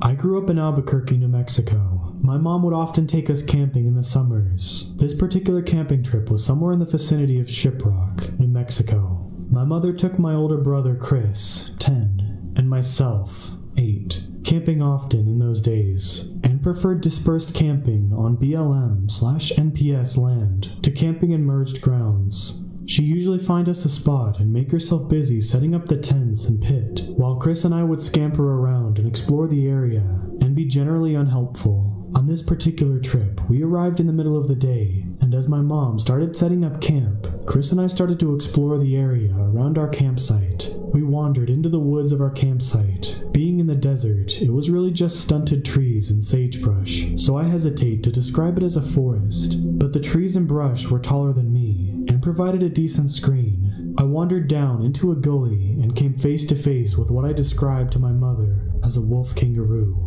It was crouched low, with long, slender arms reaching down to the ground, and large, pointed ears like a deer. The fur covering its body was sandy brown and patchy, as if it had mange. It had large, orange eyes and a snout like a wolf or a coyote. It bared its teeth at me and stood up. At its full height, it was the biggest animal I had ever seen, towering over us and the sagebrush. I had never been, and probably still have never been, as frightened as I was then. Chris and I started screaming for our mom to come to our rescue. Chris regained his senses before me, taking off running back up the embankment to the campsite. The wolf kangaroo turned and sort of, speed skated away from us through the brush and tree. Its legs were backwards, like a dog's, and its strides took it far away and fast, faster than any deer or antelope I'd ever seen. After a split second of staring at it in horror, I followed my brother up the embankment, screaming for my mom. We were so frightened that my mom packed us back into the car and moved camps, conceding for once to stay in the managed campground. Chris and I were too scared to sleep in our tent that night, and we clung to Mom at the smallest twig snapping in the brush. So that's my story. It's boring compared to some of the others here, but it's 100% true, and I wanted to share. I vividly remember the way this animal moved as it glided away from us into the desert, and the sheer, utter horror I felt looking into its face. Chris and I have never managed to find an explanation for what we saw that day in the brush. I used to work at a local coal mining company on the Navajo Reservation as an operator for a coal haulage crew. I drove haulage equipment, and it was one of those Crest 240-ton coal haul belly dump trucks. If you've ever seen those trucks, they're pretty huge. They're about 2 to 3 stories high, and about 1/3 the length of a football field. I remember that I was working the night shift, which started around 11 p.m. Before we started the shift, we were required to do a pre-start inspection of our equipment. I walked around my truck, and when I went up to the rear of the truck and lowered its stairs, that gave me access to the engine bay. I walked up the stairs and started my inspection. I found a pretty bad coolant leak on the truck. I climbed back down and went to the cab and called my haulage supervisor. He answered and asked me if I can drive the truck to the main shop for repairs. So I left the ready line and drove 6 to 8 miles back to the shop, and I called the shop maintenance supervisor, and he instructed me to drive around back of the shop and park the truck there. I drove around the shop, parked the truck, and I wanted to see how much coolant I had left. I climbed back down from the cab, walked around to the back side of the truck, and lowered the stairs. I checked the coolant level, and I had a significant loss of coolant. I called my supervisor over the radio and asked him to pick me up. As I started to walk away from the truck towards the shop, I seen it. It was big, like a bull. It walked weird, patches of tan fur missing, blotches of blackened skin, and its head was big. The head was as large as a pumpkin, and it wobbled around like it was unbalanced. It had an unnatural look, nothing like I'd ever seen. This thing walked on all fours and about 4 to 5 feet tall. It was about 100 feet away and was walking toward me. My first instinct was that it was a sick dog, mange-infested and malnourished. It continued to walk toward me, and I thought this sucker might be sick and have rabies. I took out my flashlight and shined the light at it, yelling at it to stay away. It continued to walk towards me. It was then that I noticed it wasn't alive. Its eyes did not give off any reflection and were black and solid. It was unnatural. I reached for my pocket knife and yelled at it to stop. It stopped when it was about 20 feet away. I was still walking towards the shop, and it paralleled me all the way there. I never looked away. I thought it could attack me. By the time I got to the shop door entrance, it started walking towards the east. I went inside and got the shop supervisor, and we both came out. It wasn't about a minute later, and it was gone. We walked to the east, and my supervisor drove up. Now, there was only one way into the back side of the shop, and my supervisor should have seen it. He didn't. I explained to him what I saw, and he said he didn't see it on the way into the shop. My supervisor said that I saw a skinwalker, and that it usually was seen walking around the shop. The rest of the shift, I stayed with my supervisor. I think he was scared. I wasn't scared, nor did I go into shock like some people describe. It was an experience that I would never forget.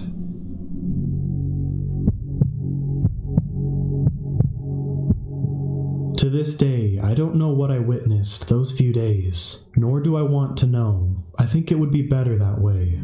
To set the scene with some background information, I'm a 20-year-old Latino woman. I'm a Lance Corporal in the Marine Corps, and have spent a year in Afghanistan back in 2015. During the time of this experience, my girlfriend and I took a camping trip, and for the sake of this story, I will call her Olivia. I've grown up in a very wooded area of Florida. Many trees and animals of all sorts. Alligators, bears, panthers, coyotes, and sometimes wolves from people owning them and letting them into the wild when they got big. The area we had gone to was new terrain for us. She insisted we go somewhere new and explore around, since I would have to return to California to my duty station in a few days. She wanted to explore the new terrain with me. We walk along the beaten path, admiring nature in the wooded areas, flowers, and even small animals and birds that inhabited the area. Olivia went to college for zoology, so she enjoyed teaching me about the different animals and the ways to identify them by their tracks and other signs. As we were walking to the camp clearing in this particular forest, we came across a hardly visible pathway, winding deeper into the brush. Her nature calling was pulling her into it. She wanted to explore and find a place inside to set up camp. But call it military intuition, but I felt really uneasy with the idea. Reluctantly, with her pleading, I agreed. We then began to trek through the brush, thorny vines cutting up my legs through my jeans, and a spider web hitting me in the face every now and again, due to the overlaying branches. We walked for roughly 45 minutes until we came into a clearing, deciding this was the best spot we could set up camp. Olivia pitched our tents as I got the fire roaring, and at this point, the dusk is creeping in on us. We lay down to settle in for the night, and all is well. That is, until I'm awakened by things being thrown by the side of my tent. It takes me a little bit for my eyes to adjust to the darkness. The campfire was now a dim glow. My eyes finally adjust as I look around. I wasn't truly awake until the smell hit me like a semi-truck. The smell of rotting garbage. It was sickening. As I tried to gain my composure, that's when I saw the figure. It was tall, very large and stocky, and appeared very human-like, just too large to be a person. There was still tapping against the tent, some large, others small, but I didn't make a peep. My voice was lodged in my throat, and I'm not even sure at this point I was breathing. All the hair on my body was on end. I was terrified. Olivia shifted in her sleep, opening her eyes. "Hey, is everything okay?" I cut her off by placing my hand over her mouth, raising a finger to my lips in order to tell her to be quiet. That's when I heard it.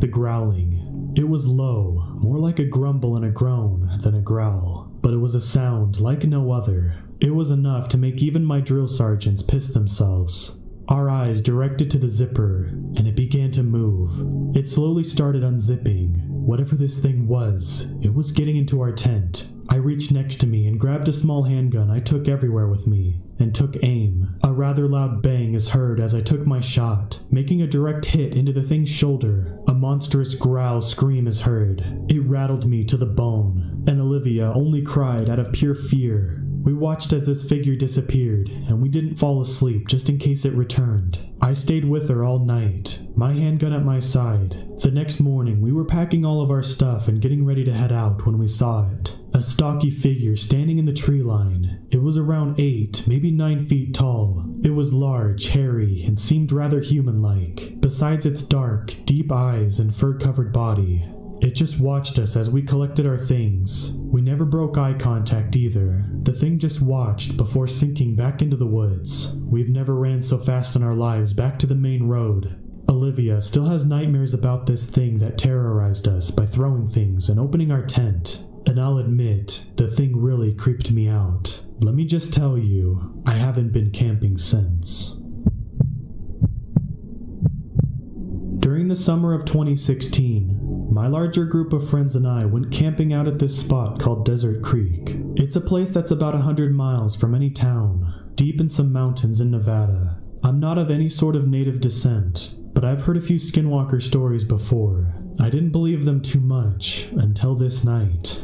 My large group drove out to the camp spot and got set up. Being stupid teenagers, we started drinking. It was 4th of July weekend, so the camp spots were sort of busy, but all of the spots were pretty far apart, so we didn't think we would have too many problems.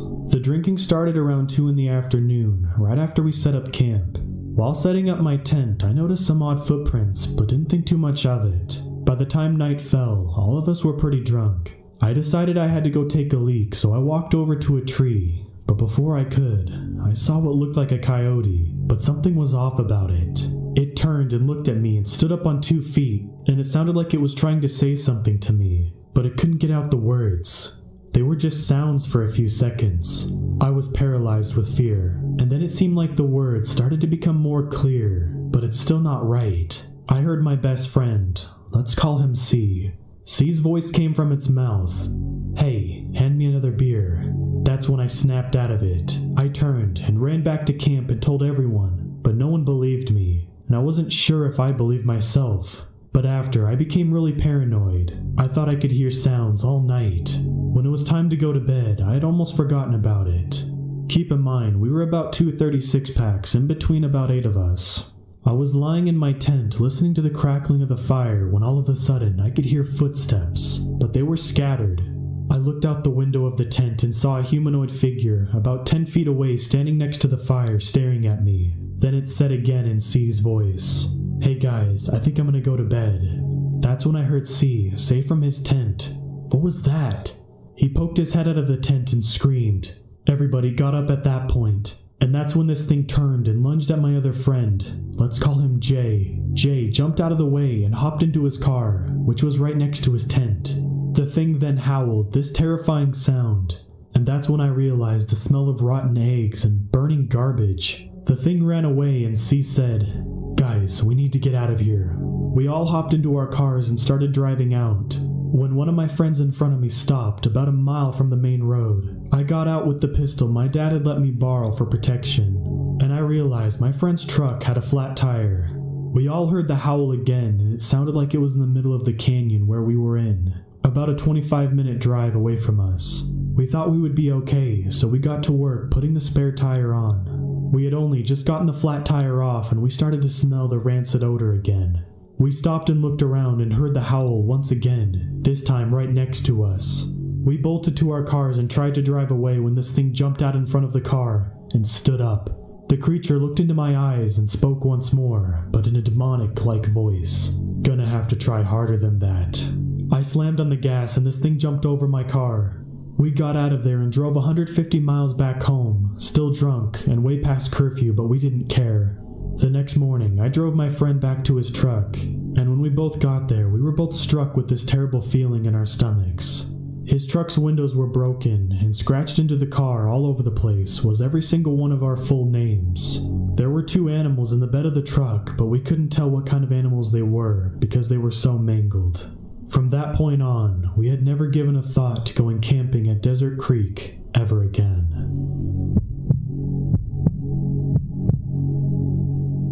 I will not say my name for this story, as I am afraid they will find me, but you can call me Rose. I was 14 when it happened, so about a year ago. I was at a powwow with my friends, a young girl, let's call her Lily, and her older sister, Saria. It was getting late, probably around 10 p.m., when we came up with the idea to tell scary stories. I've always been fascinated by skinwalker stories, though I have never seen one myself. Well, that was about to change. I came up with a story and told my friends, then Lily, then Saria. After telling stories, we finally got tired and went to bed. Saria and Lily slept in a small tent, while I slept in a camper with my dad. I've been up where the powwow is many times, and we call the area the grounds. I'm not really a native. I have a little Blackfoot, but I'm mostly Irish. The grounds are full of mostly Cherokee. Anyway, I came up with a stupid idea to scare my friends. I went outside next to their tent and snapped a twig. Then I made loud footsteps along with hard breathing and groaning noises. I could see their shadows sit up, so I knew they were awake. I was just about to shake the tent when I heard footsteps behind me. I knew there were bears and big cats in the woods, but they rarely come in the grounds because all of the lights and people. I didn't want to take any chances, so I slowly walked towards my camper. Then I hear the same groaning noises I made behind me. I thought it was Lily or Saria trying to get me back, but something wasn't right. It sounded just like my voice. "Haha, very funny guys," I call back to their tent. "Haha, very funny guys," said someone who sounded just like me in the woods. Then I see Lily and Saria walk out of their tent. "Will you stop? We're trying to sleep," said Saria in an annoyed voice. A branch breaks and echoes in the woods. Saria and Lily look behind them to see nothing. "I think a bear is out there," "Hurry, come inside my camper," I whisper to them. They both walk towards me, when suddenly a loud, curdling scream filled my ears. It sounded like a girl and a dog screaming in the woods. Loud footsteps came closer to us. We ran as fast as we could to my camper and slammed the door shut. I looked out the window and see a dark shadow next to my friend's tent. Then I did something I still regret to this day. I got a flashlight and shined it at the figure. It had the head of a bear and the upper body of a human and the legs of some kind of dog. It stood on its hind legs and stared at us with glowing eyes. I screamed so loud I probably woke everyone up from a mile away. My dad came running. "What's wrong? Are you okay?" I yelled, "Skinwalker! I saw a skinwalker!" My dad got out his shotgun while his friend, who was staying the night, let's call him Jack, grabbed a bowl of sage. My dad ran out the door to see nothing. Jack lit the sage and put it in the bowl outside the front door. We stayed inside the rest of the night. The next morning, we went out to investigate the area where the skinwalker was. All of us almost puked from the rotten smell of animals. I went home the next day. You would think the story ends there, but sadly no. There's more. I was laying in bed trying to sleep when I heard footsteps outside my window. I looked at my window to see a face of a bear. It followed me home. I screamed, but I was home alone because my mom was still at work. The skinwalker banged at my window, cracking it. I tried to let out another scream, but what came out was a loud growl. The creature froze. I did something I thought I would never do. I ran to the window and yelled, "Go away! Be gone!" at the creature. Slowly, it backed away into the woods. I stayed up all night waiting for it to come back, but it never did. Why did it follow me home? And why did I do what I did? I probably will never know, but all I care about is it's never coming back. I'm 15 now, and still no sight of the monster. Hopefully, I will never see something like that again. My name is Jonathan. I'm 22. I've encountered this creature twice, so I'm covering the first time I saw the thing, which was when I was 14 and lived with my parents. My grandparents told me stories of skinwalkers, and they took them quite literally, which is how I knew what this thing was. One night, I was getting ready to go to bed, and my cat was in my window. As I went to get into bed, he started growling. I didn't really think much of it, just thought maybe he saw a deer or a strayed cat or dog. He kept going and started hissing. Then my curiosity got the best of me and I looked out the window. I froze. I hadn't looked directly at it. I had just looked at my yard, and its glowing red eyes caught the corner of my eye. I knew exactly what it was. I tried to move, but I just couldn't, as it just stared at me and my cat, still hissing and growling. A couple of seconds went by and it let out a curdling scream, so loud it might as well have been right in front of me. I broke the gaze and closed the curtains, grabbing my cat and getting away from the window. Then, not a couple seconds later, I heard a tapping at my window. I knew they were really fast, so I wasn't surprised that it got to my window so quickly. My gut had sank at this point, and I couldn't move. My cat was silent but on edge, and all of its hair was standing up. Then it tried to speak. There's no explanation on how it did this, but that it's been around for a very long time. It said, "Jonathan, come here. I need your help." The most frightening part about that was it was in my dad's voice, but he had been gone for over a year now. The tapping continued for about 10 minutes and stopped completely. Longest 10 minutes of my life. After it stopped, I heard footsteps stomp off quickly into the woods where I lived. I didn't get any sleep that night, and the next morning everyone was up and didn't seem like they had heard anything, and acted like everything was normal. I haven't told anyone, and you're the only person I've told this. I couldn't tell if it was a skinwalker or a wendigo, as I didn't see any of its features except that it had glowing red eyes, and that it mimicked my dad.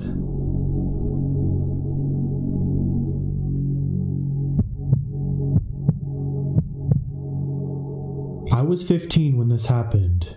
I have some family in Arizona, so I decided to go out there for the summer. I was very bold and stupid. My grandmother used to say, "You're like a young wolf cub, always trying to figure out your fangs. That can lead to trouble." I didn't understand at the time what she meant by that. My uncle, let's call him Tom, told my cousins and I when I arrived not to go out at night. I thought to myself, why not? Sure, the place is colder at night, but I'm 15, almost a man. So I waited until he, his wife, and children went to sleep that night. I snuck out of the house quietly. I was wandering around, looking at everything, houses, stores, etc. I had walked 2 to 3 miles away from the house when I realized that I needed to take a leak somewhere away from the streetlights. I found a house with no one living in it, not too far from the road. I stepped off the street, going around the right side of the house. I was in the middle of doing my business, and I thought I heard a cry from a little girl, but it sounded somewhat off, like if it was coming from a tunnel or something far off in the distance. I listened closer for a while before stepping in that direction I thought it may have come from. I yelled, "Hey, little girl, where are you?" Then the crying just stopped. I was confused. What was going on? That's when I heard it. My own voice, but not quite right. More like a growl reply. "I'm scared. Can you come to the other side and help me get home?" The home was almost a dog's growl. My mind was racing now that I was fully creeped out, and I felt an overpowering need to run. As I turned to do just that, I heard movement from somewhere behind me. At the same time, I started smelling something like rotten meat. Looking back, I saw it. I think it was trying to look human, but the way it moved, like a movie zombie, all stiff. Though once it saw me, it started moving much smoother. Plus, its eyes were wrong. They look like dog eyes when light hits them at night. As it moved closer, the thing tried to mimic my Uncle Tom's voice. I just ran from it. But as messed up as its walk was, the thing was fast. I ran full speed, but the thing was catching up fast. The thing passed me, then turned into the middle of the road. I saw something about it, now that it was in the streetlight. Not only was its eyes dog-like, but the face was no longer human, but looked like a coyote now. My instincts told me to run the other way. I was frozen, and before my eyes, the rest of the body snapped and popped as it was transforming into the coyote on all fours. I ran in the direction of my uncle's house. I heard it coming for me as I ran. This is where something weird happened. As it got close this time, my mind went blank. I don't know how to explain this, but I'll do my best. I saw a gray wolf in my mind's eye, and I turned, realizing a growl from my mouth that even sounded like a wolf's growl. The thing stopped, clocked its head to the side, and just stared at me. The thing looked like a coyote, but it was standing on its hind legs. I started walking backwards, seeing the gray wolf, and knowing I was using my instincts at the moment, that if I turned to run, it would cease to chase me down and get me. I kept my eyes on it until I was almost to my uncle's door, where I regained control of my mind. Going into the house, I heard scratching on the door, asking in different voices to be let in for an hour. Then it left.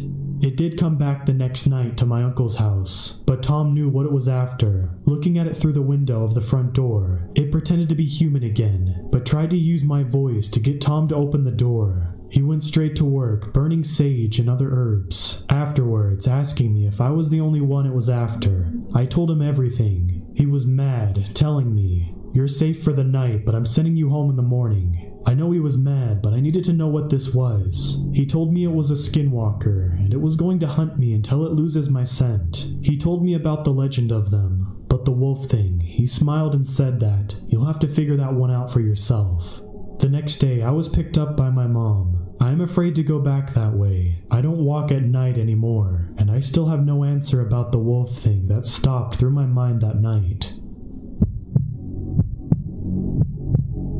I was heading to a small town in southern Utah with my wife and a couple of friends. We were on our way to see Lee, a friend of mine that hadn't been seen for a long time. We met up with him at his place and decided to hang out at a nearby lake. It was a typical quiet campsite with a fire pit and a couple of logs around it. We had a little picnic there and we were exchanging stories and catching up with each other all day. Eventually, one of my friends, Bryce, got tired and decided to fall asleep in the car while the rest of us continued talking. At this point, twilight had fallen. Erica and I were discussing something while my wife and Lee were talking about something else. All of a sudden, my wife and Lee fall silent. Erica and I quickly notice. We look at them and Lee says, "Get in the car." I asked him, "What's wrong?" And he says, "There might be a skinwalker around." Now, Erica and I had no idea what a skinwalker was at the time, so we asked him to explain. After his explanation of what it was, Erica and I, being the only sensible thinkers at the moment, and Bryce, just barely waking up from us jumping in the car, decide we should investigate, believing that it was probably just some kids in a nearby campsite trying to mess with us. We came to the top of the hill that was between our campsite and looked for any likely candidates for the scare. None. All we could see was a couple of trees and some bushes. We even called out and there was no response. As we were walking back to the campsite, we heard it. A rustling in the bushes behind us. We look again but see nothing. At this point, we were considering that Lee and my wife may be right. We get back, and it's getting dark fast, so I ask them, is there something we can do to keep them away for a little bit? Yes, said Lee. They don't like fire. And Tim, my wife, and Bryce start working on the fire, while me and Erica go down by the lake to collect the 2 liters we had put there in the water to keep cold. Now it's dark, and Erica and I headed back with the sodas. We hear rustling in the bushes beside us. We're both scared. We hurry back and start putting everything back in the car as soon as possible, while Lee made sure the fire kept burning.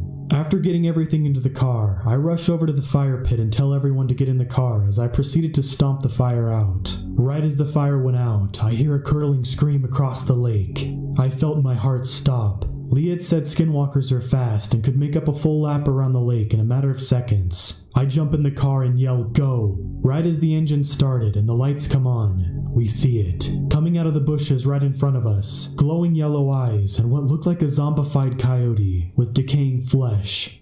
A skinwalker. We backed up and peeled out of there as fast as we could. This happened 2 years ago, and it still scares me to how close of a call it was. I am honestly amazed that we all survived such a close encounter with this skinwalker.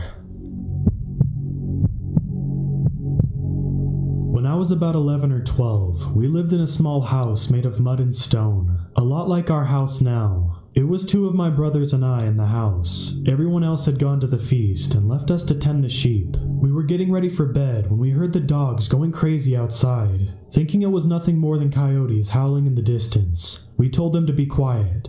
We began to drift off into sleep, and the dogs would not shut up. Somehow, I was able to get a few hours of sleep.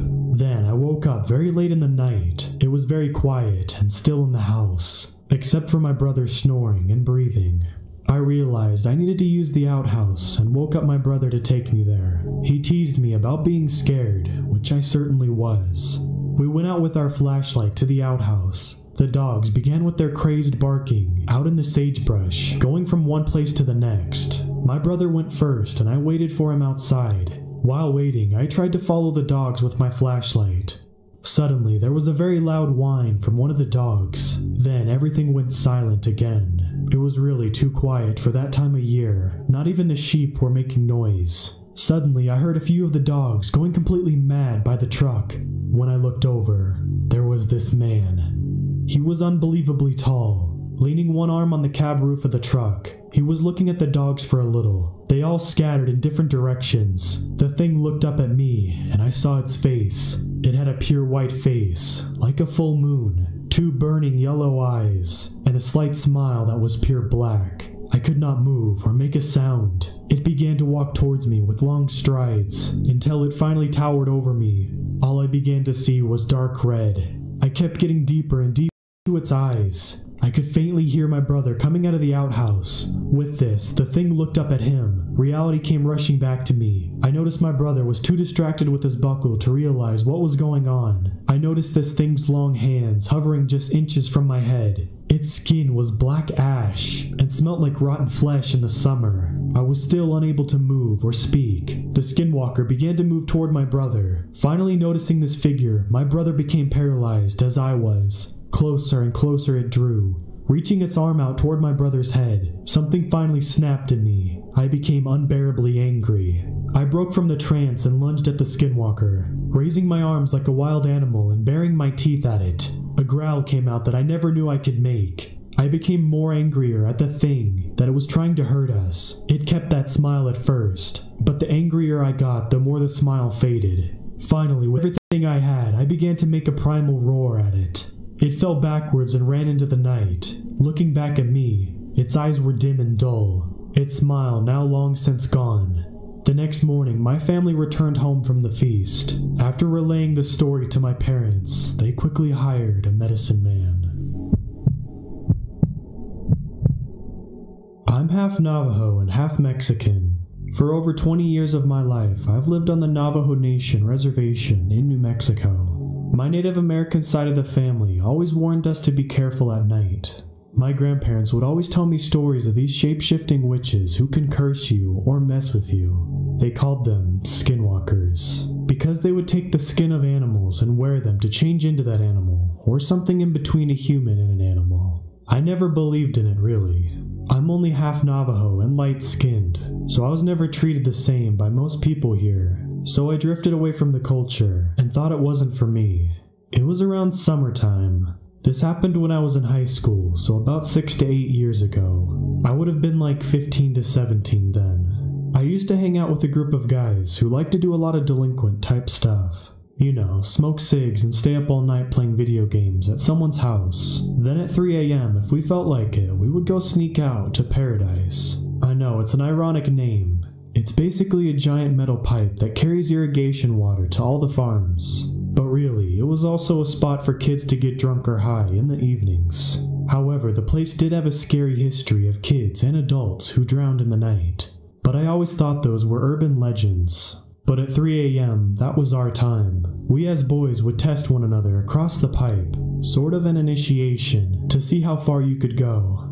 We usually could go all the way across. Now keep in mind, this pipe goes well over 3 stories high. It's also wide. I'd say as wide as an average car. We would walk this thing for kicks in a group of 9 at 3 a.m. So one night, me and a small group of friends were driving around bored at 2 a.m., wanting to spook each other. So I said let's go to Paradise and walk the pipe. As to most of these friends I was hanging out with had never done it. They agreed, pumped up on energy drinks, and we drove. It was pretty quiet. The sky was dark and the night was cold. The boys with me were Michael, Cody, Tommy, and Theral. Now, Theral was the driver because he had a car and his family was pretty well off too, so he never had to worry about cash.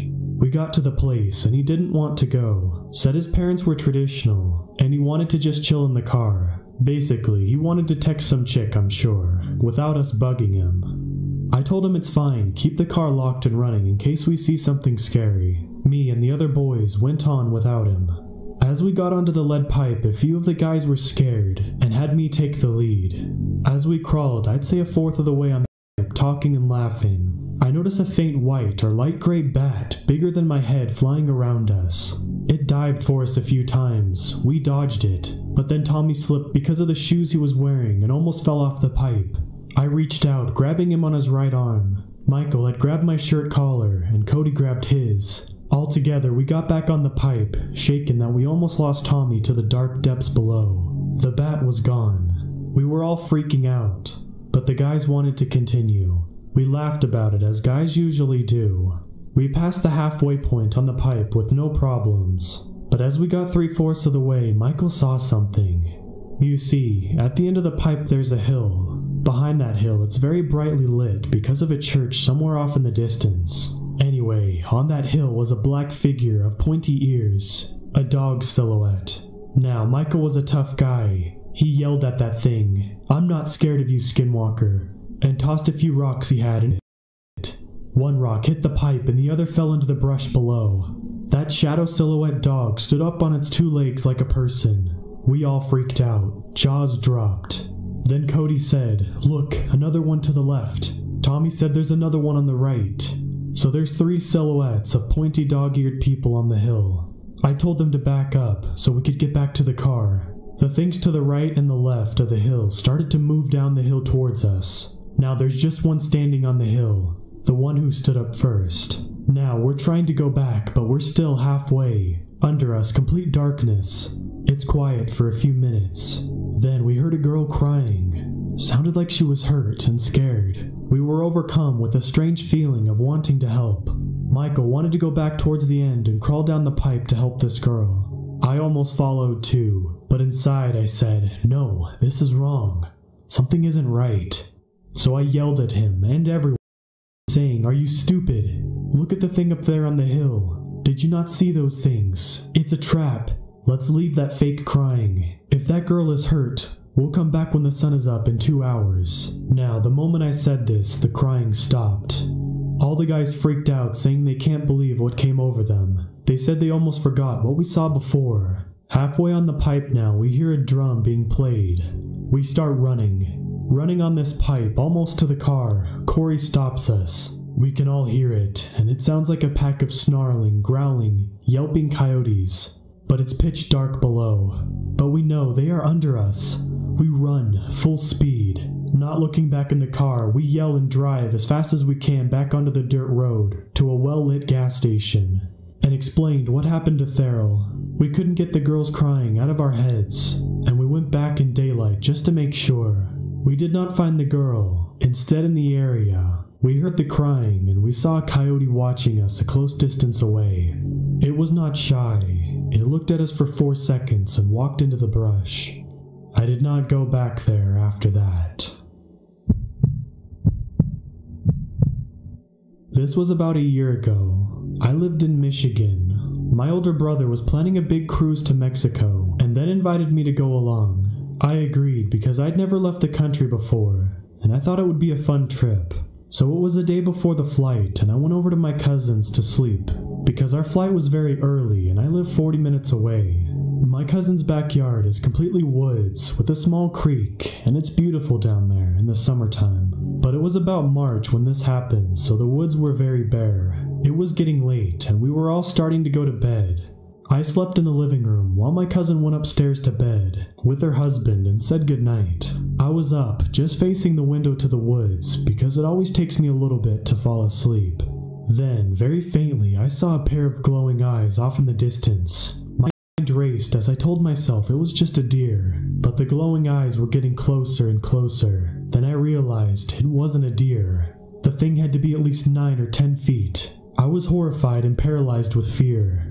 It looked like a big wolf or deer that had been decaying. The thing went back into the woods. That night I didn't sleep. When it was about 4, I heard my cousin's husband walking down the steps, and I told him about the whole thing that had happened that night. His eyes got very wide and said very quietly, "You seen a skinwalker." I've done some more research about these things, and I do believe I've seen a skinwalker. I never told anyone the story because I felt like I would be called a liar, but that was one of the scariest moments of my life. To start, I'm a white female. I was adopted 7 years ago by my Navajo family, and we've always been close despite my obvious cultural differences. Still, I learned about skinwalkers firsthand, and they've since then become an accepted part of my life. I left Utah at the end of 2012. The first story happened to my adopted uncle. He was driving through the canyon area. They live in Blanding, Utah, a spot not quite notorious for skinwalkers, but full of them nonetheless. It was dark outside, but the moon illuminated the canyon and brush, enough for him to see out of his side vision that something was running across the desert night. He was in his 40s, and at the time, he was a police officer, so a full-grown man. He started singing and praying in Navajo and kept his eyes on the road in front of him, but he was driving at least 55 to 60 miles per hour. So the shape running through the desert was keeping pace with him, despite his high speed. He said that it looked very vaguely human-shaped, but paler than any human that he'd ever seen. Still, he didn't look directly at it, and despite his singing, he was getting more and more scared. One thing my Navajo family always taught me was that these creatures feed on our fear. This one certainly seemed to. My uncle was shaking and sweating when this running thing picked up speed, outpacing his truck, and then it was maybe 30 yards ahead of him. It made a sharp right and began to run towards the road. He knew it was going to directly intersect him, and he made up his mind to put the foot on the gas. So it got closer and he sped up, and just as the two crossed paths, it jumped onto the road. He saw it for the first time then. He described it as a skinny man in jeans, with a plaid shirt, typical reservation wear, with a long face and big yellow eyes that looked like cat eyes. Its arms were thrown up over its head, and its hands were kind of flying behind it. The worst part was its mouth was open and seemed disconnected from its jaw. The chin was just flapping around, about a foot below its nose. It leapt onto the road and just as quickly jumped out of the way of the truck, and he didn't see it again. He prayed the whole way home, and they had a ceremony shortly after that. Another encounter happened to my adopted brother, who was one of the most level-headed and unshakable men I have ever met. He was 30 when this happened. He was at their dad's house, partaking in one of these ceremonies, which happens in a Hogan. The rule is that you never leave the Hogan alone, because the magic and energy that you make in one of those ceremonies is kind of like a supernatural light beacon. You never know what kind of creatures you're attracting. Still, Eric, my brother, was a pretty rational guy and wasn't afraid of the dark. He's been in the Hogan for hours, chanting and praying and all that good stuff. He needed a smoke break and to take a leak. So against the general rule, he edged out of the roundhouse and out into the night. There was nothing around except 15 or 20 parked cars, all close to the ceremony area. It was a large gathering, so Eric did his business with no incident and lit up a cigarette. He was standing there, staring off into space, when he got that feeling of being watched. To shake it off, he walked away from the Hogan about 20 feet and scanned the desert. Everything was quiet, except drums coming from the back of the tent and singing within. Just as he was about to shrug off his weird feeling and chuck his cigarette butt, he saw it. Under one of the vehicles, a dark shape with two shining eyes. The eyes were animal-like. They didn't glow on their own, but had reflective light in them, and they glinted right at Eric. They were yellow. The creature didn't have the shape of any animal he'd recognized, though. He explained it to me that it was shaped like Gollum, really skinny with a round human head. Eric walked towards the vehicle and bent down to get a closer look. Dust scrabbled around and he could hear a skittering noise. One bony arm shoved gravel his way, and the next thing he knew, the creature was gone and the vehicle was empty. But then he smelled this disgusting, puke-worthy stench. And he got scared then, because that's one of the worst things in Navajo culture. Bad smells are treated very seriously when they're assumed to be supernatural. So he straightened back up, and then he realized the source of the smell. A shadow fell over him, covering him from behind. He is around 6'2", so this thing, he said it was at least 7.5 feet. He was shivering and didn't move as it approached him from behind, until it was standing inches away. He could feel it. He could smell it, see its shadow, and then the worst thing, he felt it breathe on his neck. Eric said that it sounded like a horse or a cow when it snorts, and its breath was warm. When he looked at his feet, he saw his shoes, and behind his right foot, a big hoof. So he closed his eyes and started to sing, and right in that moment his dad and uncle got a terrible feeling from inside the Hogan. They bolted up and exited, calling his name. They found him shivering outside, too terrified to talk, and too terrified to stop singing in Navajo. It took Eric months before he shared this with us, and he did so expecting us to laugh or call him crazy, but I completely believe his story. This just happened mere seconds ago. I'm a 22-year-old female, of sound mind, pretty but not immaculate, average size, living in Oklahoma. I have a job and have never had anything that could be considered a mental episode. I live in Tulsa, the second largest city in the state. To give a little backstory, I live in a house with 4 roommates, all men. I think of them as brothers, and we never really worry about anything like intruders, and always have our 3 back doors unlocked. Now, to give you a visual aid, I live in the front part of the house, the living area, and 2 of the doors are the back doors to my roommates' rooms. The back doors lead out to a porch that overlooks our backyard.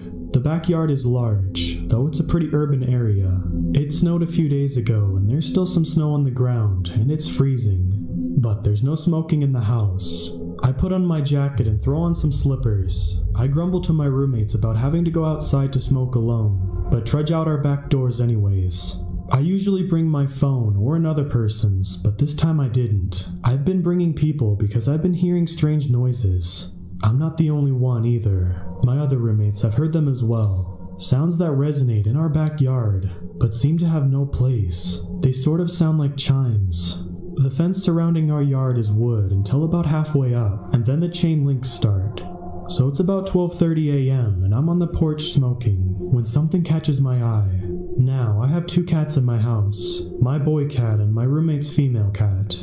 There's a cat that wanders around and tries to sneak in from time to time. And I noticed this thing that caught my eyes close to the ground and wiggling. I assume it's the cat and start looking around for something to shoo it away. Finding nothing, I resort to building a snowball and I throw it. A small one, nothing too big. I don't want to hurt it. I just want it to go on. So I throw the snowball and it hits it. It was then that I realized how big this thing was. As soon as the ball hit it, my entire body filled with an outstanding fear, one that I cannot explain. I was frozen. I watched this thing slowly stand up from the crouch that it was in. It looked like a man, but gross. Its knees was bent in the wrong way, and it had gross, sagging skin. It was unbelievably tall. Its arms were like twice as long as a person's. Its face was distorted, crinkled with the same wrinkles that creases its body. It looked at me, and I couldn't move. I couldn't breathe. With an inhuman speed, it took off towards the back of my yard, and it was gone. My feet started moving again, and cigarette still in hand. I crashed through the doors into my house. I screamed at my roommates to lock the doors and tried to calm my trembling. I can't get the image of this thing out of my mind. I can't calm myself. They keep telling me that I'm tripping, and that can't be real. But it's Christmas, I'm not on any drugs, and I know what I saw. I'm terrified. What do I do? What did I see? Update. 1:43 a.m. I forced my roommate to go outside with me, and there are prints in the snow. While I can't confirm that they are the creatures, they appear too large to be that of Tyler's or my own. My cats won't go anywhere near any of the doors. And when we were outside, we heard what sounded like a cat, but it's weird. It had an almost garbled undertone. The leaves were moving as well. I'm terrified. Update. Last night was the toughest night I've had in a long time. None of my roommates believe me, except for the one that's also seen a skinwalker. All night long there was this very strange tapping and scratching coming from the attic. I couldn't get more than 45 minutes of sleep at a time. While trading stories around a campfire, my friend recalled an encounter he had while serving an LDS mission. My friend's mission region had a reservation within its boundaries. However, it was relatively far from where he was serving. On occasion, him and his mission companion were asked to travel further than usual, to meet with some investigators. This took them near the reservation. On their way home, their car ran out of gas, and it wasn't until late that night that they were able to continue the journey home. My friend, who was driving while his companion slept in the passenger seat, chose a different route that took him through the back roads, in an attempt to get home sooner. He told us he was driving above the speed limit when he noticed movement in the woods lining the road. Because coyotes were common in the area, he took a little notice at first. Then he looked out the window and slammed on the brakes. The sudden stop jolted his companion awake, who immediately wanted to know what was wrong. My friend was shaken, and he said he would tell him once they got home. He asked him to say a prayer. By the time they made it home, his companion was eager to know what happened. My friend told him, "I looked down the road next to the car and saw 6 men running on all fours, keeping up with the car. I was driving 40 miles an hour." I'm from southern Ohio. My particular neck of the woods was hilly and full of the Amish. I lived deep in the countryside with my father, who was stricken with frequent seizures and was unable to work or live alone. My story takes place early in the autumn of 2014. I was a 26-year-old college dropout at the time and working part-time at a gas station. Thanks to this, I had a lot of free time on my hands, most of which was spent hiking in the woods surrounding my home. On one of my many solo hikes, I saw something that changed me. As stated before, the seasons had just changed to autumn, and the trees were just starting to change into the many brilliant shades that time of year is known for. I had decided after one of my shifts at work to get one last extended hike in before the cold started to set in for the year. I had left the house around 2:30 p.m. and told my dad I'd be back around 7 p.m. for dinner. Warm sun, but with a cooling breeze, remarkably low humidity, and not a cloud in the sky. Perfect weather for a hike. I had been walking alongside a creek using a large branch turned into a makeshift walking stick, my usual route, for around 45 minutes when I realized the woods were quiet. Too quiet. I stopped to listen, and aside from the running water to my right, there was not a sound in the forest.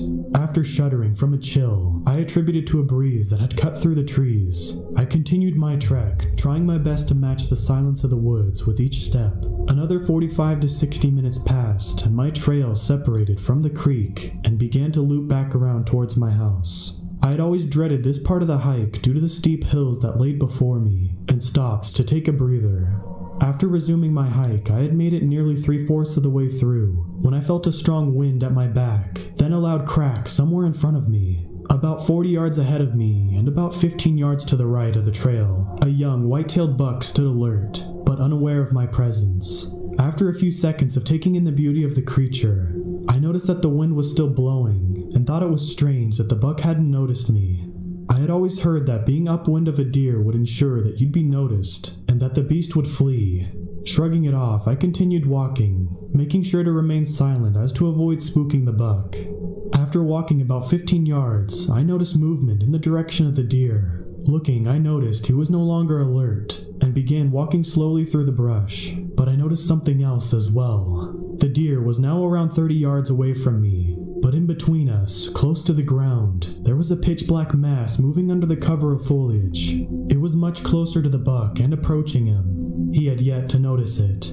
I froze, waiting to see what the strange creature was, as coyotes are the only common predator around here, and this was way too large and much too dark to be one of those. After the distance between the two forest dwellers shrunk to what couldn't have been more than 10 yards, the hidden beast stopped, and with it, the wind. Time seemed to freeze in that moment. The deer suddenly looked in the direction at me and flinched, as if it was going to sprint away, but before it could take so much as a step, a large black cat lunged at it, and instantly took the deer to the ground. While shocked at the appearance of this foreign predator, I remembered that there have been stories and eyewitness reports going around for the past couple of years of a large black mountain lion roaming the hills in my county. I could no longer see the animal through the brush, but I didn't need to see to know what it looked like. Quietly, I continued along my path, wanting to avoid disturbing the feasting feline. As I walked along, I realized I was getting a clearer view of the cougar. It was bigger than I expected, having only seen them on television or in books, and the color was mesmerizing, a deeper black than anything I'd ever seen, almost as if it was pulling the light towards it, never to escape. I stopped to marvel at the cat, and as I did, it began eating. I felt bad for the deer, but it was the circle of life and all. What felt like minutes couldn't have been more than a few seconds, and I was hit with a horrid smell attributed to the deer. I noticed that the cougar wasn't black all over. Its face and hands were the typical color. Wait, hands? Why did it have hands where the paws should have been? I began to study the creature more. Features which just seconds before were that of a large cat were becoming more human-like before my eyes. What was once a black cougar or mountain lion is now a large, bulky man with long black hair and covered in black furs for clothing, eating the deer raw with only his hands. I couldn't help but let out a quiet gasp, but it wasn't quiet enough. The man stopped and didn't move for a few moments. I knew I had to get out of there, but didn't want him to be able to follow me home.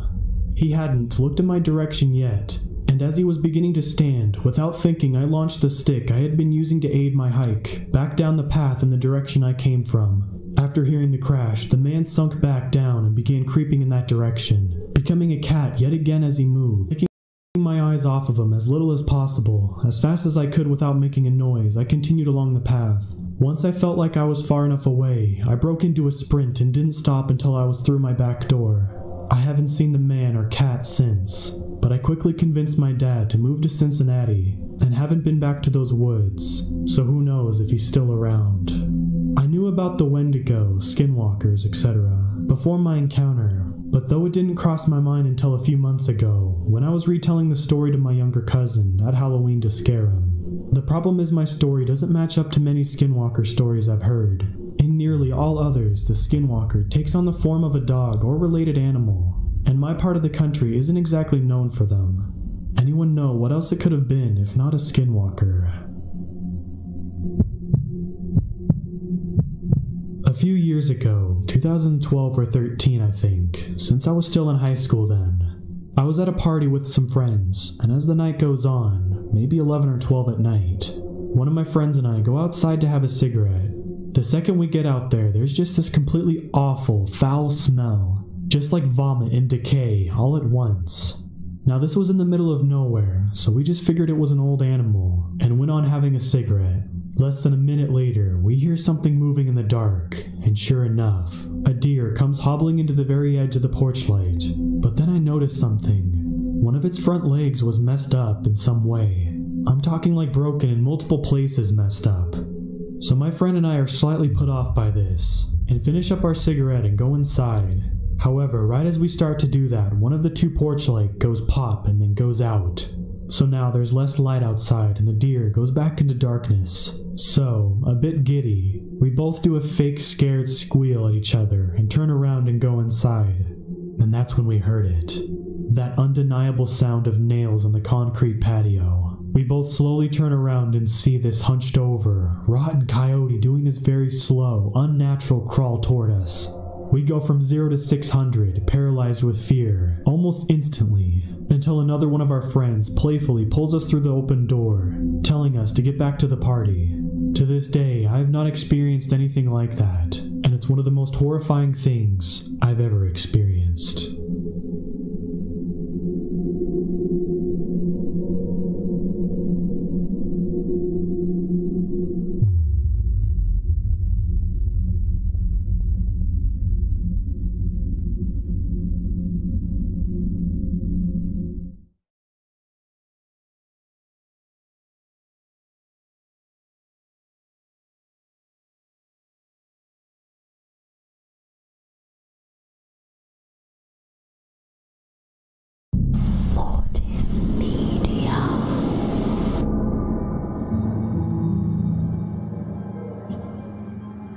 This happened 4 years ago, in a small town in Eastern Europe.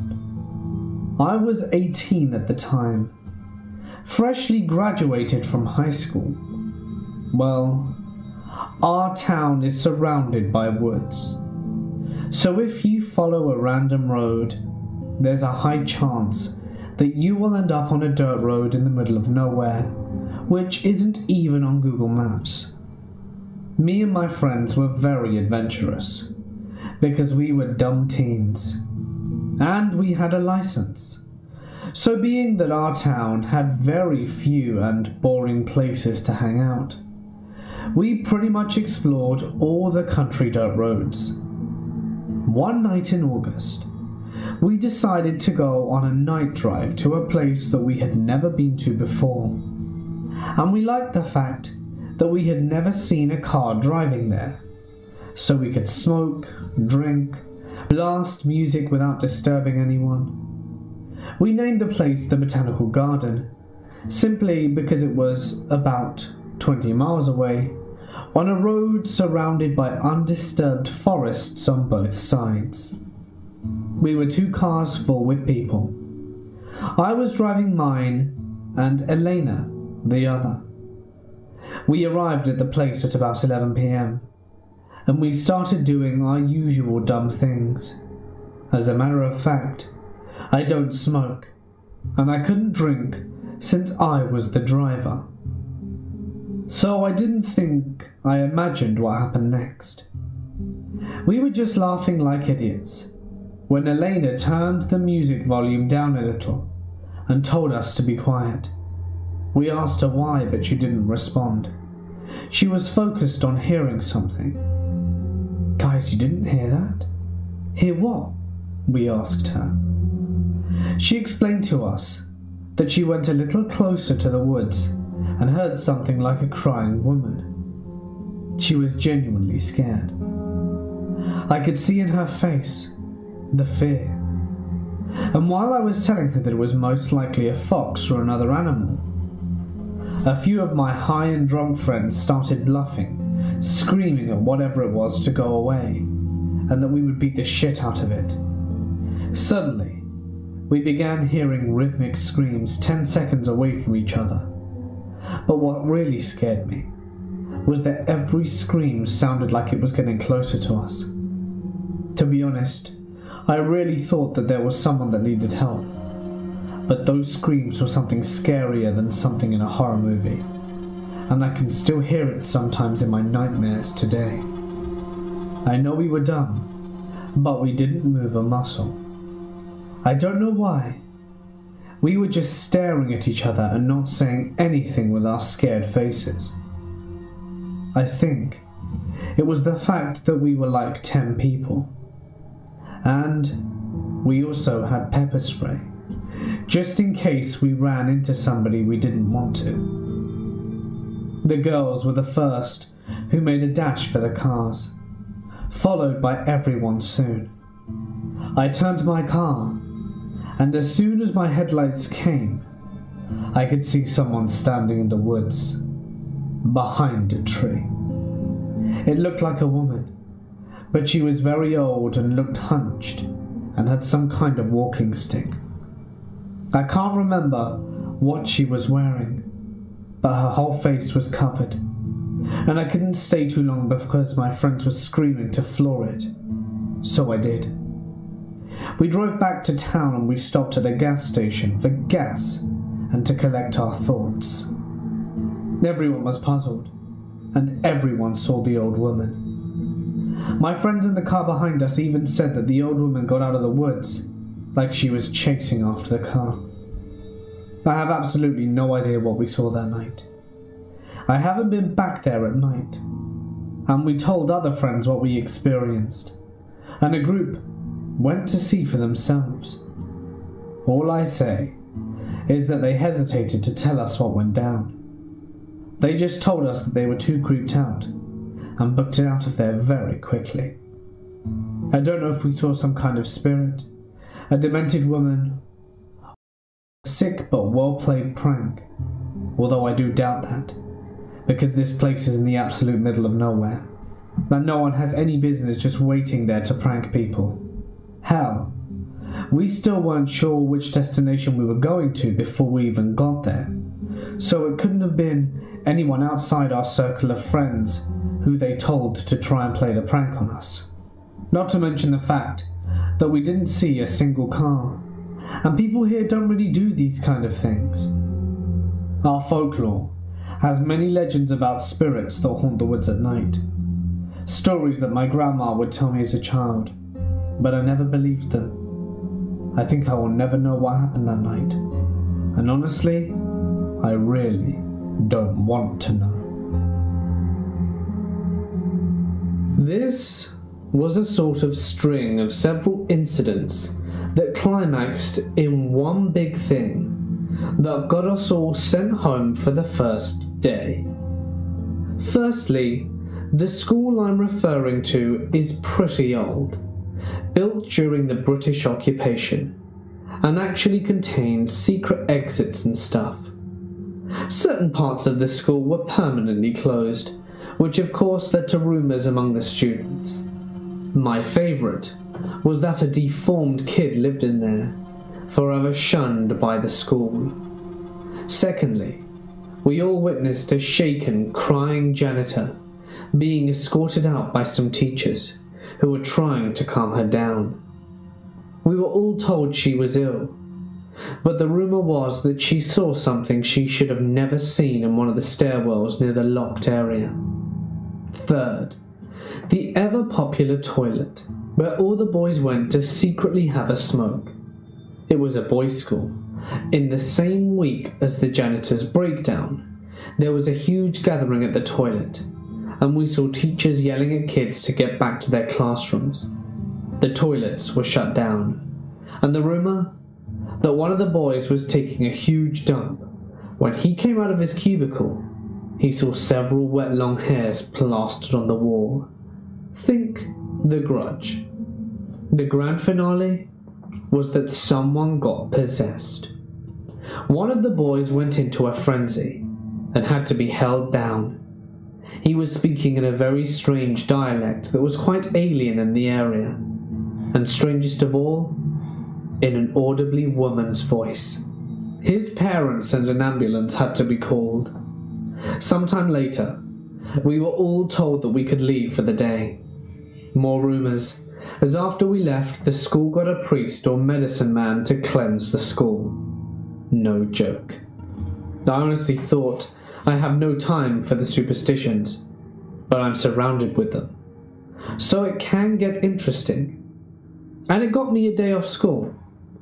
Thanks, creepy demonic entity. Me and my boyfriend love to camp.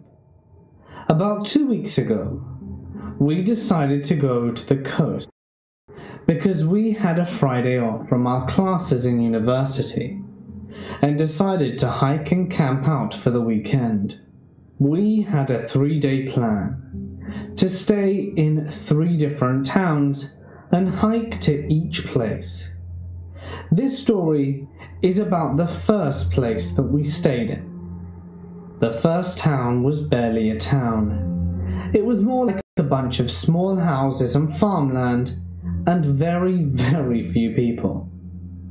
It was off-season, so normally there would have been some tourists, and since the main attraction is a huge abandoned city, left over from the times of the ancient Greek civilization, we thought it'd be rather popular. Anyway, since there were about 5 to 6 camping grounds available, one of which was highly recommended on TripAdvisor and the like, we didn't bother calling beforehand. We simply headed there and went straight to that camping area.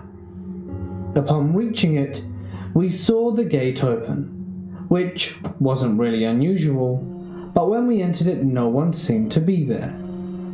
We knocked and called out for someone, and no one responded, except the outdoor bar, which was all open with expensive bottles of alcohol lining up and food left on the kitchen table, as we saw from the windows, so they couldn't have gone far. My boyfriend found it a bit strange that they would leave everything open like that, but assuming it was a small community with no crime, we didn't think much of it. We went to some other camping grounds to ask if they were open. The first one we went into said that they were closed due to their campgrounds being very messy these days, but they recommended us another place. We asked them about the first ground that we had went to, and strangely, the man said not to go there. We asked him why, and he just said, "I just don't recommend you going there." Anyway, the other place he told us to go about was also closed, and luckily in the meantime, I found a signboard for the first place, and it had their number on it. We called them and a man picked up, and told us that he and his wife were out for a couple of hours, and would be back in the evening. He said we could set up our camp, and that we would meet later. The place was a bit secluded, but it was quite picturesque, and we set our camp and left. We spent the whole day exploring and hiking around, and after a tiring day at around 10 p.m, after dinner, we started heading back. This is where things go extra creepy. When we got back, we found the place still empty. No one had returned, and it was quite late. My boyfriend called the owners again, and they said they had decided not to return tonight, but that we could leave the money under a table mat by the door. They said the kitchen and bathrooms are open if we needed to use them, and the place was dark, and the yard was where we had set up camp, and was huge without any lighting. My boyfriend immediately starts to feel a bit uneasy. He was concerned why 2 business owners would leave their property completely open to 2 total strangers with a bar full of unopened bottles and a half-open house. As we walked towards our camp, he kept subtly expressing his uneasiness and kept looking around. He usually was pretty calm, so I told him that if he wasn't feeling so strongly about this, that we could just go to where we had had dinner earlier and stay the night in a hotel room. He opened the flashlight of his phone and kept looking around, getting more uneasy. So we agreed to pack up our camp and leave. I began to pack up, since it required a lot of folding, and he was already anxious, and I told him to just stand there and give me the light. As I packed it up, but constantly, he would move the light and check the area, as I kept getting irritated because I could sense his worry, and at the time I couldn't pack fast enough because I couldn't see. At one point, he even told me in a slightly bitchy way to hurry up. And as soon as I folded the camp, we stuffed it into a bag and hurriedly packed our shit and scooted. He still seemed super anxious, and I told him to relax. The road back to the main area of the town was dark and lonely, and this is where he told me there's something I wanted to say, but not while we were still on the grounds. Well, what is it? I asked. He hesitated. Then he said he didn't want to freak me out, but he was sure that he saw someone lurking in the dark behind the wooden cabins and by the bathrooms. Twice. No one was supposed to be there except for us, and I got the chills, but I still tried to rationalize, saying it's a farm area and there must be loads of animals. Maybe a cat was moving around, but he was adamant it was a human, walking like a human would, and standing. That is why he kept checking and wanting us to hurry so much, and that's why he was telling me to hush and to keep my voice down. I almost had tears in my eyes at this point, and the hairs on the back of my neck were standing on end. I kept looking back, and almost running at this point, to the lighted area of the quiet town, and only relaxed until we reached the mansion and booked the room there. We got the key, locked it, and checked it twice. I'm generally quite a skeptical person, but I really do believe my boyfriend didn't just see things. I don't know who was back there, or what could have happened, if anything, and I don't care to know. Dark and isolated places have always creeped me out. I'm glad I never met that person. Last year, I was with a buddy of mine, and we were going to do the Hart Creek Scramble in Alberta. But due to some health conditions he had, it was going to be too strenuous to complete, and we figured we'd make it an easy day and just do the simple trail. Now, we're both climbers and have been to Hart Creek for rock climbing in the past, and had a great time. So it wasn't a surprise to see the sporadic climbers on the mountainside as we went. Hart Creek is also pretty popular, and easy for people who just want to go and have a nice nature walk, and maybe indulge in a picnic. Anyway, so we walked in, enjoying the day, watching climbers on our way by. We saw a couple even doing some multi-pitch climbing, which means basically leapfrogging up the route. We settled in for lunch about a half hour later, and left a couple of hours after that. On our way back, I remember seeing a climbing shoe in the creek and thinking, oh, someone must have lost this, and picked it up, when my buddy got my attention, and I looked further downstream. Both climbers, a young man 29, and his partner, were both lying in the creek bed, rope and harness still attached, dead. It was very surreal. We had seen these people climbing not 2 hours before, making their calls, having a good time. The first reaction I had was that there was family right behind us, a husband and wife with a young daughter, who were playing in the creek on the way down. We ran back and stopped them and explained as quietly as we could what was ahead. And before we knew it, Lucky Lou had come by. It turned out that the husband was an off-duty RCMP, and he took control of the situation.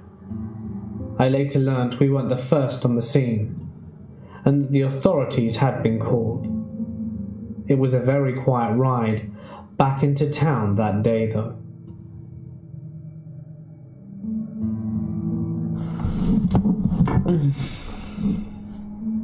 This happened when I was 16. I am now 35. My cousin moved to Phoenix, Arizona, one summer for a job. He offered to put me up for a week, and buy me a bus ticket back home if I agreed to help move down. I agreed, and we headed on the 12+ hour drive to Phoenix. The drive from Salt Lake City to Phoenix is long, dry, and boring. The town of Kanab, Utah, was an interesting stop on our way. The town is semi-famous as a popular destination for the filming of Western films. John Wayne made several films there. The town was also home to a restaurant employing one of the worst waitresses in waitressing history. The border of Arizona is not far from Kanab, and shortly after crossing it, I witnessed some scary shit. Desert was all that surrounded us, and we drove down the dark Arizona highway. An occasional truck or car or diesel appeared, but we were mostly alone. The northern portion of Arizona's highway is sprinkled with frequent Native American stores, but much of the landscape is decorated by abandoned, simply made wooden structures that used to sell handmade Native American items. One can imagine a time when these structures housed a proud, lively business. Now these abandoned structures are little more than wood-colored by poorly designed graffiti, which makes the sad, boring, lonely desert drive even more of a depressing undertake. It must have been about an hour or so after passing and stopping to pee at some dam on the Arizona-Utah border. My bad memory tells me that the visitor center at the dam was closed, so we peed in some bushes in the desert. But there's a good chance that we just decided to pee in the desert because it was easier. Either way, we peed in the desert.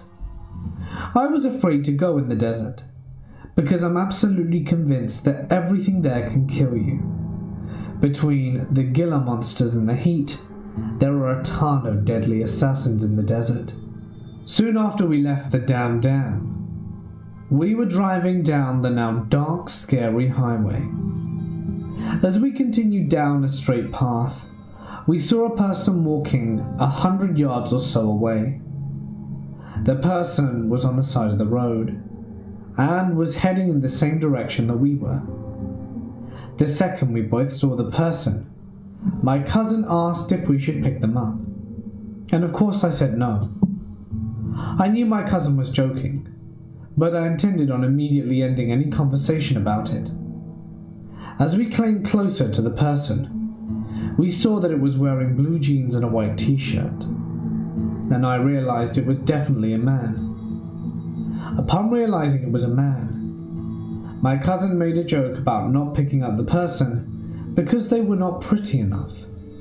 I laughed, but I didn't give a shit if it were a woman, or how big her hypothetical boobs would have been.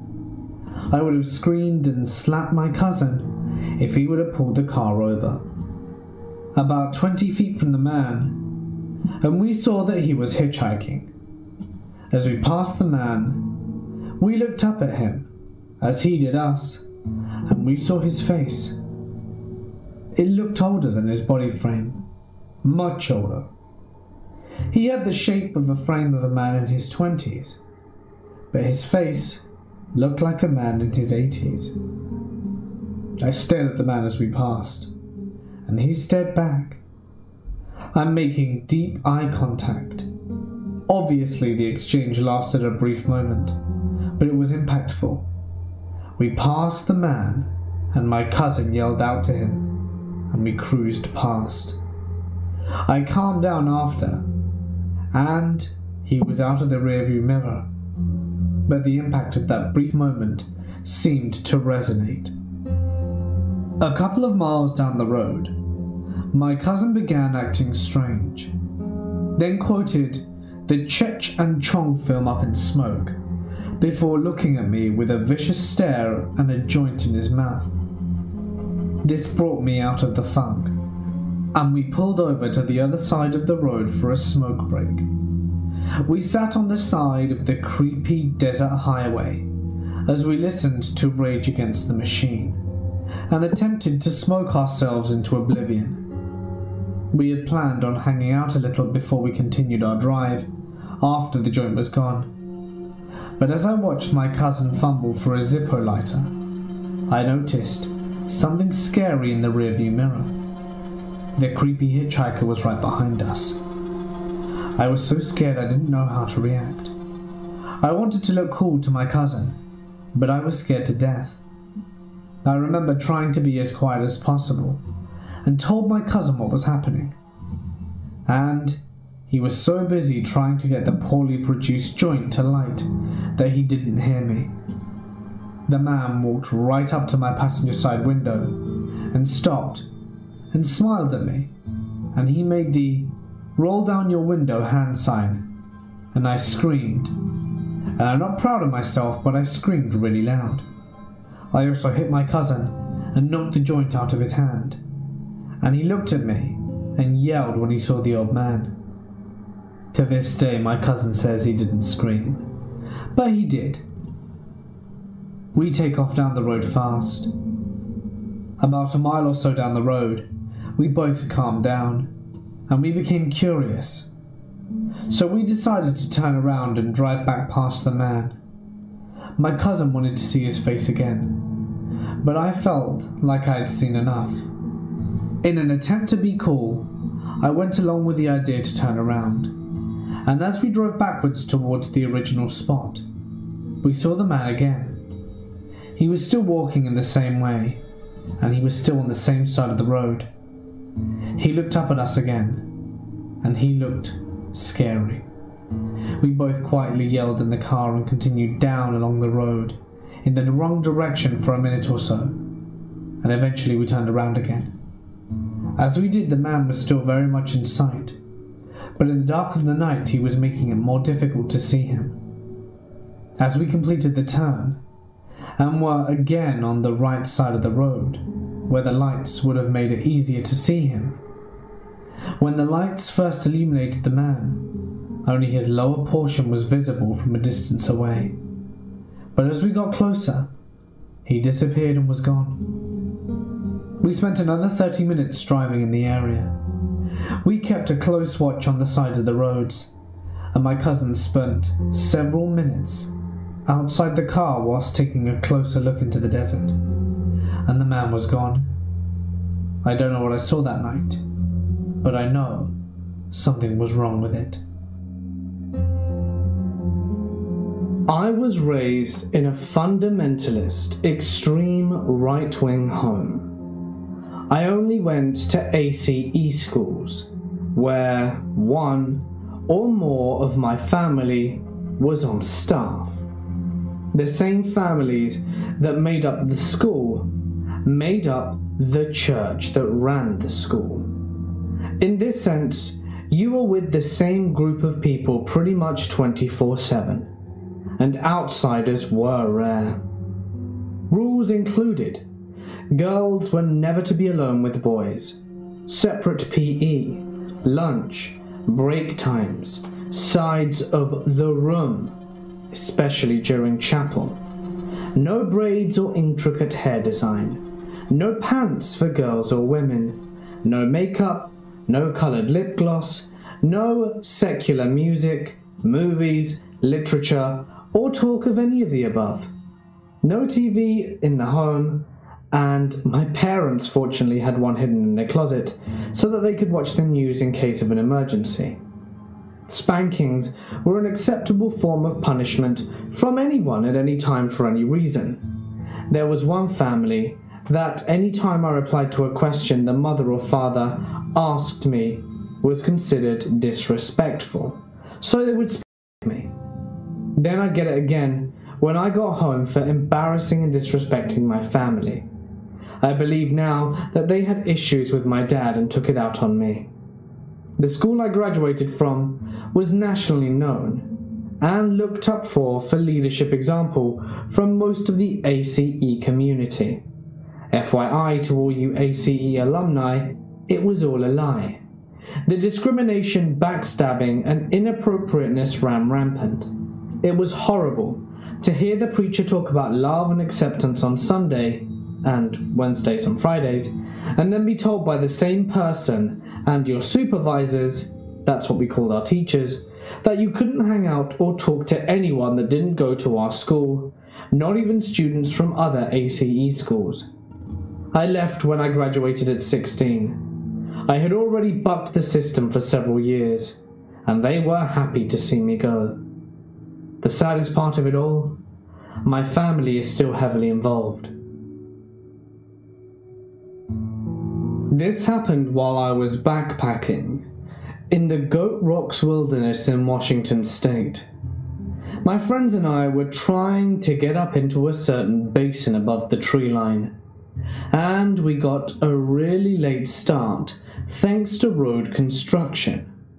So we were really hoofing it up the trail, trying to make camp before dark. My friend hikes way faster than I do, so he got way out ahead of me. And by the time I got to where our detour from the main trail up an informal boot path would take us up into the basin, he was nowhere to be seen. So there were no campsites near where I stopped.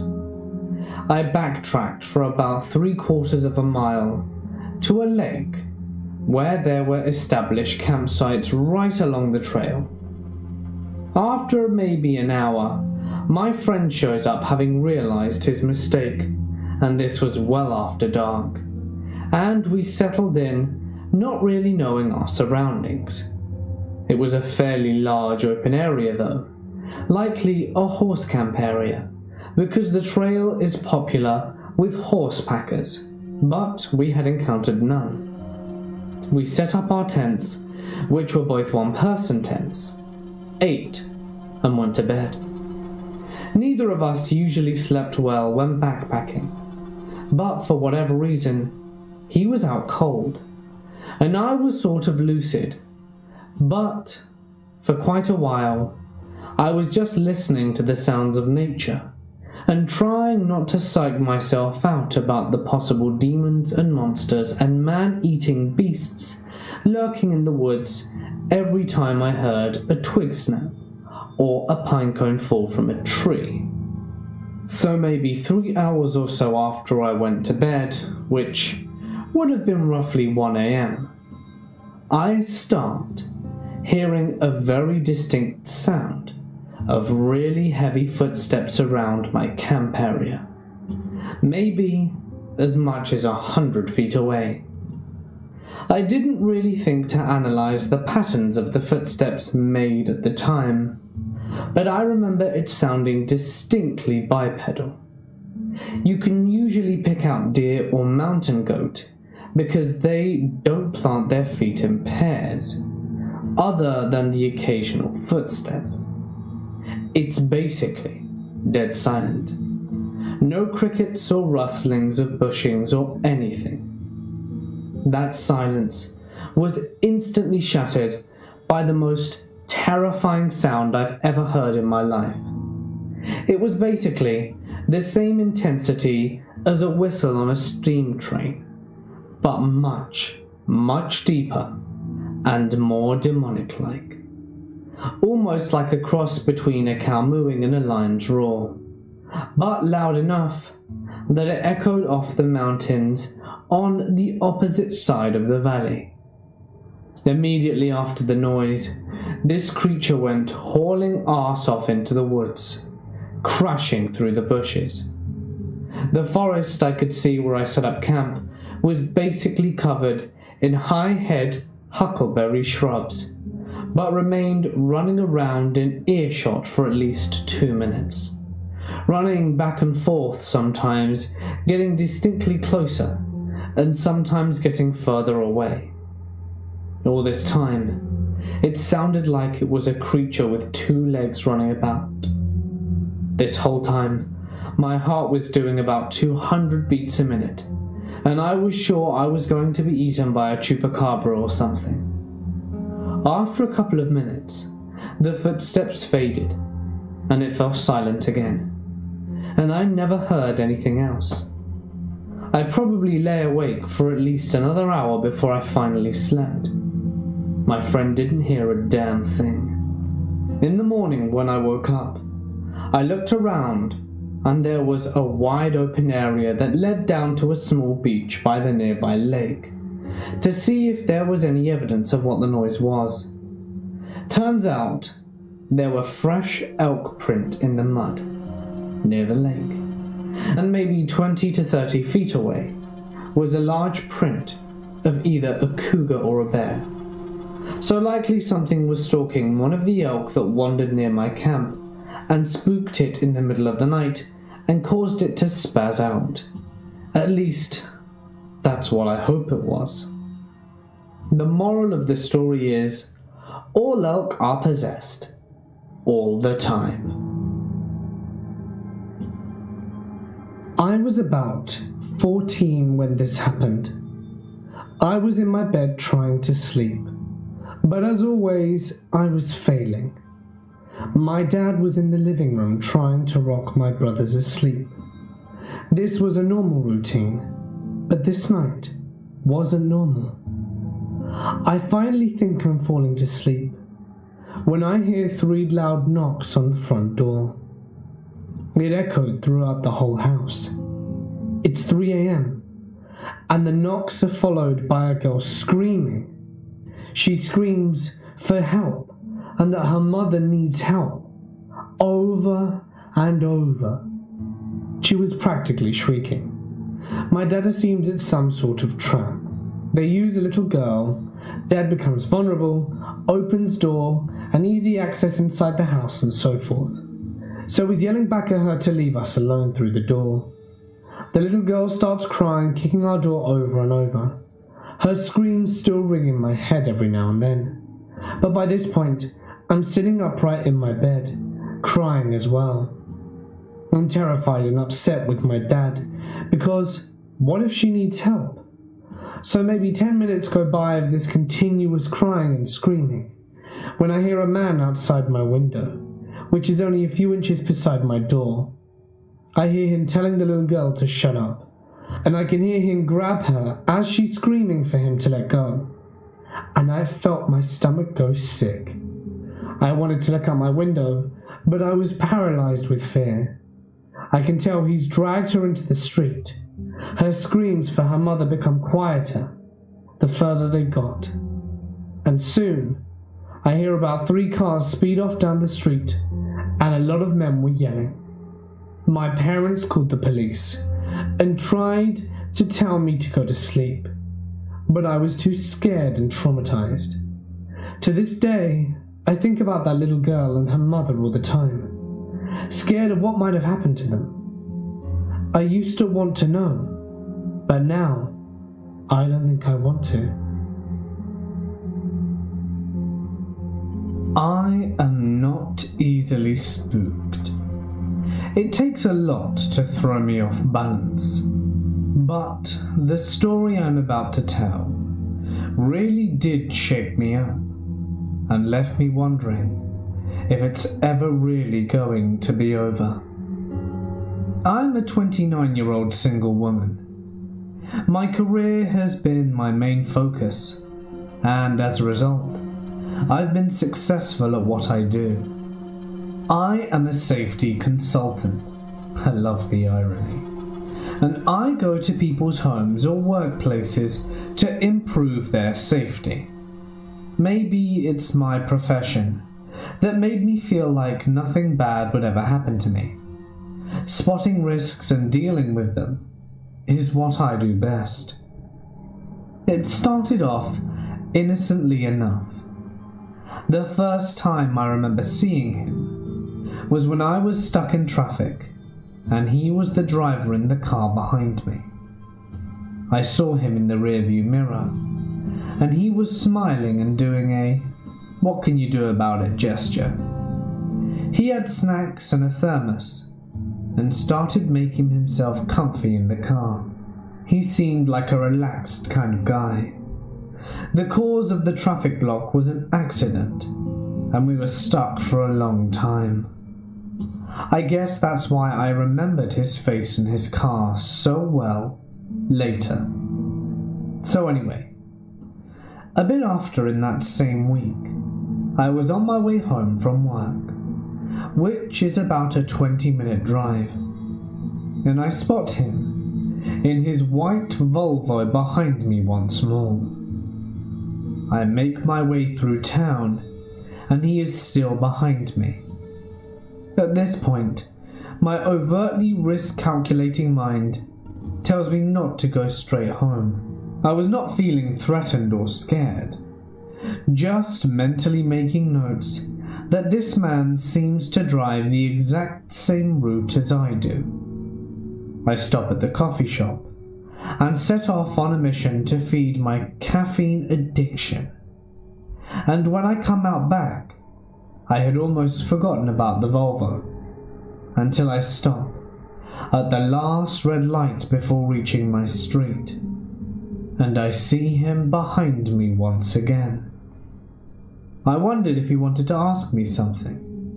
As I got out of my car, I had my pepper spray ready in my pocket, just in case. But the Volvo drove straight past me, and the driver did not even look my way. I'm just being overly paranoid then, I thought. My co-workers said it would happen if you stayed in the business for too long. Fast forward a few days. I was working late one night and suddenly got a text message. I got the kind of alarm system at my house that will send you a text if anyone tries to get in or tampers with the alarm. I hurried home to check, but found nothing out of order. A case of malfunctioning, maybe? The next morning, my boss phoned me and asked if I wanted to go meet with a client out of town. He had asked for me, a recommendation from another client. Flattered and eager to land a new big client, I agreed. Since I have zero talent for map reading and finding my way, I used the GPS in my phone to get the address right. The longer I drove, the less eager I became. The risk calculator in my mind woke up, pointing its index finger at the things that didn't totally make sense. Why did the client say no to the normal process? A telephone contact to discuss the situation and get a picture of what it is that we can do and what it would cost in order for us to get involved. Why a meeting right away? And without giving any details about what sort of property it was. I stopped the car and considered the situation. Was I overthinking it? Had I started to become really paranoid without noticing? Or was there something strange about this? I decided that I was probably seeing patterns that weren't there, and I went ahead to find the address. It was hard as the GPS on the phone stopped working, with no service out here in the middle of nowhere. As I saw the property, I got a strange feeling again. It didn't look like a place that anyone would invest any significant amount of money to protect. It was an old building, old tires, and junk scattered around the yard, and nothing of value anywhere to be seen. Who would want to go out of their way to protect this? Following my instincts, I drove around the property to the back of the building, and I didn't see anyone around, which added to the growing feeling of get the hell out. As I drove around the corner, I saw a tarp covering a car. The tarp was too small to cover the whole vehicle, and I immediately recognized the shape and color of the white Volvo. I locked the doors and started to turn the car around, and suddenly there he was, blocking my exit. He was dressed in a suit that that looked like it had seen the light of day when his grandpa was younger. He wasn't smiling anymore, not looking like a nice, relaxed guy. He was looking nervous and strained. He started walking towards me, and I could see that he was wearing thick leather gloves despite the hot weather. I looked for an alternative way out, because, let's face it, you don't want to run a person over if you can avoid it. It would be hard to claim self-defense without any harm done to me. Maybe he was just a socially challenged person who didn't know how to show his interest in a normal way. "Come on out," he said, with his voice sugar-sweet, but his face showed no emotion. "Get out of my way," I said, opening the window a small amount. "I just want to talk to you. Please shut off the engine and talk to me. I made scones especially for you. I just want to chat." Saying this, he looked very sad and defeated and lonely, and I almost fell for it. What if he was just really lonely, and wanted to invite someone over and had no idea how to do it? The gloves, the hidden car, the alarm system at your house? My inner voice reminded me. "Please don't be mad. I just wanted to surprise you. Don't you like surprises? All the magazines say that you should surprise your lady with spontaneous romantic things, and I cooked, just for you. Please at least let me show you the decorations I made. Please?" He thinks I'm his girlfriend? Holy shit. Okay. I smiled. I understood. "You spooked me at first, that's all. But I recognize you now. I'll just park the car on the front yard, and then we can go have scones." The moment I finished my sentence, he started shaking his head. No, park here, it's okay." "Okay," I said, still smiling as convincing as I could, turning off the engine. Then I started pulling at the locked door, pretending it was stuck. Oh my god, the door is doing this again. Damn it. I meant to get it fixed, but I never had the time to take it to the garage. You know what it's like, right? Maybe you can do it for me someday, sweetie." He nods happily, and runs up to the car to help me with the door. He pulls downwards and gives it a really hard yank. I instructed as I slowly moved my hand into the ignition. I got the car going, with him still holding onto the door for dear life. He cried and screamed and kicked as hard as he could, but he had to let go.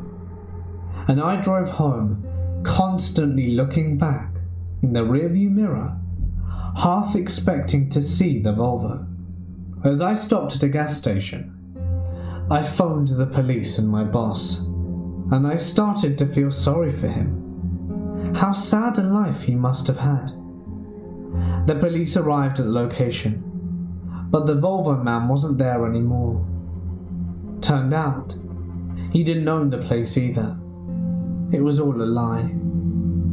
They did find a table set for two, with roses and scones and now cold tea.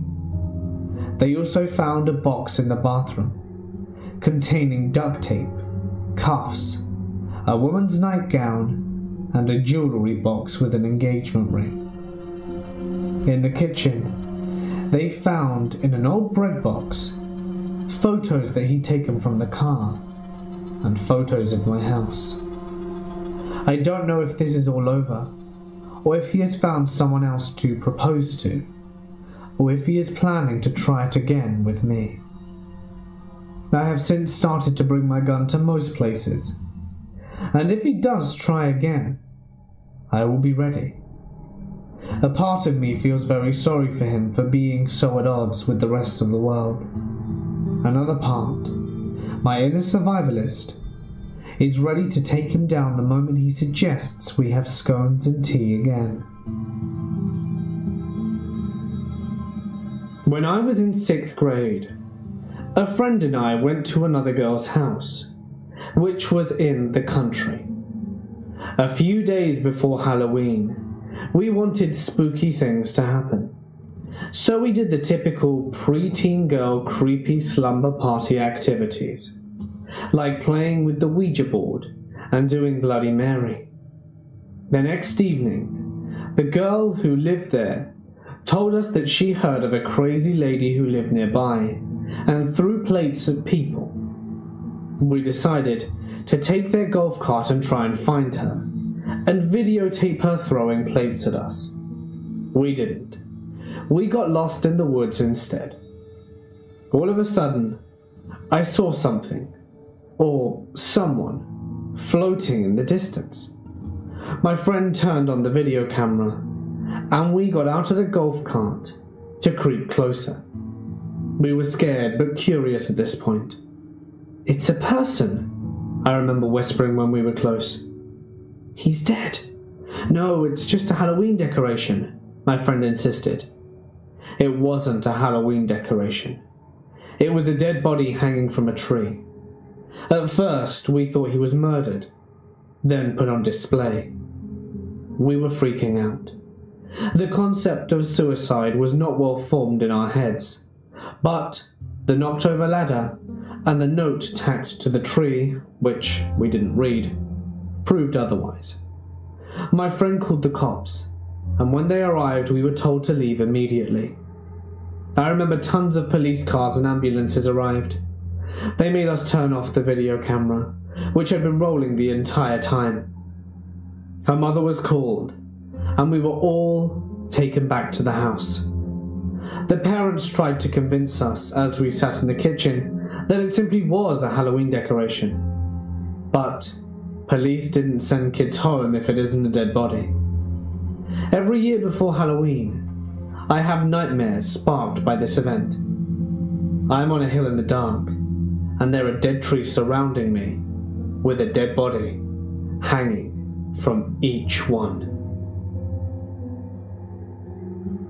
This must have been around 1992, and I was camping and hiking with a friend of mine in the Lake District, and we were making our way through Borrowdale along the Derwent. It's a popular spot of the country, and there's always plenty of tourists out and about.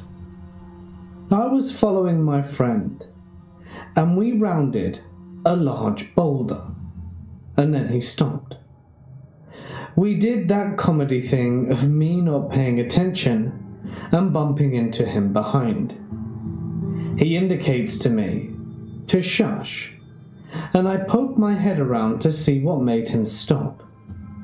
Stood in the middle of the river was a masturbating man. Shirt pulled up and tucked under his chin, trousers nowhere to be seen.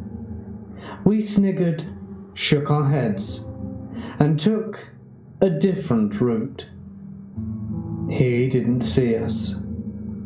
We ambled and dawdled further along, and after, we stopped for a snack, and we could hear what sounded like girls squealing. We decided to investigate, and who did we see but the masturbator once again, with trousers around his ankles this time. Only this time, he's flashing at girls on the other side of the river. Gripped by an adolescent sense of justice, we decided that something must be done, but being a pair of fairly weedy nerds, we thought getting the police would be better. It was agreed that my friend would jog up to the nearest road, flag down someone to call the police, and I'd remain behind to keep an eye on Mr. Wavy Penis. I skulked, unseen behind a tree, and kept watch. After a couple of minutes, something must have unnerved the wanker. I am assuming an infuriated parent started to wade across the river or something.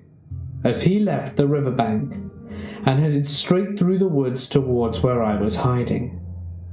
I was sitting in a hollow in the roots of a tree, and he walked straight past me and turned to look behind him. He was only feet away, and I stopped breathing.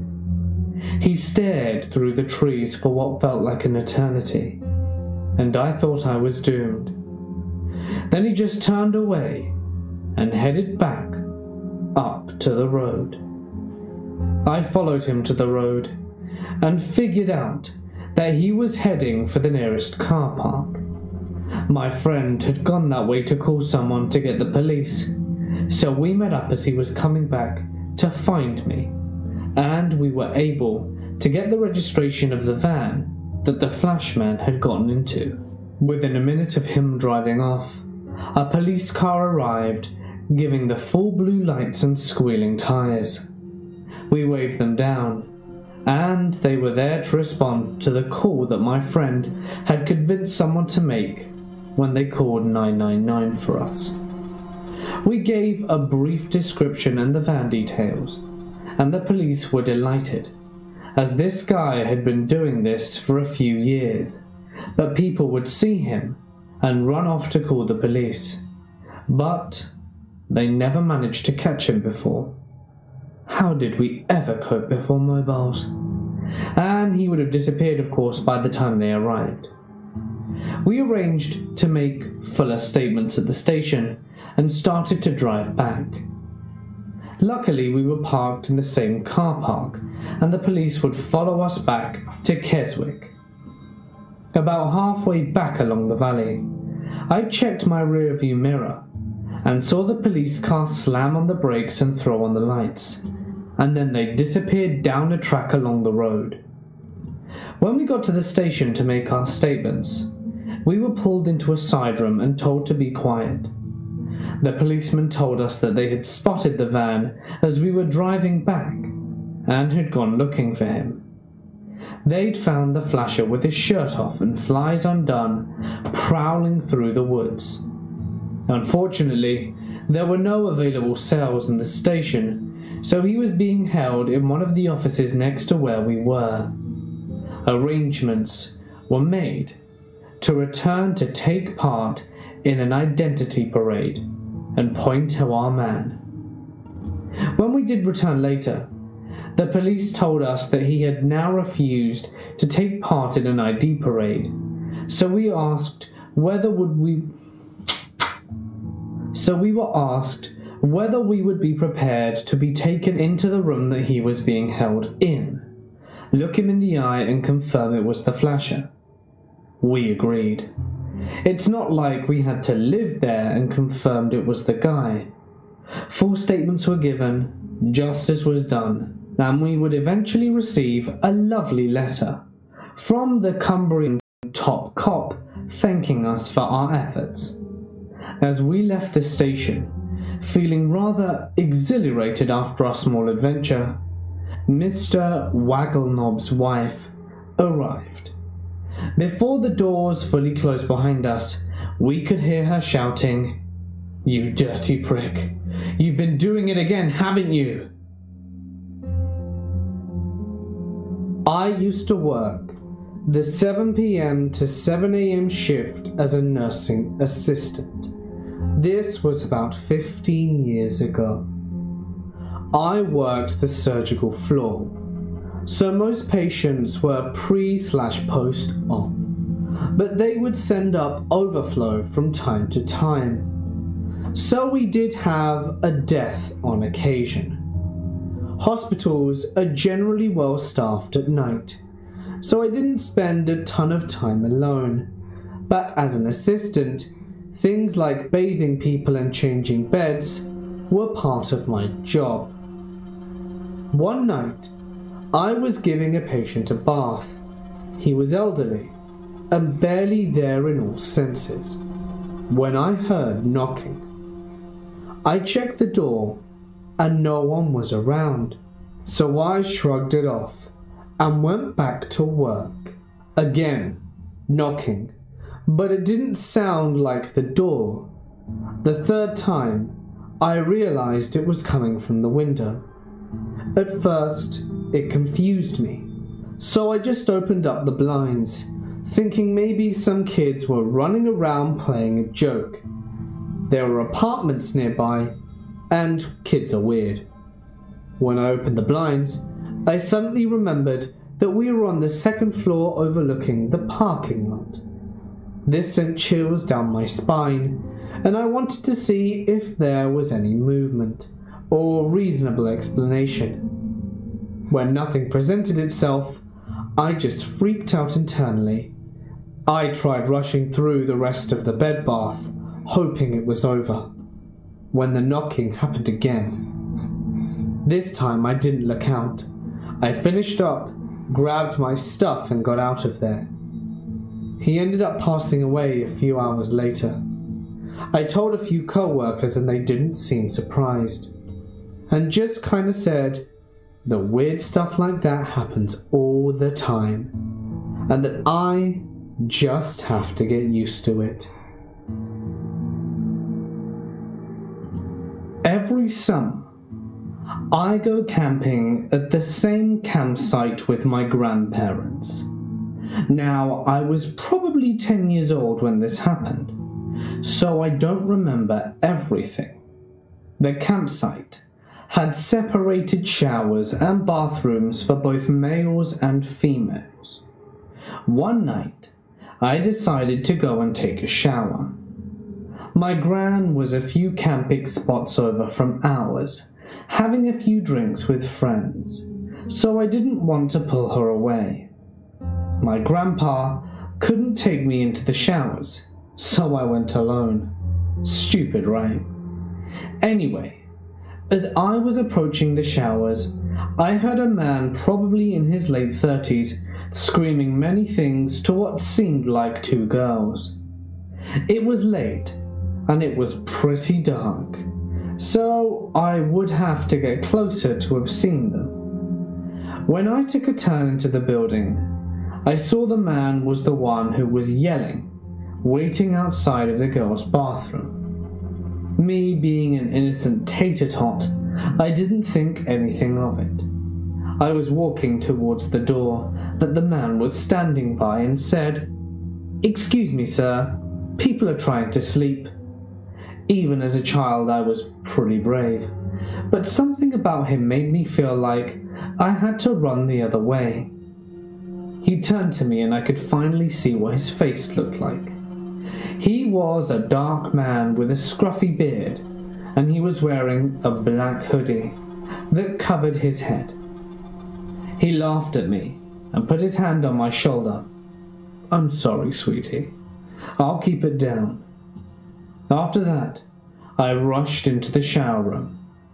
Once I closed the door and locked it, I guess he had heard the lock turn because he whispered, "Shit," and knocked on the door and asked if I could unlock it for him.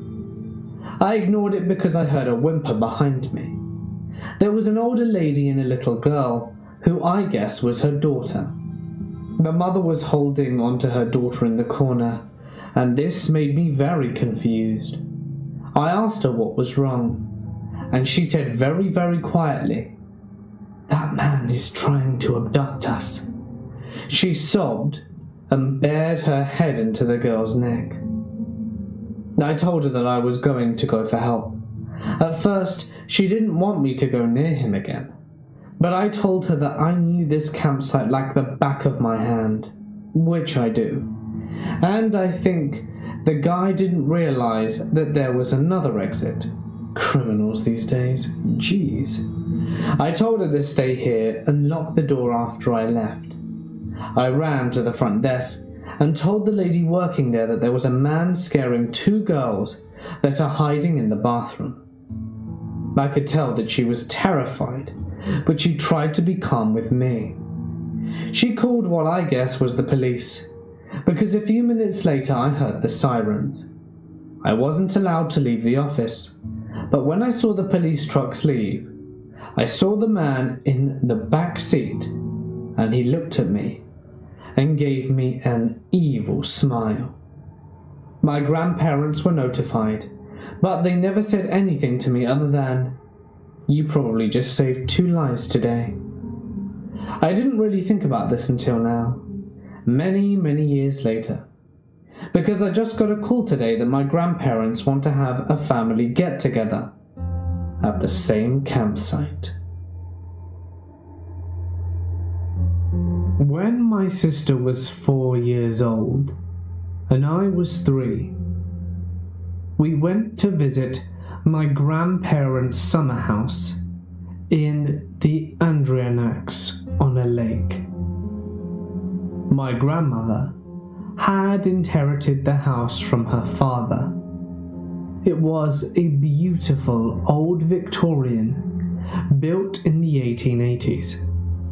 Once we got there, my sister started talking about a friend who she met at the house called Missy.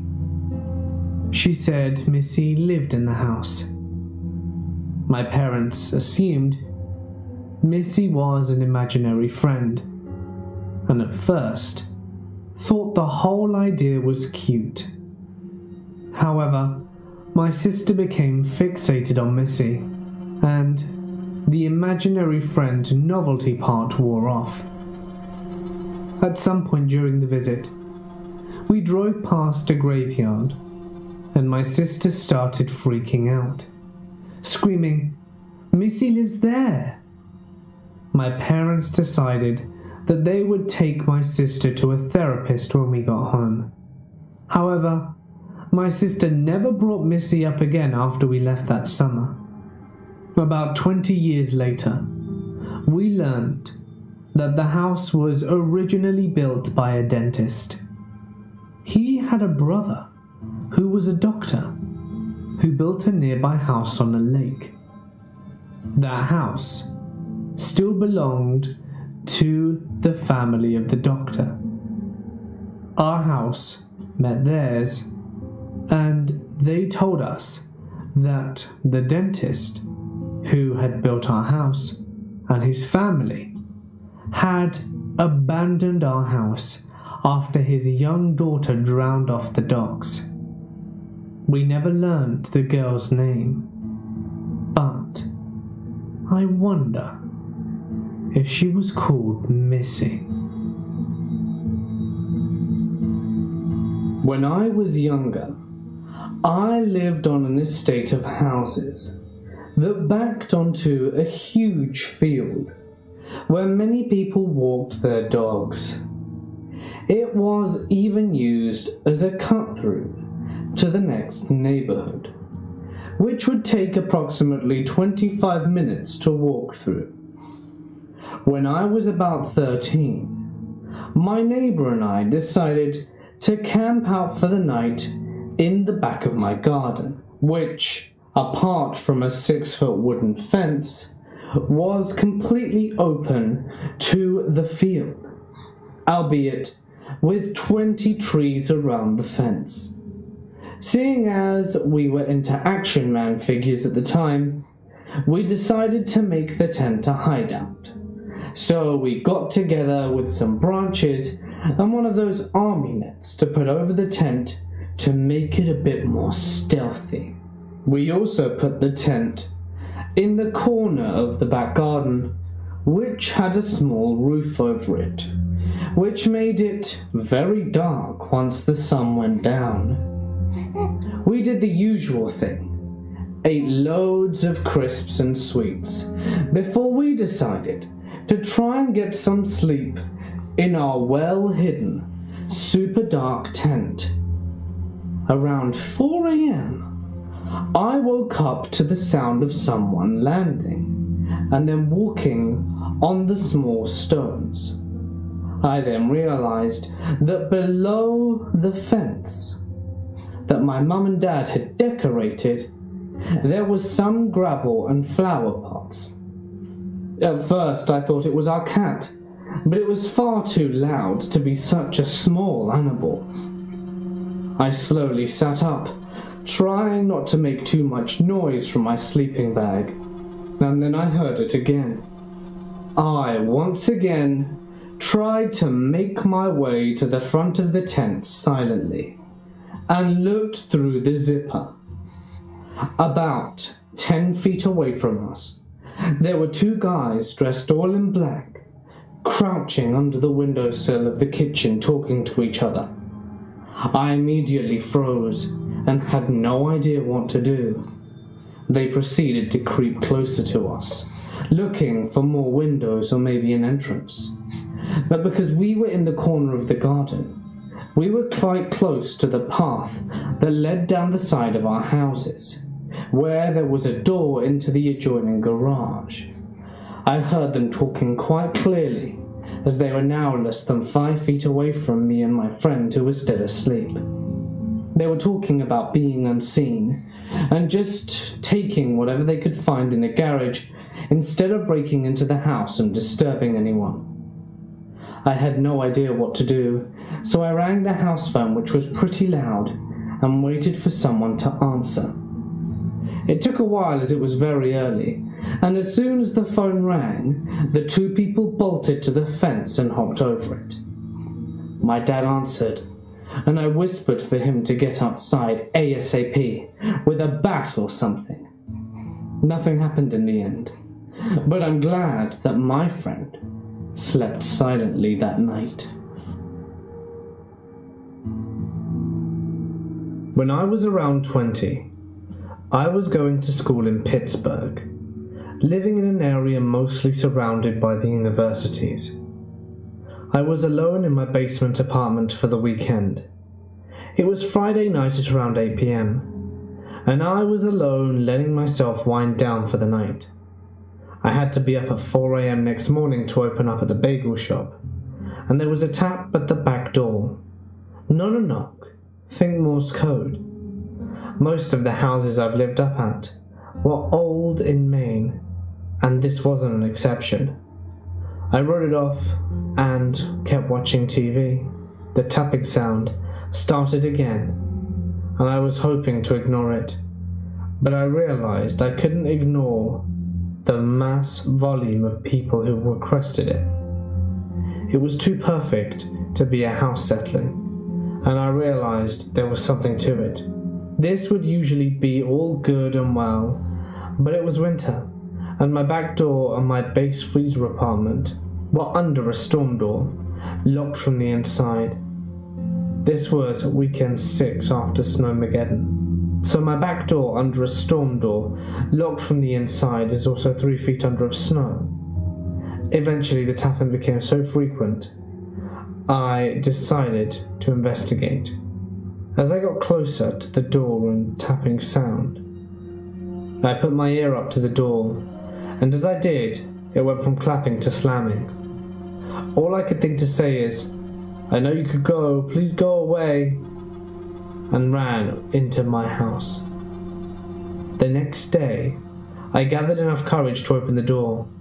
The padlock was still done. I went through my kitchen's neighbour upstairs to get into the backyard, and my storm cellar was still under the pristine blanket of snow, and no one had been able to bear it or roll it into a cat or a snowman. Every now and again, there's certain important situations I'll hear about the taps, and usually followed by something benign or mischievous. Despite a few creepy instances as a child, there has only been one time in my adult life that I have truly felt primal fear. I live in a village in the middle of the English countryside. To paint an accurate picture of its size, it has a population of 4,000, but it feels more like 1,000 due to its spread of nature and being surrounded on all sides by lots of fields, farms, and woods that eventually connect onto a pretty famous forest. It's kind of on the middle of nowhere, and because of this, it has notoriously bad phone and internet connections. Having lived here all my life, I know the place like the back of my hand. I know where all the public footpaths through the woods and fields are, and where they connect to. and where to cross deep streams. I have gone on walks in this area throughout my childhood, with parents and alone as an adult. Nothing bad has ever happened, and I felt safe here. This story takes place last summer in July, after I moved back home from university. I had yet to get a job and smoked a lot of weed, a habit my parents despised, and which I tried to keep hidden from them by going for evening walks. Multiple pre-rolled joints hidden away in my hoodie pocket. As usual, this day they both got home at 5 p.m. We had dinner, but chatted for a while longer than usual, as my mother had quite a hectic day and was telling me all about it. Because of this, I ended up heading out for my walk an hour later than routine, about 7 p.m. But as it was summer, the sun was still shining, so honestly, I didn't really notice that it would start getting dark while I was still out. The woodlands closest to my house are less than 5 minutes away, and you enter through a gate into a farmer's field. You can see across the open area quite far, until the first set of small woods obscures your view.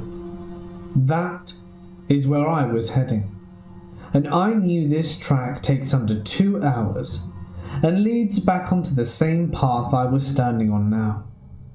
More than enough time to smoke 3 joints in my pocket, and for the smell to leave my clothing.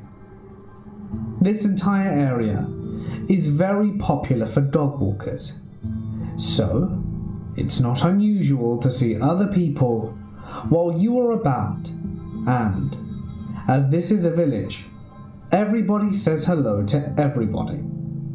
I lit my first joint, and I started walking.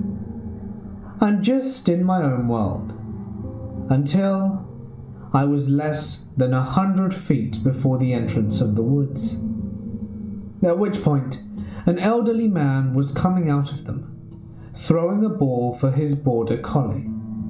I finished my joint and stubbed it out, and as I got closer, I recognized it as John, who lived on the road next to mine and knew my grandpa. We stopped, said hello, and I stroked his dog, Max. While talking, I see another man coming out of the woods.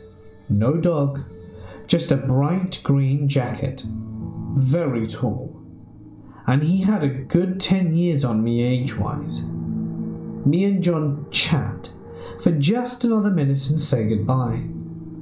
He warns me not to stay out too late, as it was getting dark. True, the sky was now a bright pink and orange, and the sun was indeed beginning to set. I hadn't really noticed. I continued on down the path towards the man, where we went nearly passing each other. We did make brief eye contact, smiled and said hello like everybody else does. When my eyes met his, he was already looking at me. His dark eyes locked on mine, and he wasn't smiling. I didn't know him at all, but I knew something was wrong. It was in his eyes. I swallowed my politeness and looked at the ground as we passed. I had lived in my university city for the past couple of years, so I knew a red flag when I saw one, and my country bumpkin manners evaporated. I quickened my pace a little, and before entering the woods slyly, I looked back. The guy was still walking in the same direction following John. I felt relieved, laughed, cursed the weed for making me paranoid, and, as expected, lit up another and started walking deeper into the woods. It takes about 30 minutes to follow the path through the woods to the end. The pathway exit opened into another field that led to another set of woods. The sky was now violet, the dimming light having been obscured to me by the trees. I was already smoking my last joint, and was near the entrance of the second set of woods, when I felt it. Fear. Complete, crippling fear.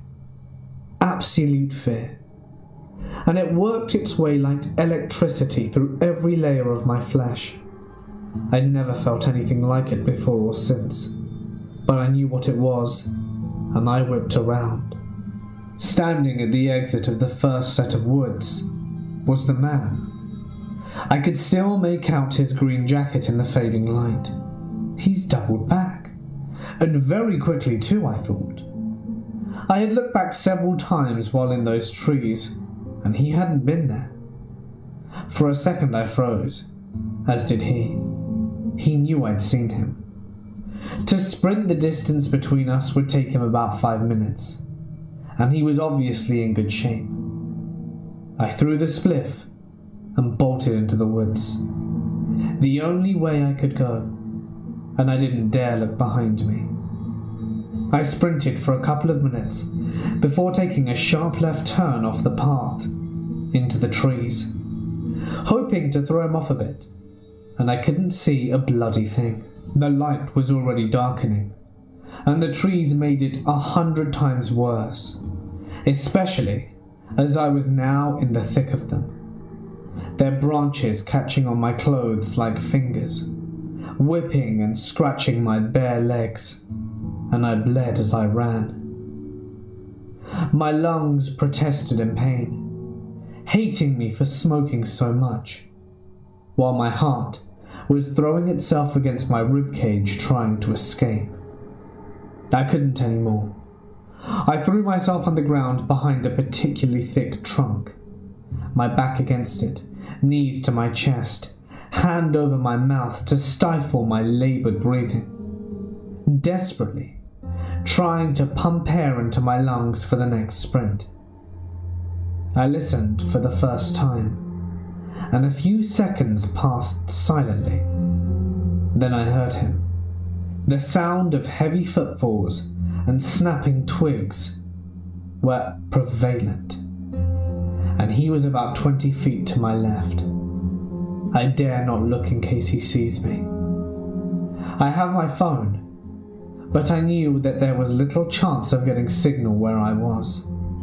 I knew he would either hear me talking or see the light from the display.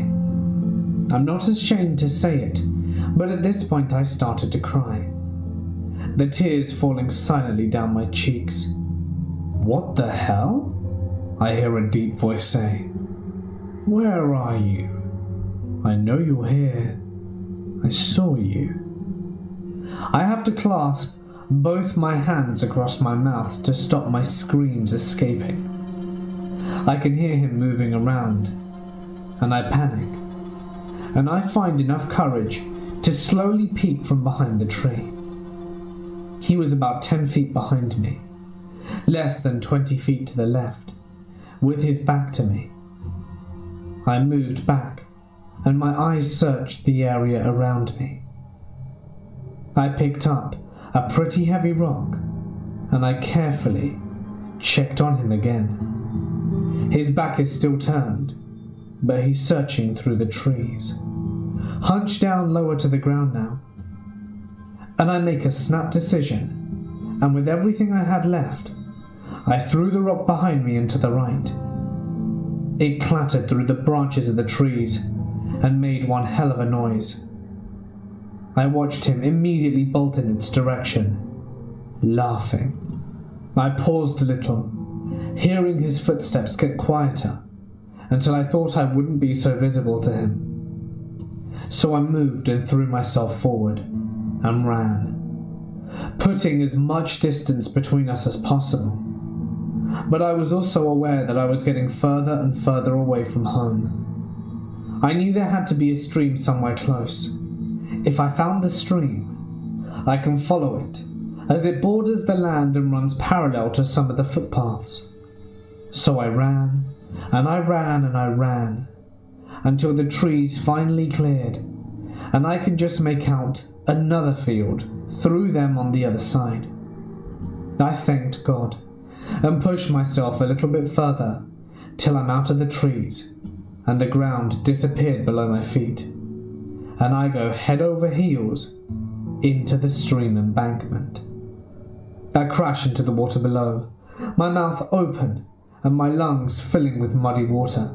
As I splutter it out, I feel both relieved to have found the stream and terrified he's heard me. My phone is now ruined. I slowly make my way downstream as quietly as possible, listening out for him the whole time as the stream borders the woods, looking up periodically just in case. After a while, maybe half an hour, I notice the trees begin to thin out and realize this is the edge of the woods where I would have been exiting, where the pathways connected to the original one I'd started on. If I ran, I could get home in less than 20 minutes.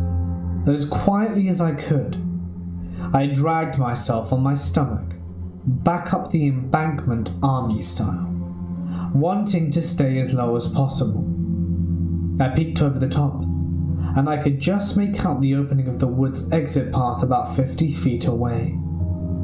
I scanned the forest line for a couple of minutes, my eyes trying to make out movement, despite it being pitch black. Nothing. I couldn't hear anything either. I pushed myself and sprinted as fast as I could across the field onto the pathway.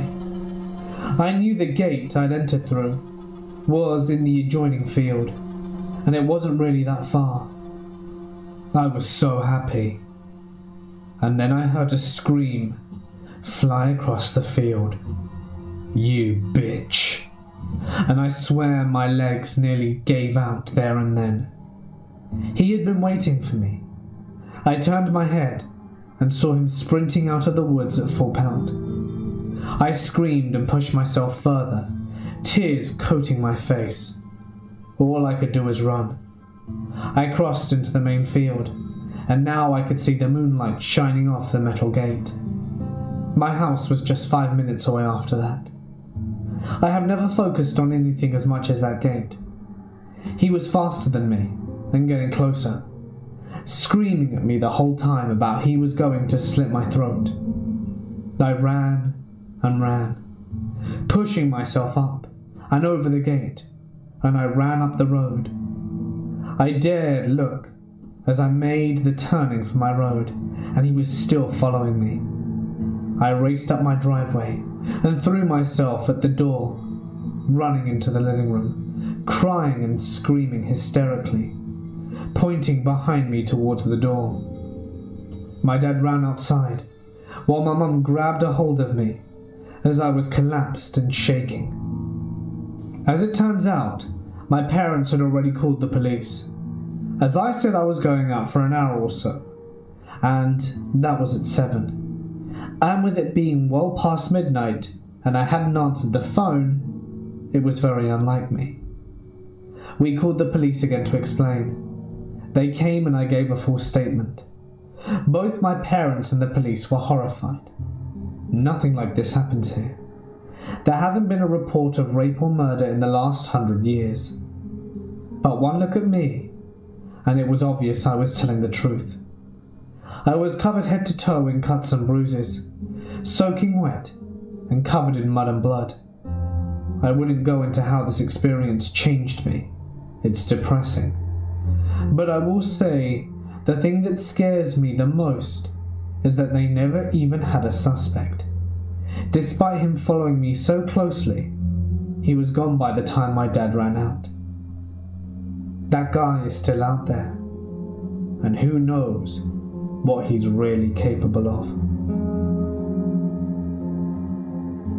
The most paranormal thing I've experienced was probably the time when a friend of mine and my brother tried to communicate with ghosts. Me and my friend were having a drink downstairs, and I came out of the kitchen and turned off the light that was shining outside, and I sat down. He said the light just blinked, and after a couple of minutes, we decided we should try and make contact with ghosts to see if there were any in my house. At this point, my grandfather had been 3 years dead and my dog less than a year, and were the only things I knew of that died nearby. So after we made the Ouija board, my brother came downstairs and joined us. We decided that we were going to give it 3 tries. The first time nothing really happened, except for a little bit of movement of the glass that could have easily been one of us. The second try went basically the same, but my brother felt some chills down his spine, and I thought I saw a weird kind of mist walking past the couch he was sitting on. On the third time, we didn't think something would happen, since nothing had happened the first 2 times, and we wanted to leave. And then we heard an extremely loud bang from the other side. At that time, I thought the wall had collapsed, or was something in nature, but it scared the living shit out of me, and everyone after that happened turned on the light, and we saw that a portrait of my dog had been ripped off the wall. It was impossible to do so even with bare hands, and after that, we rushed upstairs and tried to go to sleep. I didn't have so much trouble with it, because if it were my dog it would have been awesome. But I've heard other things in the house as well, which makes me consider it profoundly. A friend and I had some time to kill before heading to another friend's house for the night. We decided to take a stroll down a popular walking path in my town that runs through a field of tall, thick brush. So tall that you can't see over it. So we're about 15 minutes into the walk when we decide that we've gone far enough and it was time to turn around and walk back to our car. On the way back, I noticed a large, dark green electrical box in the distance alongside the path, which was weird because there's nothing around to power. As we get closer, I said to my friend, I really don't remember that electrical box being there before. And as soon as my friend said, yeah, that's weird, me either, I shit you not, the electrical box shot into the brush at instantaneous velocity, uninterrupted by any bushes or trees that may have been there. We both stopped in our tracks and stood there speechless for 60 seconds, looking forward with our jaws hanging open. We were both in such disbelief at what we had just seen that we could not form a coherent thought. We eventually looked at each other and decided that we had to keep walking away to get to the car. So we walked up to where the box was, and there was absolutely no sign of anything breaking in the brush. This thing easily would have broken a few bushes down or snapped a tree branch, as it looked exactly like a 4x5x5 electrical box, and it shot into the brush as if it was afraid of us. This was the weirdest thing that has ever happened to me, and it's not even a cool story to tell my other friends, because it's a haunted electrical box, but it was absolutely terrifying at the time. And you know what? It still is when I think about it. I don't want to walk there anymore.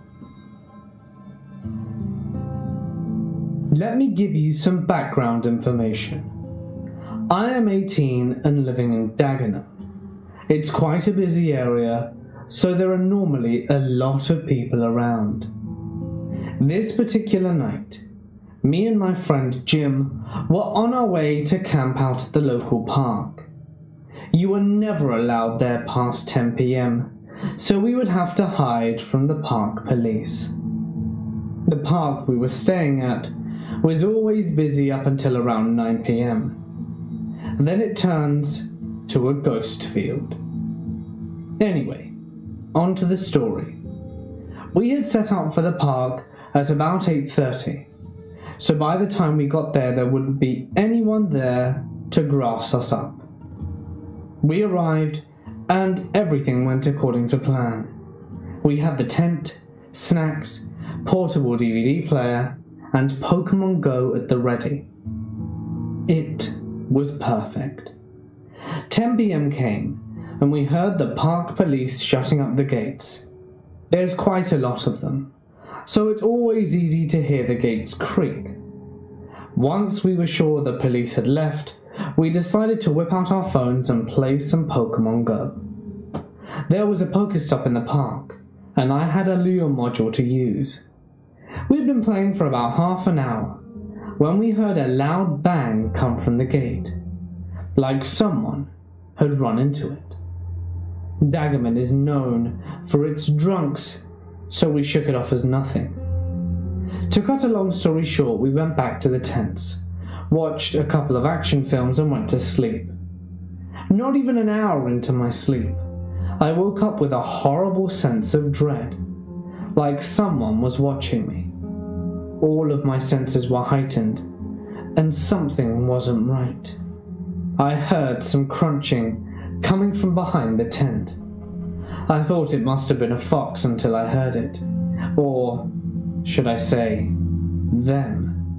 I managed to make out the words, "They're gonna hear us. Keep your damn mouth shut."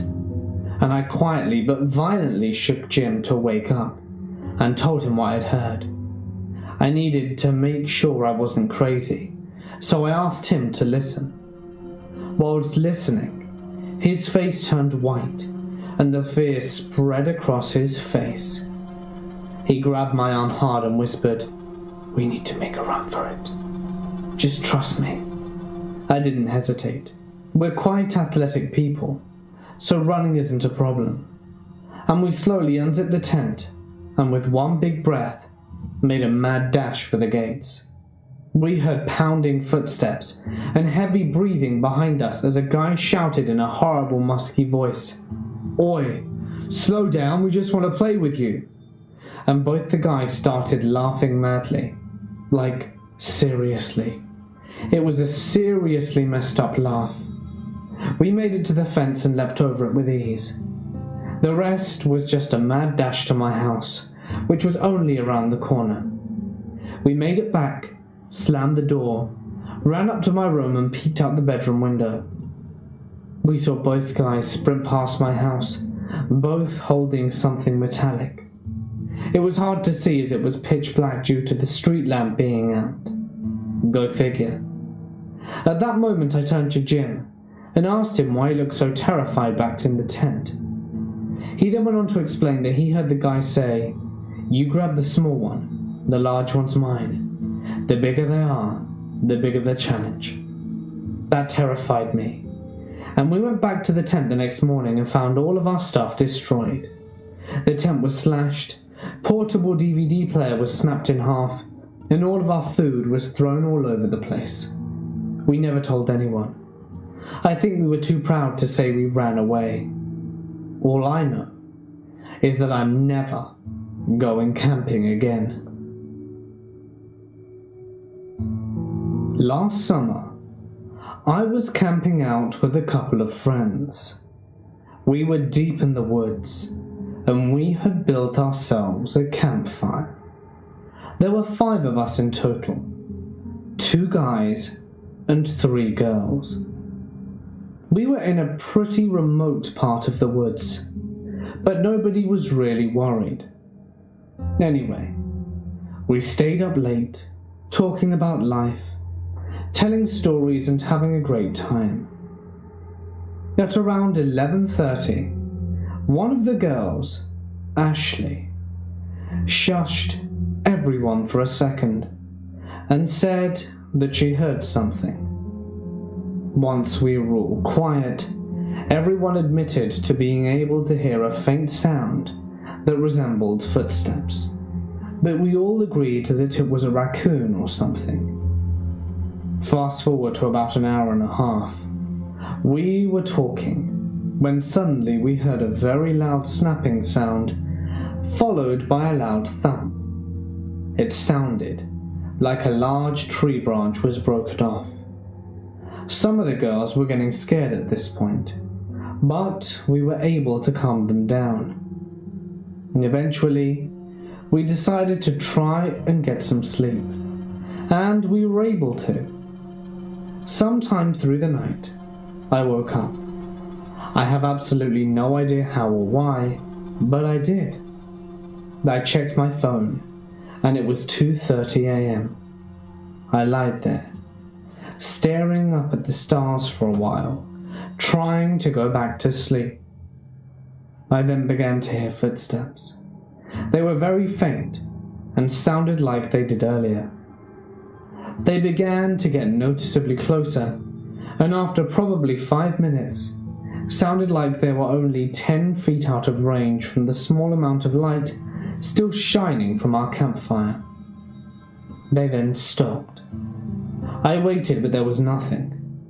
I had a terrible feeling of being watched, and for the first time in a long time, I was truly horrified. I lied completely still, and did so for the next half hour or so. Somehow I drifted off, and at around 4:15 I heard a scream coming from the wilderness. I was incredibly exhausted, and only about half awake, but I know what I heard. It wasn't high-pitched. It sounded like whatever it was had a horrible sore throat or something. And by morning, I convinced myself it was a dream. Josh, the other guy I was camping with, mentioned it. He said it like it was nothing. Like, "Damn, did you hear that scream from the woods last night?" All I can remember about it was that I said it sent a chill down my entire body, and he just was super casual about it like it was nothing. Like I said, it was in a very remote part of the woods, and I was driving with my buddy in the middle of the outback of Australia, in a camper van that we were living out of for the past month. Now in the outback, there are really, really long stretches of road that just go straight for kilometre after kilometre, and a whole lot of nothing, and you could see for miles and miles. We were driving from Cobar to Broken Hill, and the thing about driving in the outback of Australia is that it is the Wild West, and well known for serial killers. And I remember we came over one hill and just saw the strangest cloud formation on the horizon, and we just kept getting closer and closer. This was fun, because when there isn't much to look at, a giant black cloud during sunset was pretty sweet. So this cloud was forming out of nowhere, and it kept getting bigger, and suddenly we saw it. It was a huge fire. I drove as fast as my 1982 Toyota Hiace could drive, and all I could think of was, oh crap, people must be in trouble. We get a bit closer and we realize that it's not one fire, but two, and I pushed my van as hard as I dared. We finally got close enough to see a bit more of the picture, and it was these two extremely large trees, over 100 years old, which makes no sense in the middle of the outback, and they were both completely engulfed in flames. But this isn't even the weird part. As we approached, there was a station wagon in the ditch that runs along the side of the road, with its lights on and the engine still running. By this point, we had rolled up to the scene and noticed people in normal clothes standing and staring at the tree fires, while a man with, I assumed was a Bible, preached at them with very fire and brimstone-y. We pulled up into our van and they started walking towards us. Being completely freaked out by the scene we stumbled upon, I floored it to the next town. We told people at the next town what we had seen, and they looked at us like we had 3 heads. I am a uni student now, but this incident happened when I was in the 8th grade. When I was around 14, I studied a subject focusing on outdoor pursuits. For our final assessment, 2 teachers took my class on a one-night camp where we would do activities like rock climbing, kayaking, and trail walking. I live in Australia, around an hour from a state forest that was notorious for the backpacker murders. Several bodies have been found, and several more remain missing. I'm pretty sure all the murders relate to the same killer. Anyway, in the morning, we leave the school and drive out in a bus. When we reach the road that leads to the entrance of the forest, a police car is parked to the side. He spoke to the teacher for a moment, but I didn't hear anything, and no one else seemed to notice or care. Fast forward a few hours, and we've trekked to the camping area somewhere in the middle of the state forest. Some parts are state and some are privately owned, I think. While kayaking that afternoon, we noticed a helicopter doing flybys, but again my classmates never suspected a thing. A couple of mates and I were the first to leave the water and helped the teacher with some equipment and started building our own rafts. I was standing off to the side when one of the national park guides walked over to one of the instructors and talked in hushed, slightly stressed out tones. I remember the instructor saying stuff like, "You're kidding, I don't believe you," and he looked incredibly shocked and taken aback. So at this point I started connecting the dots, but I didn't say anything to my school friends. And around dusk that night, I go to use the toilet, which is around 100 meters from the main campsite. As I go in, I remember a guy walking around the other side of the block. I didn't see him very clearly in the diminished light, but he kept glancing around with nervous body language. I couldn't see his face clearly. He wasn't part of our party, and to me, he just didn't fit. I didn't think too much of it at the time, but fast forward to the next morning when we got back to the car park. The teacher tells us that a body was found in a dam not far from where we were. They didn't want to tell us as to not frighten us, and we later found out it was a young guy who was killed with an axe, and the guy who did it was related to the serial killer who hunted in the same area. I don't know if the guy I saw had anything at all to do with the murders, but it freaked me out a lot afterwards, and I have not been camping since.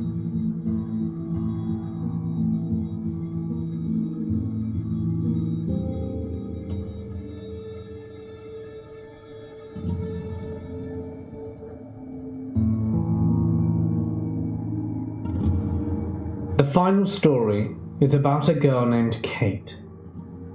Kate was at a boarding school when she had her haunting experience.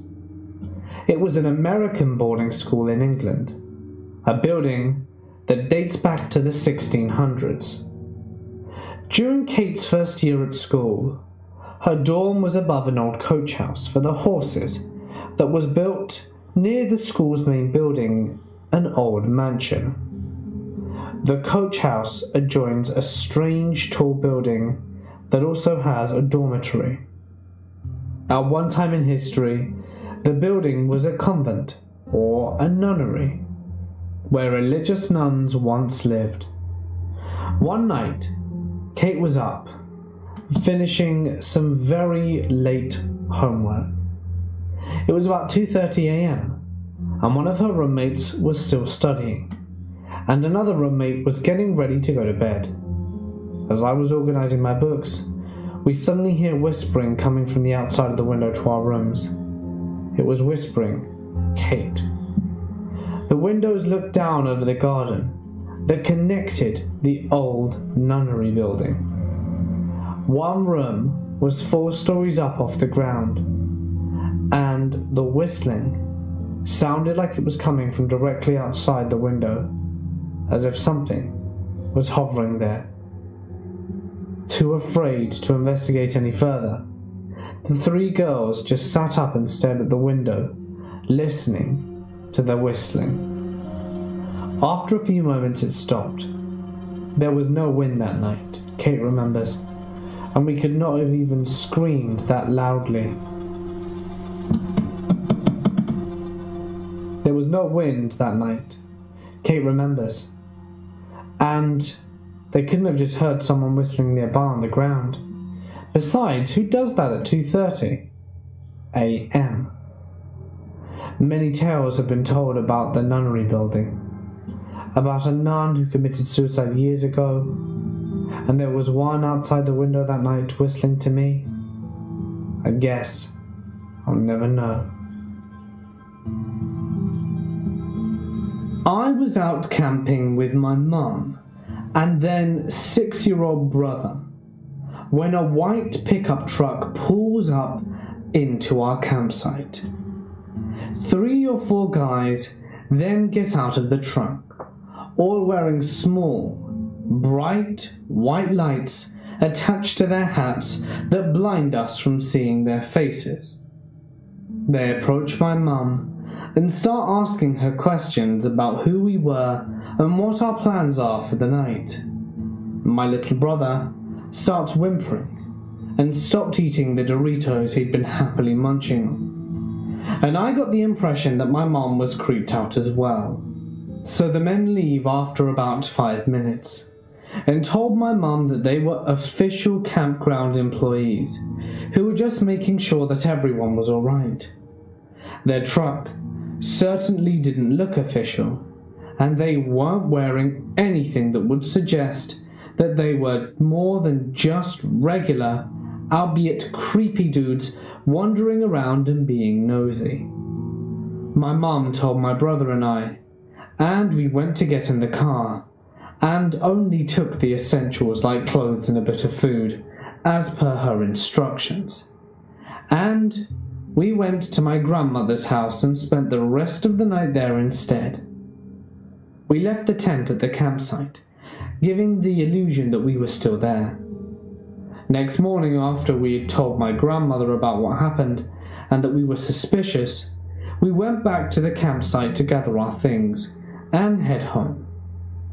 When we pulled up, we immediately noticed that our stuff had been picked through by someone who wasn't us. There were footprints leading up to our tent, and the zipper was stuck, halfway open, like someone was trying to close it. It was closed when we left it, you see, and they didn't succeed. Our sleeping bags also had boot prints on them, and we never saw those guys again. But I still wonder, what would have happened if we'd have stayed? Oh boy, this story makes me shudder.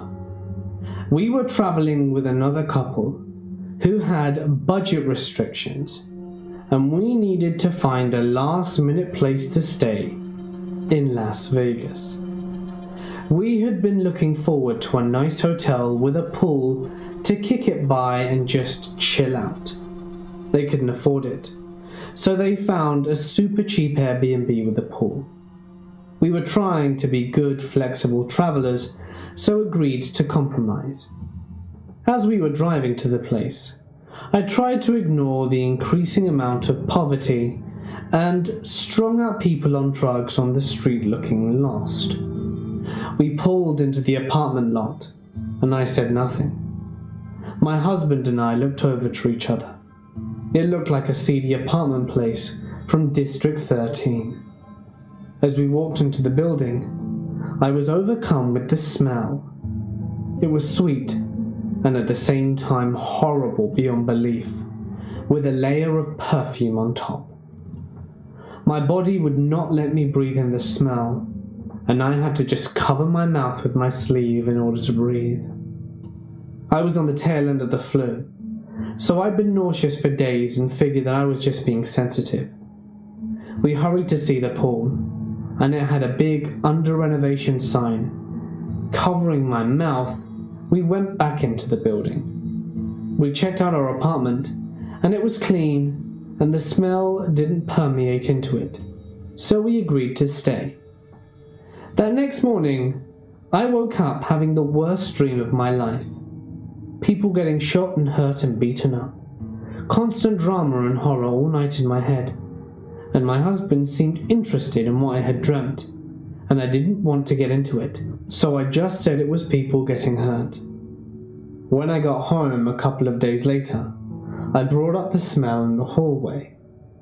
It wasn't until then that he told me that it was the odor of a badly decayed human corpse. My husband is a paramedic, so his nose gets to experience the very worst of humanity. On this night, my ex, a type A personality and aggressive driver, and I were making a 15-hour drive straight through from the Midwest to Texas. He never let me take the wheel or sleep, so the more exhausted he became, the worse the trip. By the time we'd reached Texarkana, it was 3 a.m. We hadn't seen another vehicle in an hour, and his nerves were on my nerves. Ahead of us were finally dim taillights. Pulling within a couple of car lengths, we see a semi. Even though there were no other cars around, my ex makes an unnecessarily violent swerve to the left to pass. I screamed "what the hell" when he jerked right behind the semi again. He started off on one of his rants, something about another truck. Right beside our driver door, like a foot, was another semi. Inside our car was a madhouse, as these two semis boxed us in out of nowhere. My ex is having a screaming gesture, having a proper fit. I get a close look at the driver, right beside us. Damned if he didn't look like a young Charles Manson. Wild, dark hair, crazy eyes, and cackling. I was glad I couldn't hear. But something was off. Or even more off. The wild-eyed trucker was filming my ex ranting on an old camcorder. I laughed hard, and the ex wasn't amused. I said, "That driver does this for kicks, don't you get it?" My ex still sees no humor. I bet you anything that we're going to show up on a tape at his next party, along with anyone else he'd got. The driver pulled ahead, and out of sight, when he saw me laugh. Of course, my ex bitched the rest of the way there. And that's why he's the ex. I am a 26-year-old male, and I had been planning a camping trip with my wife and father for a whole year. I wanted everything to be perfect, as we don't get away from town and dive deep into the woods as often as I'd like to. This takes place in the very tree-dense Davy Crockett National Forest in East Texas. Earlier that day, my dad decided to go early and pick out a good spot for us to camp. To give a layout of where we camped, and there were 2 dirt roads on either side of us, and up an overlook to the north of us. We camped in the middle between the 2 roads. My wife and I arrived and met my dad down there at around 11 a.m. We set up our camp and proceeded to enjoy the day until around dinner time, when we started to cook our meal for the evening. Right as we got done with dinner, we see this truck circling around our campsite. He went around us several times and finally pulled right up into our campsite and got out of his truck. He then proceeded to tell us that this was his family's campsite, and how the firewood that was laying on the ground was his, Now, in this particular forest, campsites are first come, first served, and my dad had been there since 9 a.m. He then asked if he could camp next to us, and of course, being friendly, we said yes. We didn't know that when he said next to us, he meant directly on top of us. He backed his camper in so close to our tent that he blocked my truck in. We weren't sure why he was doing this, being that there were so many other campsites available, but we just shrugged it off and tried to have a good time anyway.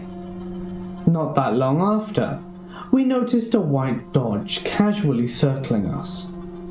We had an off feeling from this truck, because it went around several times, but we dismissed it because the area was so popular due to the overlook. After a long night of drinking and goofing off, we decided to go to bed.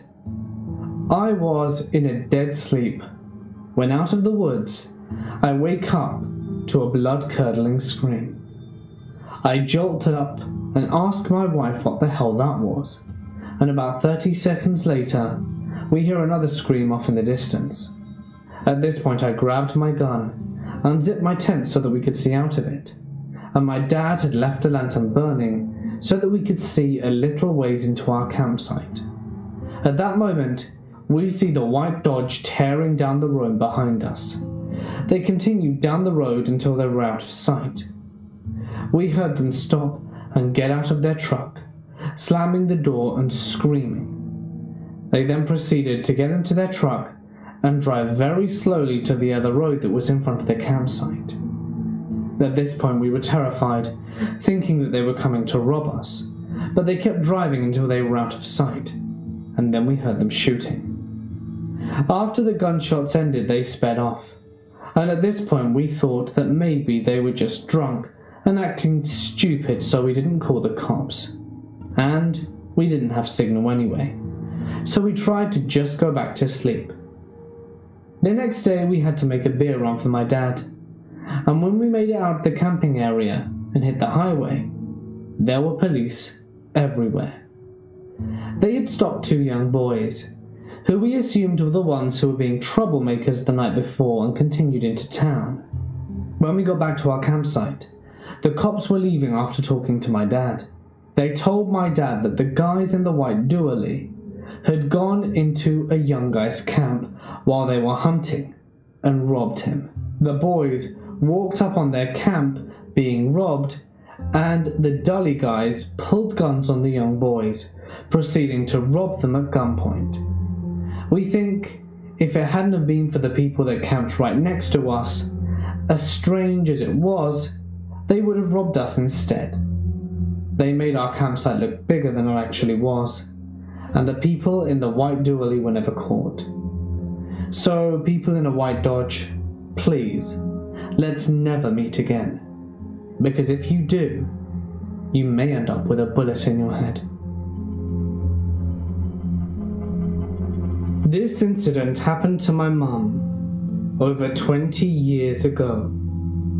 She worked at a local pub. The pub mainly catered for fishermen, as the town is off the western coast of Australia. So she knew most of the people who would come in for drinks or a feed. However, every now and again, people from town would come in. She told me one bloke used to come in who she knew from house parties around the place, and always wanted to talk to her while she was working, and would say sorry and keep doing her thing. One night, she finished work at around midnight and walked home a few kilometers away. She lived with a few housemates who were blokes, all good mates. When she got home from her shift, she decided to have a shower. Making her way back to her room, she realized her door was open, which is normally shut. All the fellas were asleep, so she blew it off as wind or something. She laid down in bed to go to sleep, but something didn't feel right, for reasons that she can't explain, and she felt the need to look under her bed. What she saw under the bed was the bloke from the bar who had followed her all the way from work. She tells me that she just stared at him for ages, and he didn't move nor breathe, to the point she thought he was dead. She went out of her room calmly and went to one of the guys' rooms to tell them she had a dead bloke under her bed. They raced in with a baseball bat to find the guy halfway out the window. He managed to escape and run away. The police were called, and because they all knew who he was, the cops picked him up next day. The thing that bothers me the most is what his intentions were with my mum that night. Arsehole gets a fine and was never allowed back in town. Too soft, in my opinion. This is a story from a road trip that my fiancé and I took back in 2010. Our trip had been relatively benign and uneventful, with a few exceptions. One of those was a trip through Colorado. We were on our way to the Rocky Mountains National Park, but it was getting dark, and we needed to stop for the night. A quick look at the road atlas showed us that there were a few campgrounds a short hop away. After a short discussion, we decided to try and find a few of them. The paved roads turned into an unpaved washboard-like trail. The trees around us turned from pine to birch, and the forest just felt wrong somehow. But we continued onwards nevertheless, determined to find the damn campground. But after about an hour of driving slowly, so that we didn't shake the car to pieces, we came across one of the camps. The campground was like something from the beginning of a mystery thriller. Everything was overgrown. The fire pits were growing weeds, and the signs were all rusted or shot up, and the moon didn't quite penetrate the trees. We decided that this was not the place for us, and continued onwards. Another hour of driving passed, and it was pitch black, and the roads got amazingly tough in spots for our tiny little Avea. We resigned ourselves to another night at sleeping at a rest stop, and began to try and find a way out. Suddenly, we saw bright headlights in the road ahead, and we continued forward and found ourselves in quite a large clearing. Headlights from behind us turned on, blinding us from seeing the roads out. 3 men, wearing various expressions of anger and fear, appeared out of the gloom and approached the car. In the bright lights of the 2 trucks, I could now see a burnt-out trailer, and all the men were wearing black clothing. The look of malice on the man approaching my side of the vehicle burnt its way into my brain, and I was instantly terrified. I yelled at my fiancé to floor it, and he was desperately trying to find the exit. We finally saw the trail marking, reflecting across the clearing, and gunned it out of there, with the men jumping out of the way in surprise. The final half hour before we finally found ourselves back in civilization was spent in creeped-out silence. We stuck to sleeping in rest stops and national parks after that. When I was 9 or 10, I used to have to lay on the floor to sleep. I'm not sure why I did it. I just found it more comfortable for a while. It was a weird phase.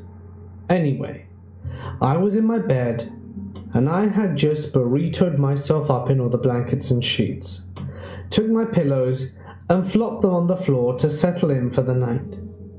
I remember rolling over to push away a toy or something near me, so I had the space to sleep. And in that exact moment, a hand came through my floor. It looked as if someone had set its opacity in Photoshop to 65%, and it was definitely human. It reached for me in a grabbing motion. However, I don't think it could grab me, because it went straight through my arm, just passing through it. My body went numb. I'm not sure if it was from touching me, or if it was due to fear, but I didn't think about it. I just ran, and I spent the rest of my night in my mum's room. Another story I have is when I had a birthday party in the same house. I was a little older, maybe 11 or 12, and I had invited 5 or 6 of my best friends to come. We got bored with whatever we were doing, so I suggested we go ghost hunting, since I had a friend who told me that things went on in my house. Strange noises and the feeling of someone watching you, as well as the hand. Being kids, they all loved the idea, and we started roaming the house with our hands posed into finger guns pointing and shooting. It was just a fun game, but then in my living room, I pointed at a random spot near the TV and yelled bang.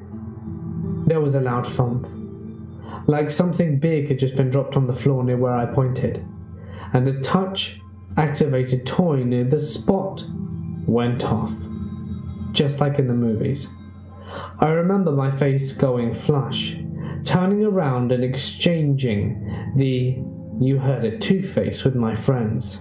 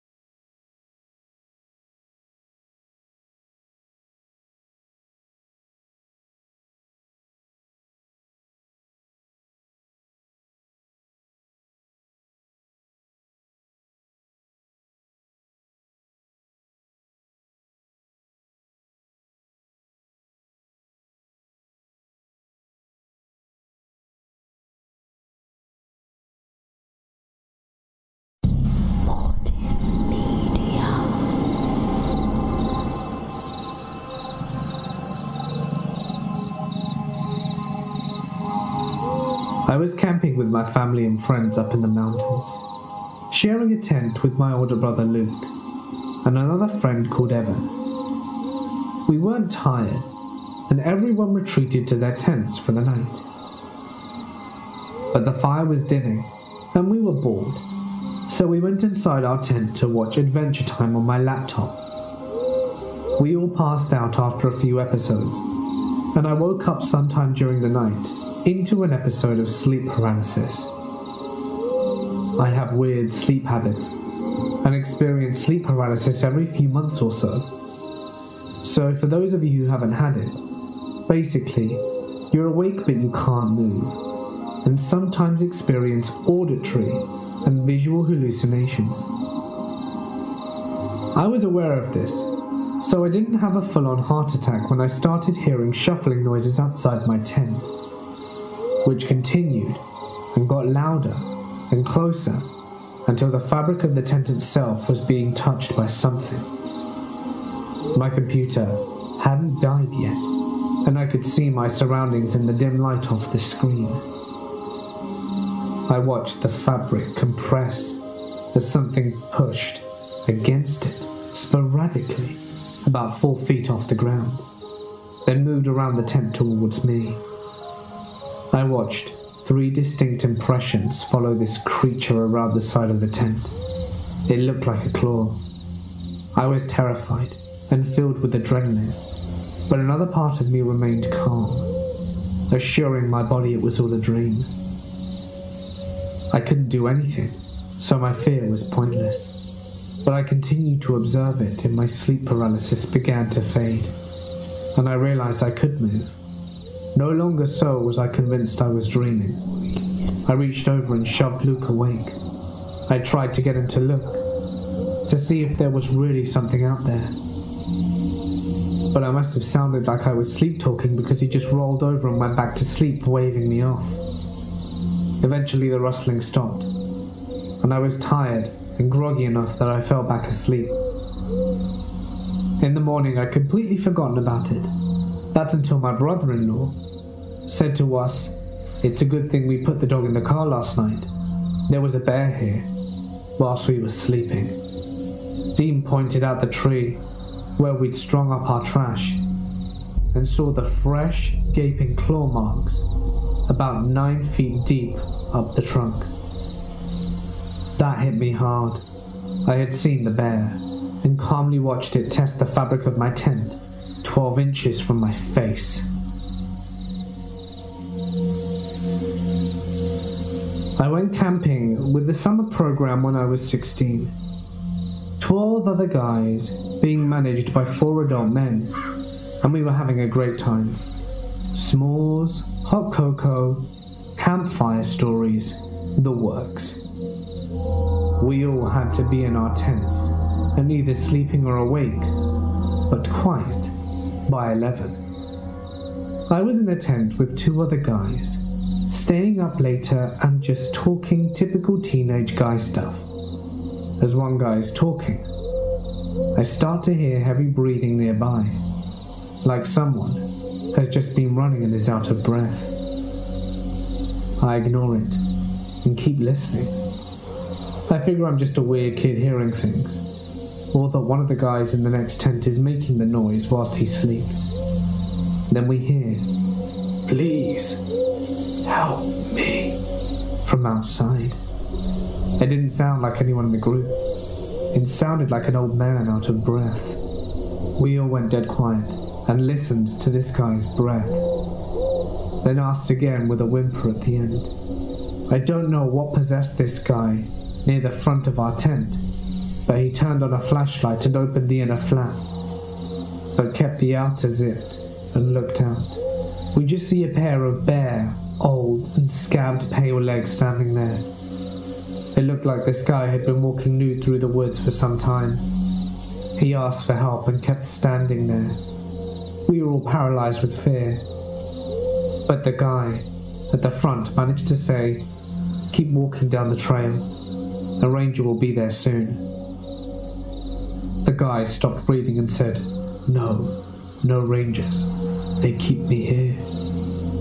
It was at this point someone else finally spoke up.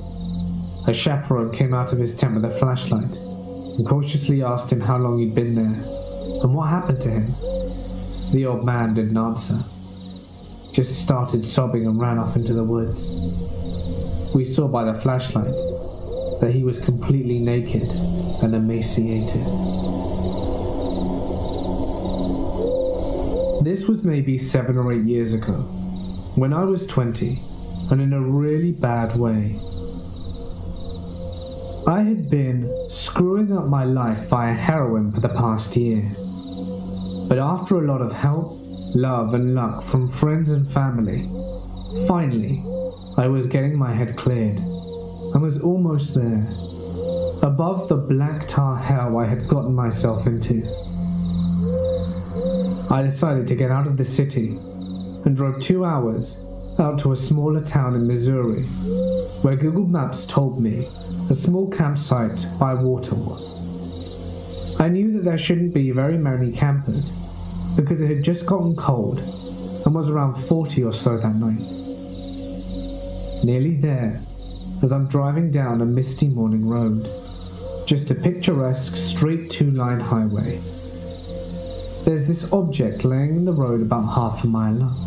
I slow my approach and can see this shaggy mutt just hanging out. I stop and rolled down my window right next to it, and she came up, licked my hand and wagged her tail a bit. She seemed to expect something of me. She had no tag, no tattoo for Chip, and was just a dog with no name. Naturally, I popped open the passenger side door for her, and she was so glad and hopped in. So now I've got this dirty but friendly companion with me for my little excursion, the dog with no name. The entrance to the campsite was only a half-mile further. As I suspected, there was no one around.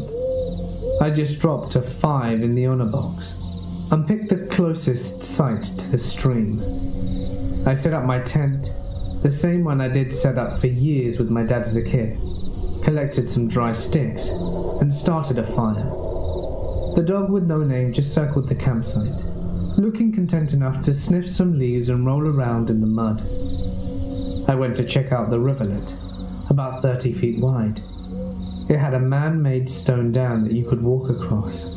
To the west was the deeper part of the river, sort of pooling at the dam, then maybe an 8-foot drop to the east into calmer streams. Instantly, I wanted to go on, cleanse myself, symbolize, baptize, whatever. I grew up Catholic, so that kind of shit runs through my head to this day, though I'm far from religious. The dog sees me scoping out the whole time from the campsite. I can't bring myself to do it though. I'm hugely disappointed in myself. But it's cold, it's brackish, and I don't have a towel. So I go back up to smoke some cigarettes, eat hot dogs, and pet the dog with no name. Night falls quickly after all this meditation, and I roll inside the tent to sleep. My buddy sleeps inside the tent, next to the sleeping bag. This dog was awesome. And I wake up in the middle of the night for no reason. I can't put my finger on it. And my main source of warmth, the dog with no name, is missing. I slide out the tent, as I assume I left it unzipped, and there she is, just sitting there waiting for me in the pitch black, wagging her tail.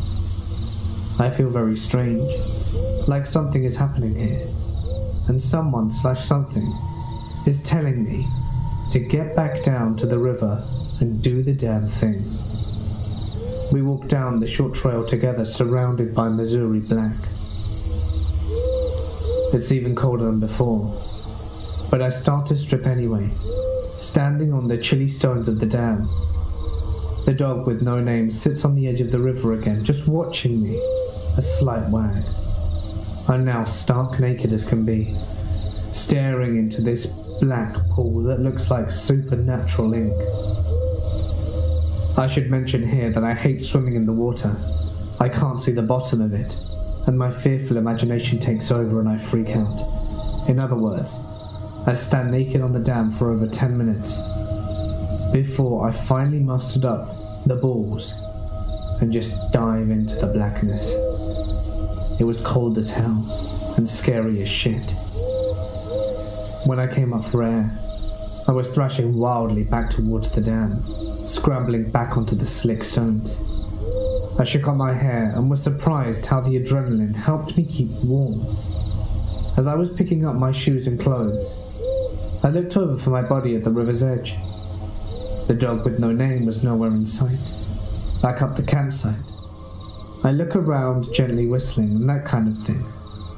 I'm more than woken up by now, so I go ahead and start another fire as dawn is just starting to break.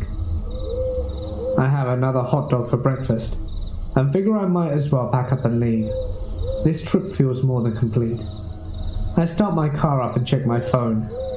There is an hour time difference between the two. This happens to fall on daylight savings time.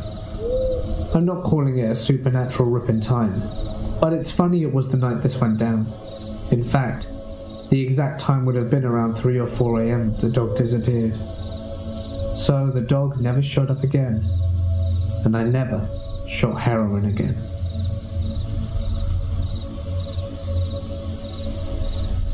Whilst prospecting out here in the Caribou region, I came across a set of rock piles, known as Chinese piles, out in the middle of nowhere.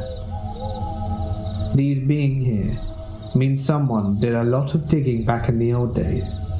So I started working, and after an hour and a half had about 10 grams of gold, and was having a happy dance, when I noticed the small standing stones on each of the rock walls.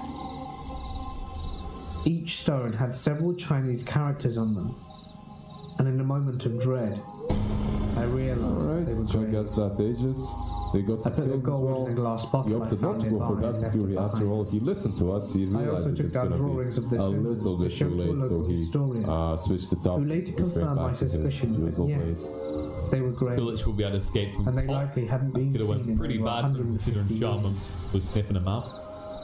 Chinese miners believe that if a They miner know that died Puck's on going to try and site, actually push this out. the Like, he's ground pressured to became do so to cursed keep by them the away from fallen your miner's base. spirit. I mean, he has Blake. He So they can't wouldn't do it. There continue is to mine the save area. with Atrolance that he And they can would tell catch. anyone who they met Have in to the be area careful, you have that to it be had very been quick. worked out. Sometimes they would no, do extra no, work you don't go there. to make it Okay, look we're like gonna the go site away. was finished off, Oh, I'm just forced so out. These people wouldn't patients end already. up digging up their Yeah, commons. the very interesting I've been back several times, Dreamcore but I won't dig there out of almost respect. did something, The site's super creepy in the morning fog. I guess, even if he You can cast it, almost it see won't people's really outlines help. sitting He around still the died, hive.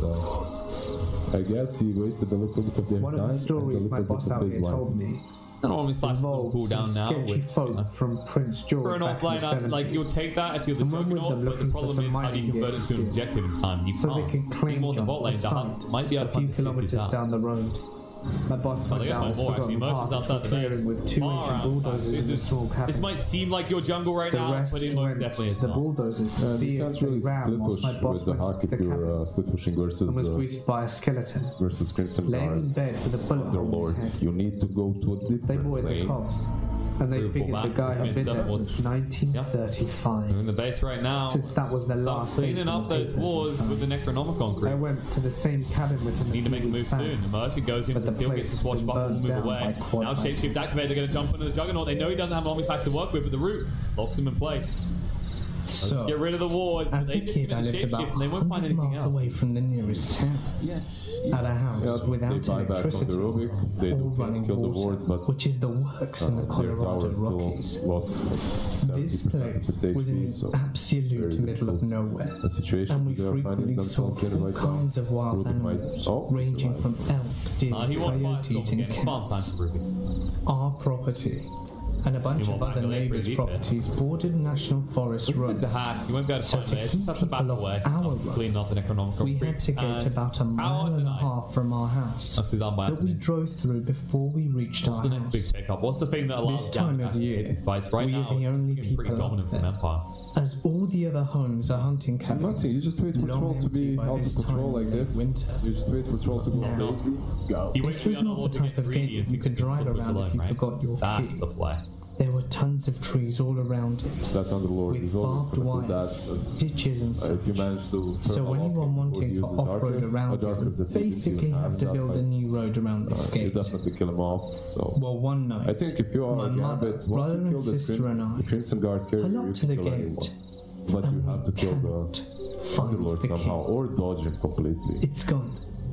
So one of us, i.e. me, has to walk That's all always been the the way crux back of picking the up Underlord to though, the right? It's house in because, the like you said, pitch you know he's going to do these pushes. to You know fetch he's going to be Spec out alone and because he make wants to their try and way find that back goal, and down. your carry needs to be farming elsewhere. Now, It's not it's this type of hero recently that has the snowed in most easy January, to initiate escape. and it is totally dark. Like the blade can easily You kill him. can't Maybe even once he has see a your level 3 hands in dark grip, front I of believe in you. his ability to escape And alive. with the but new snow, You believe in Troll. you can't hear anything I believe either. Troll wants to murder someone, There and are it's a going to be few clouds saved. in The the Hex is going to come sky, out. on and off, Yeah, to let some There's the starlight ward. through every Hex got the once in a Valkyrie team, while. but guess what? Puck has arrived. But F it's is used well dark. with the Warp Rider protect. And of They'll get one course, of the top there lines, links them isn't a together, but they're just going to flashlight farm up the wards, or So they're finish off off I both the go. supports.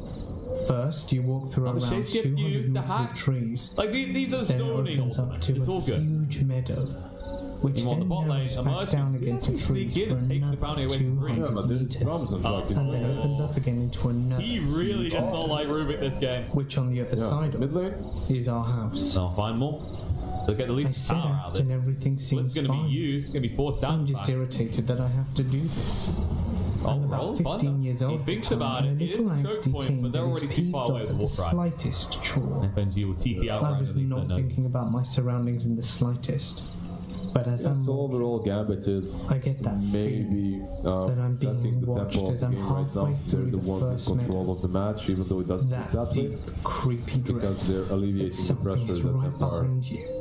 is And doing. you Just like can't the see pushes what it is. some of these pickoffs. Made it a They thousand didn't really times manage to use worse that Aegis by so the far. lack of light They're trying to find like and but lack there's of no being discussion. able But to there's no Yeah. My first Cut free and instinct move away was to though. run. Like, Club have killed them down, one time they're activated. They want this skill really badly, but there it is. The dream call. Locked in place. Jaeger's got to play as well. Careful. He's stuck in here. Look at Konos that angle. looking. Great.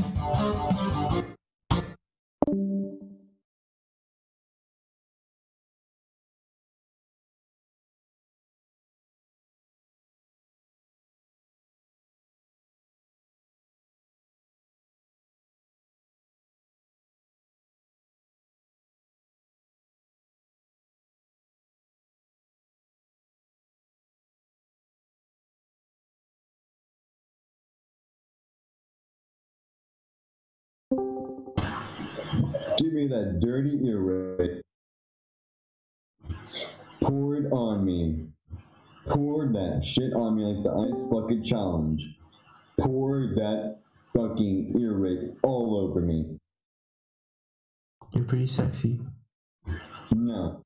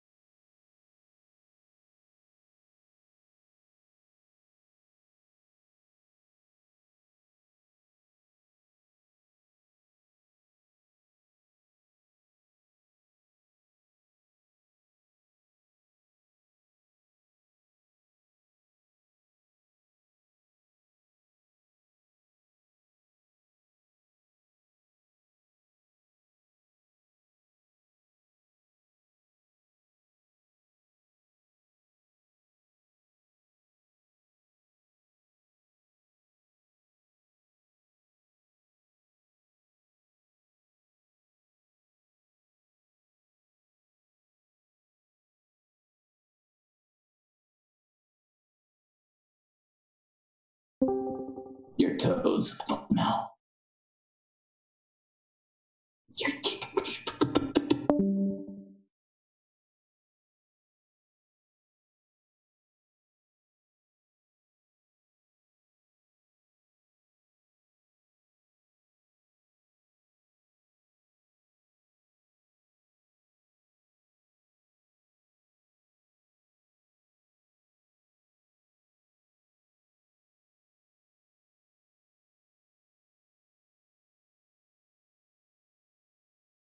Hello. Yes.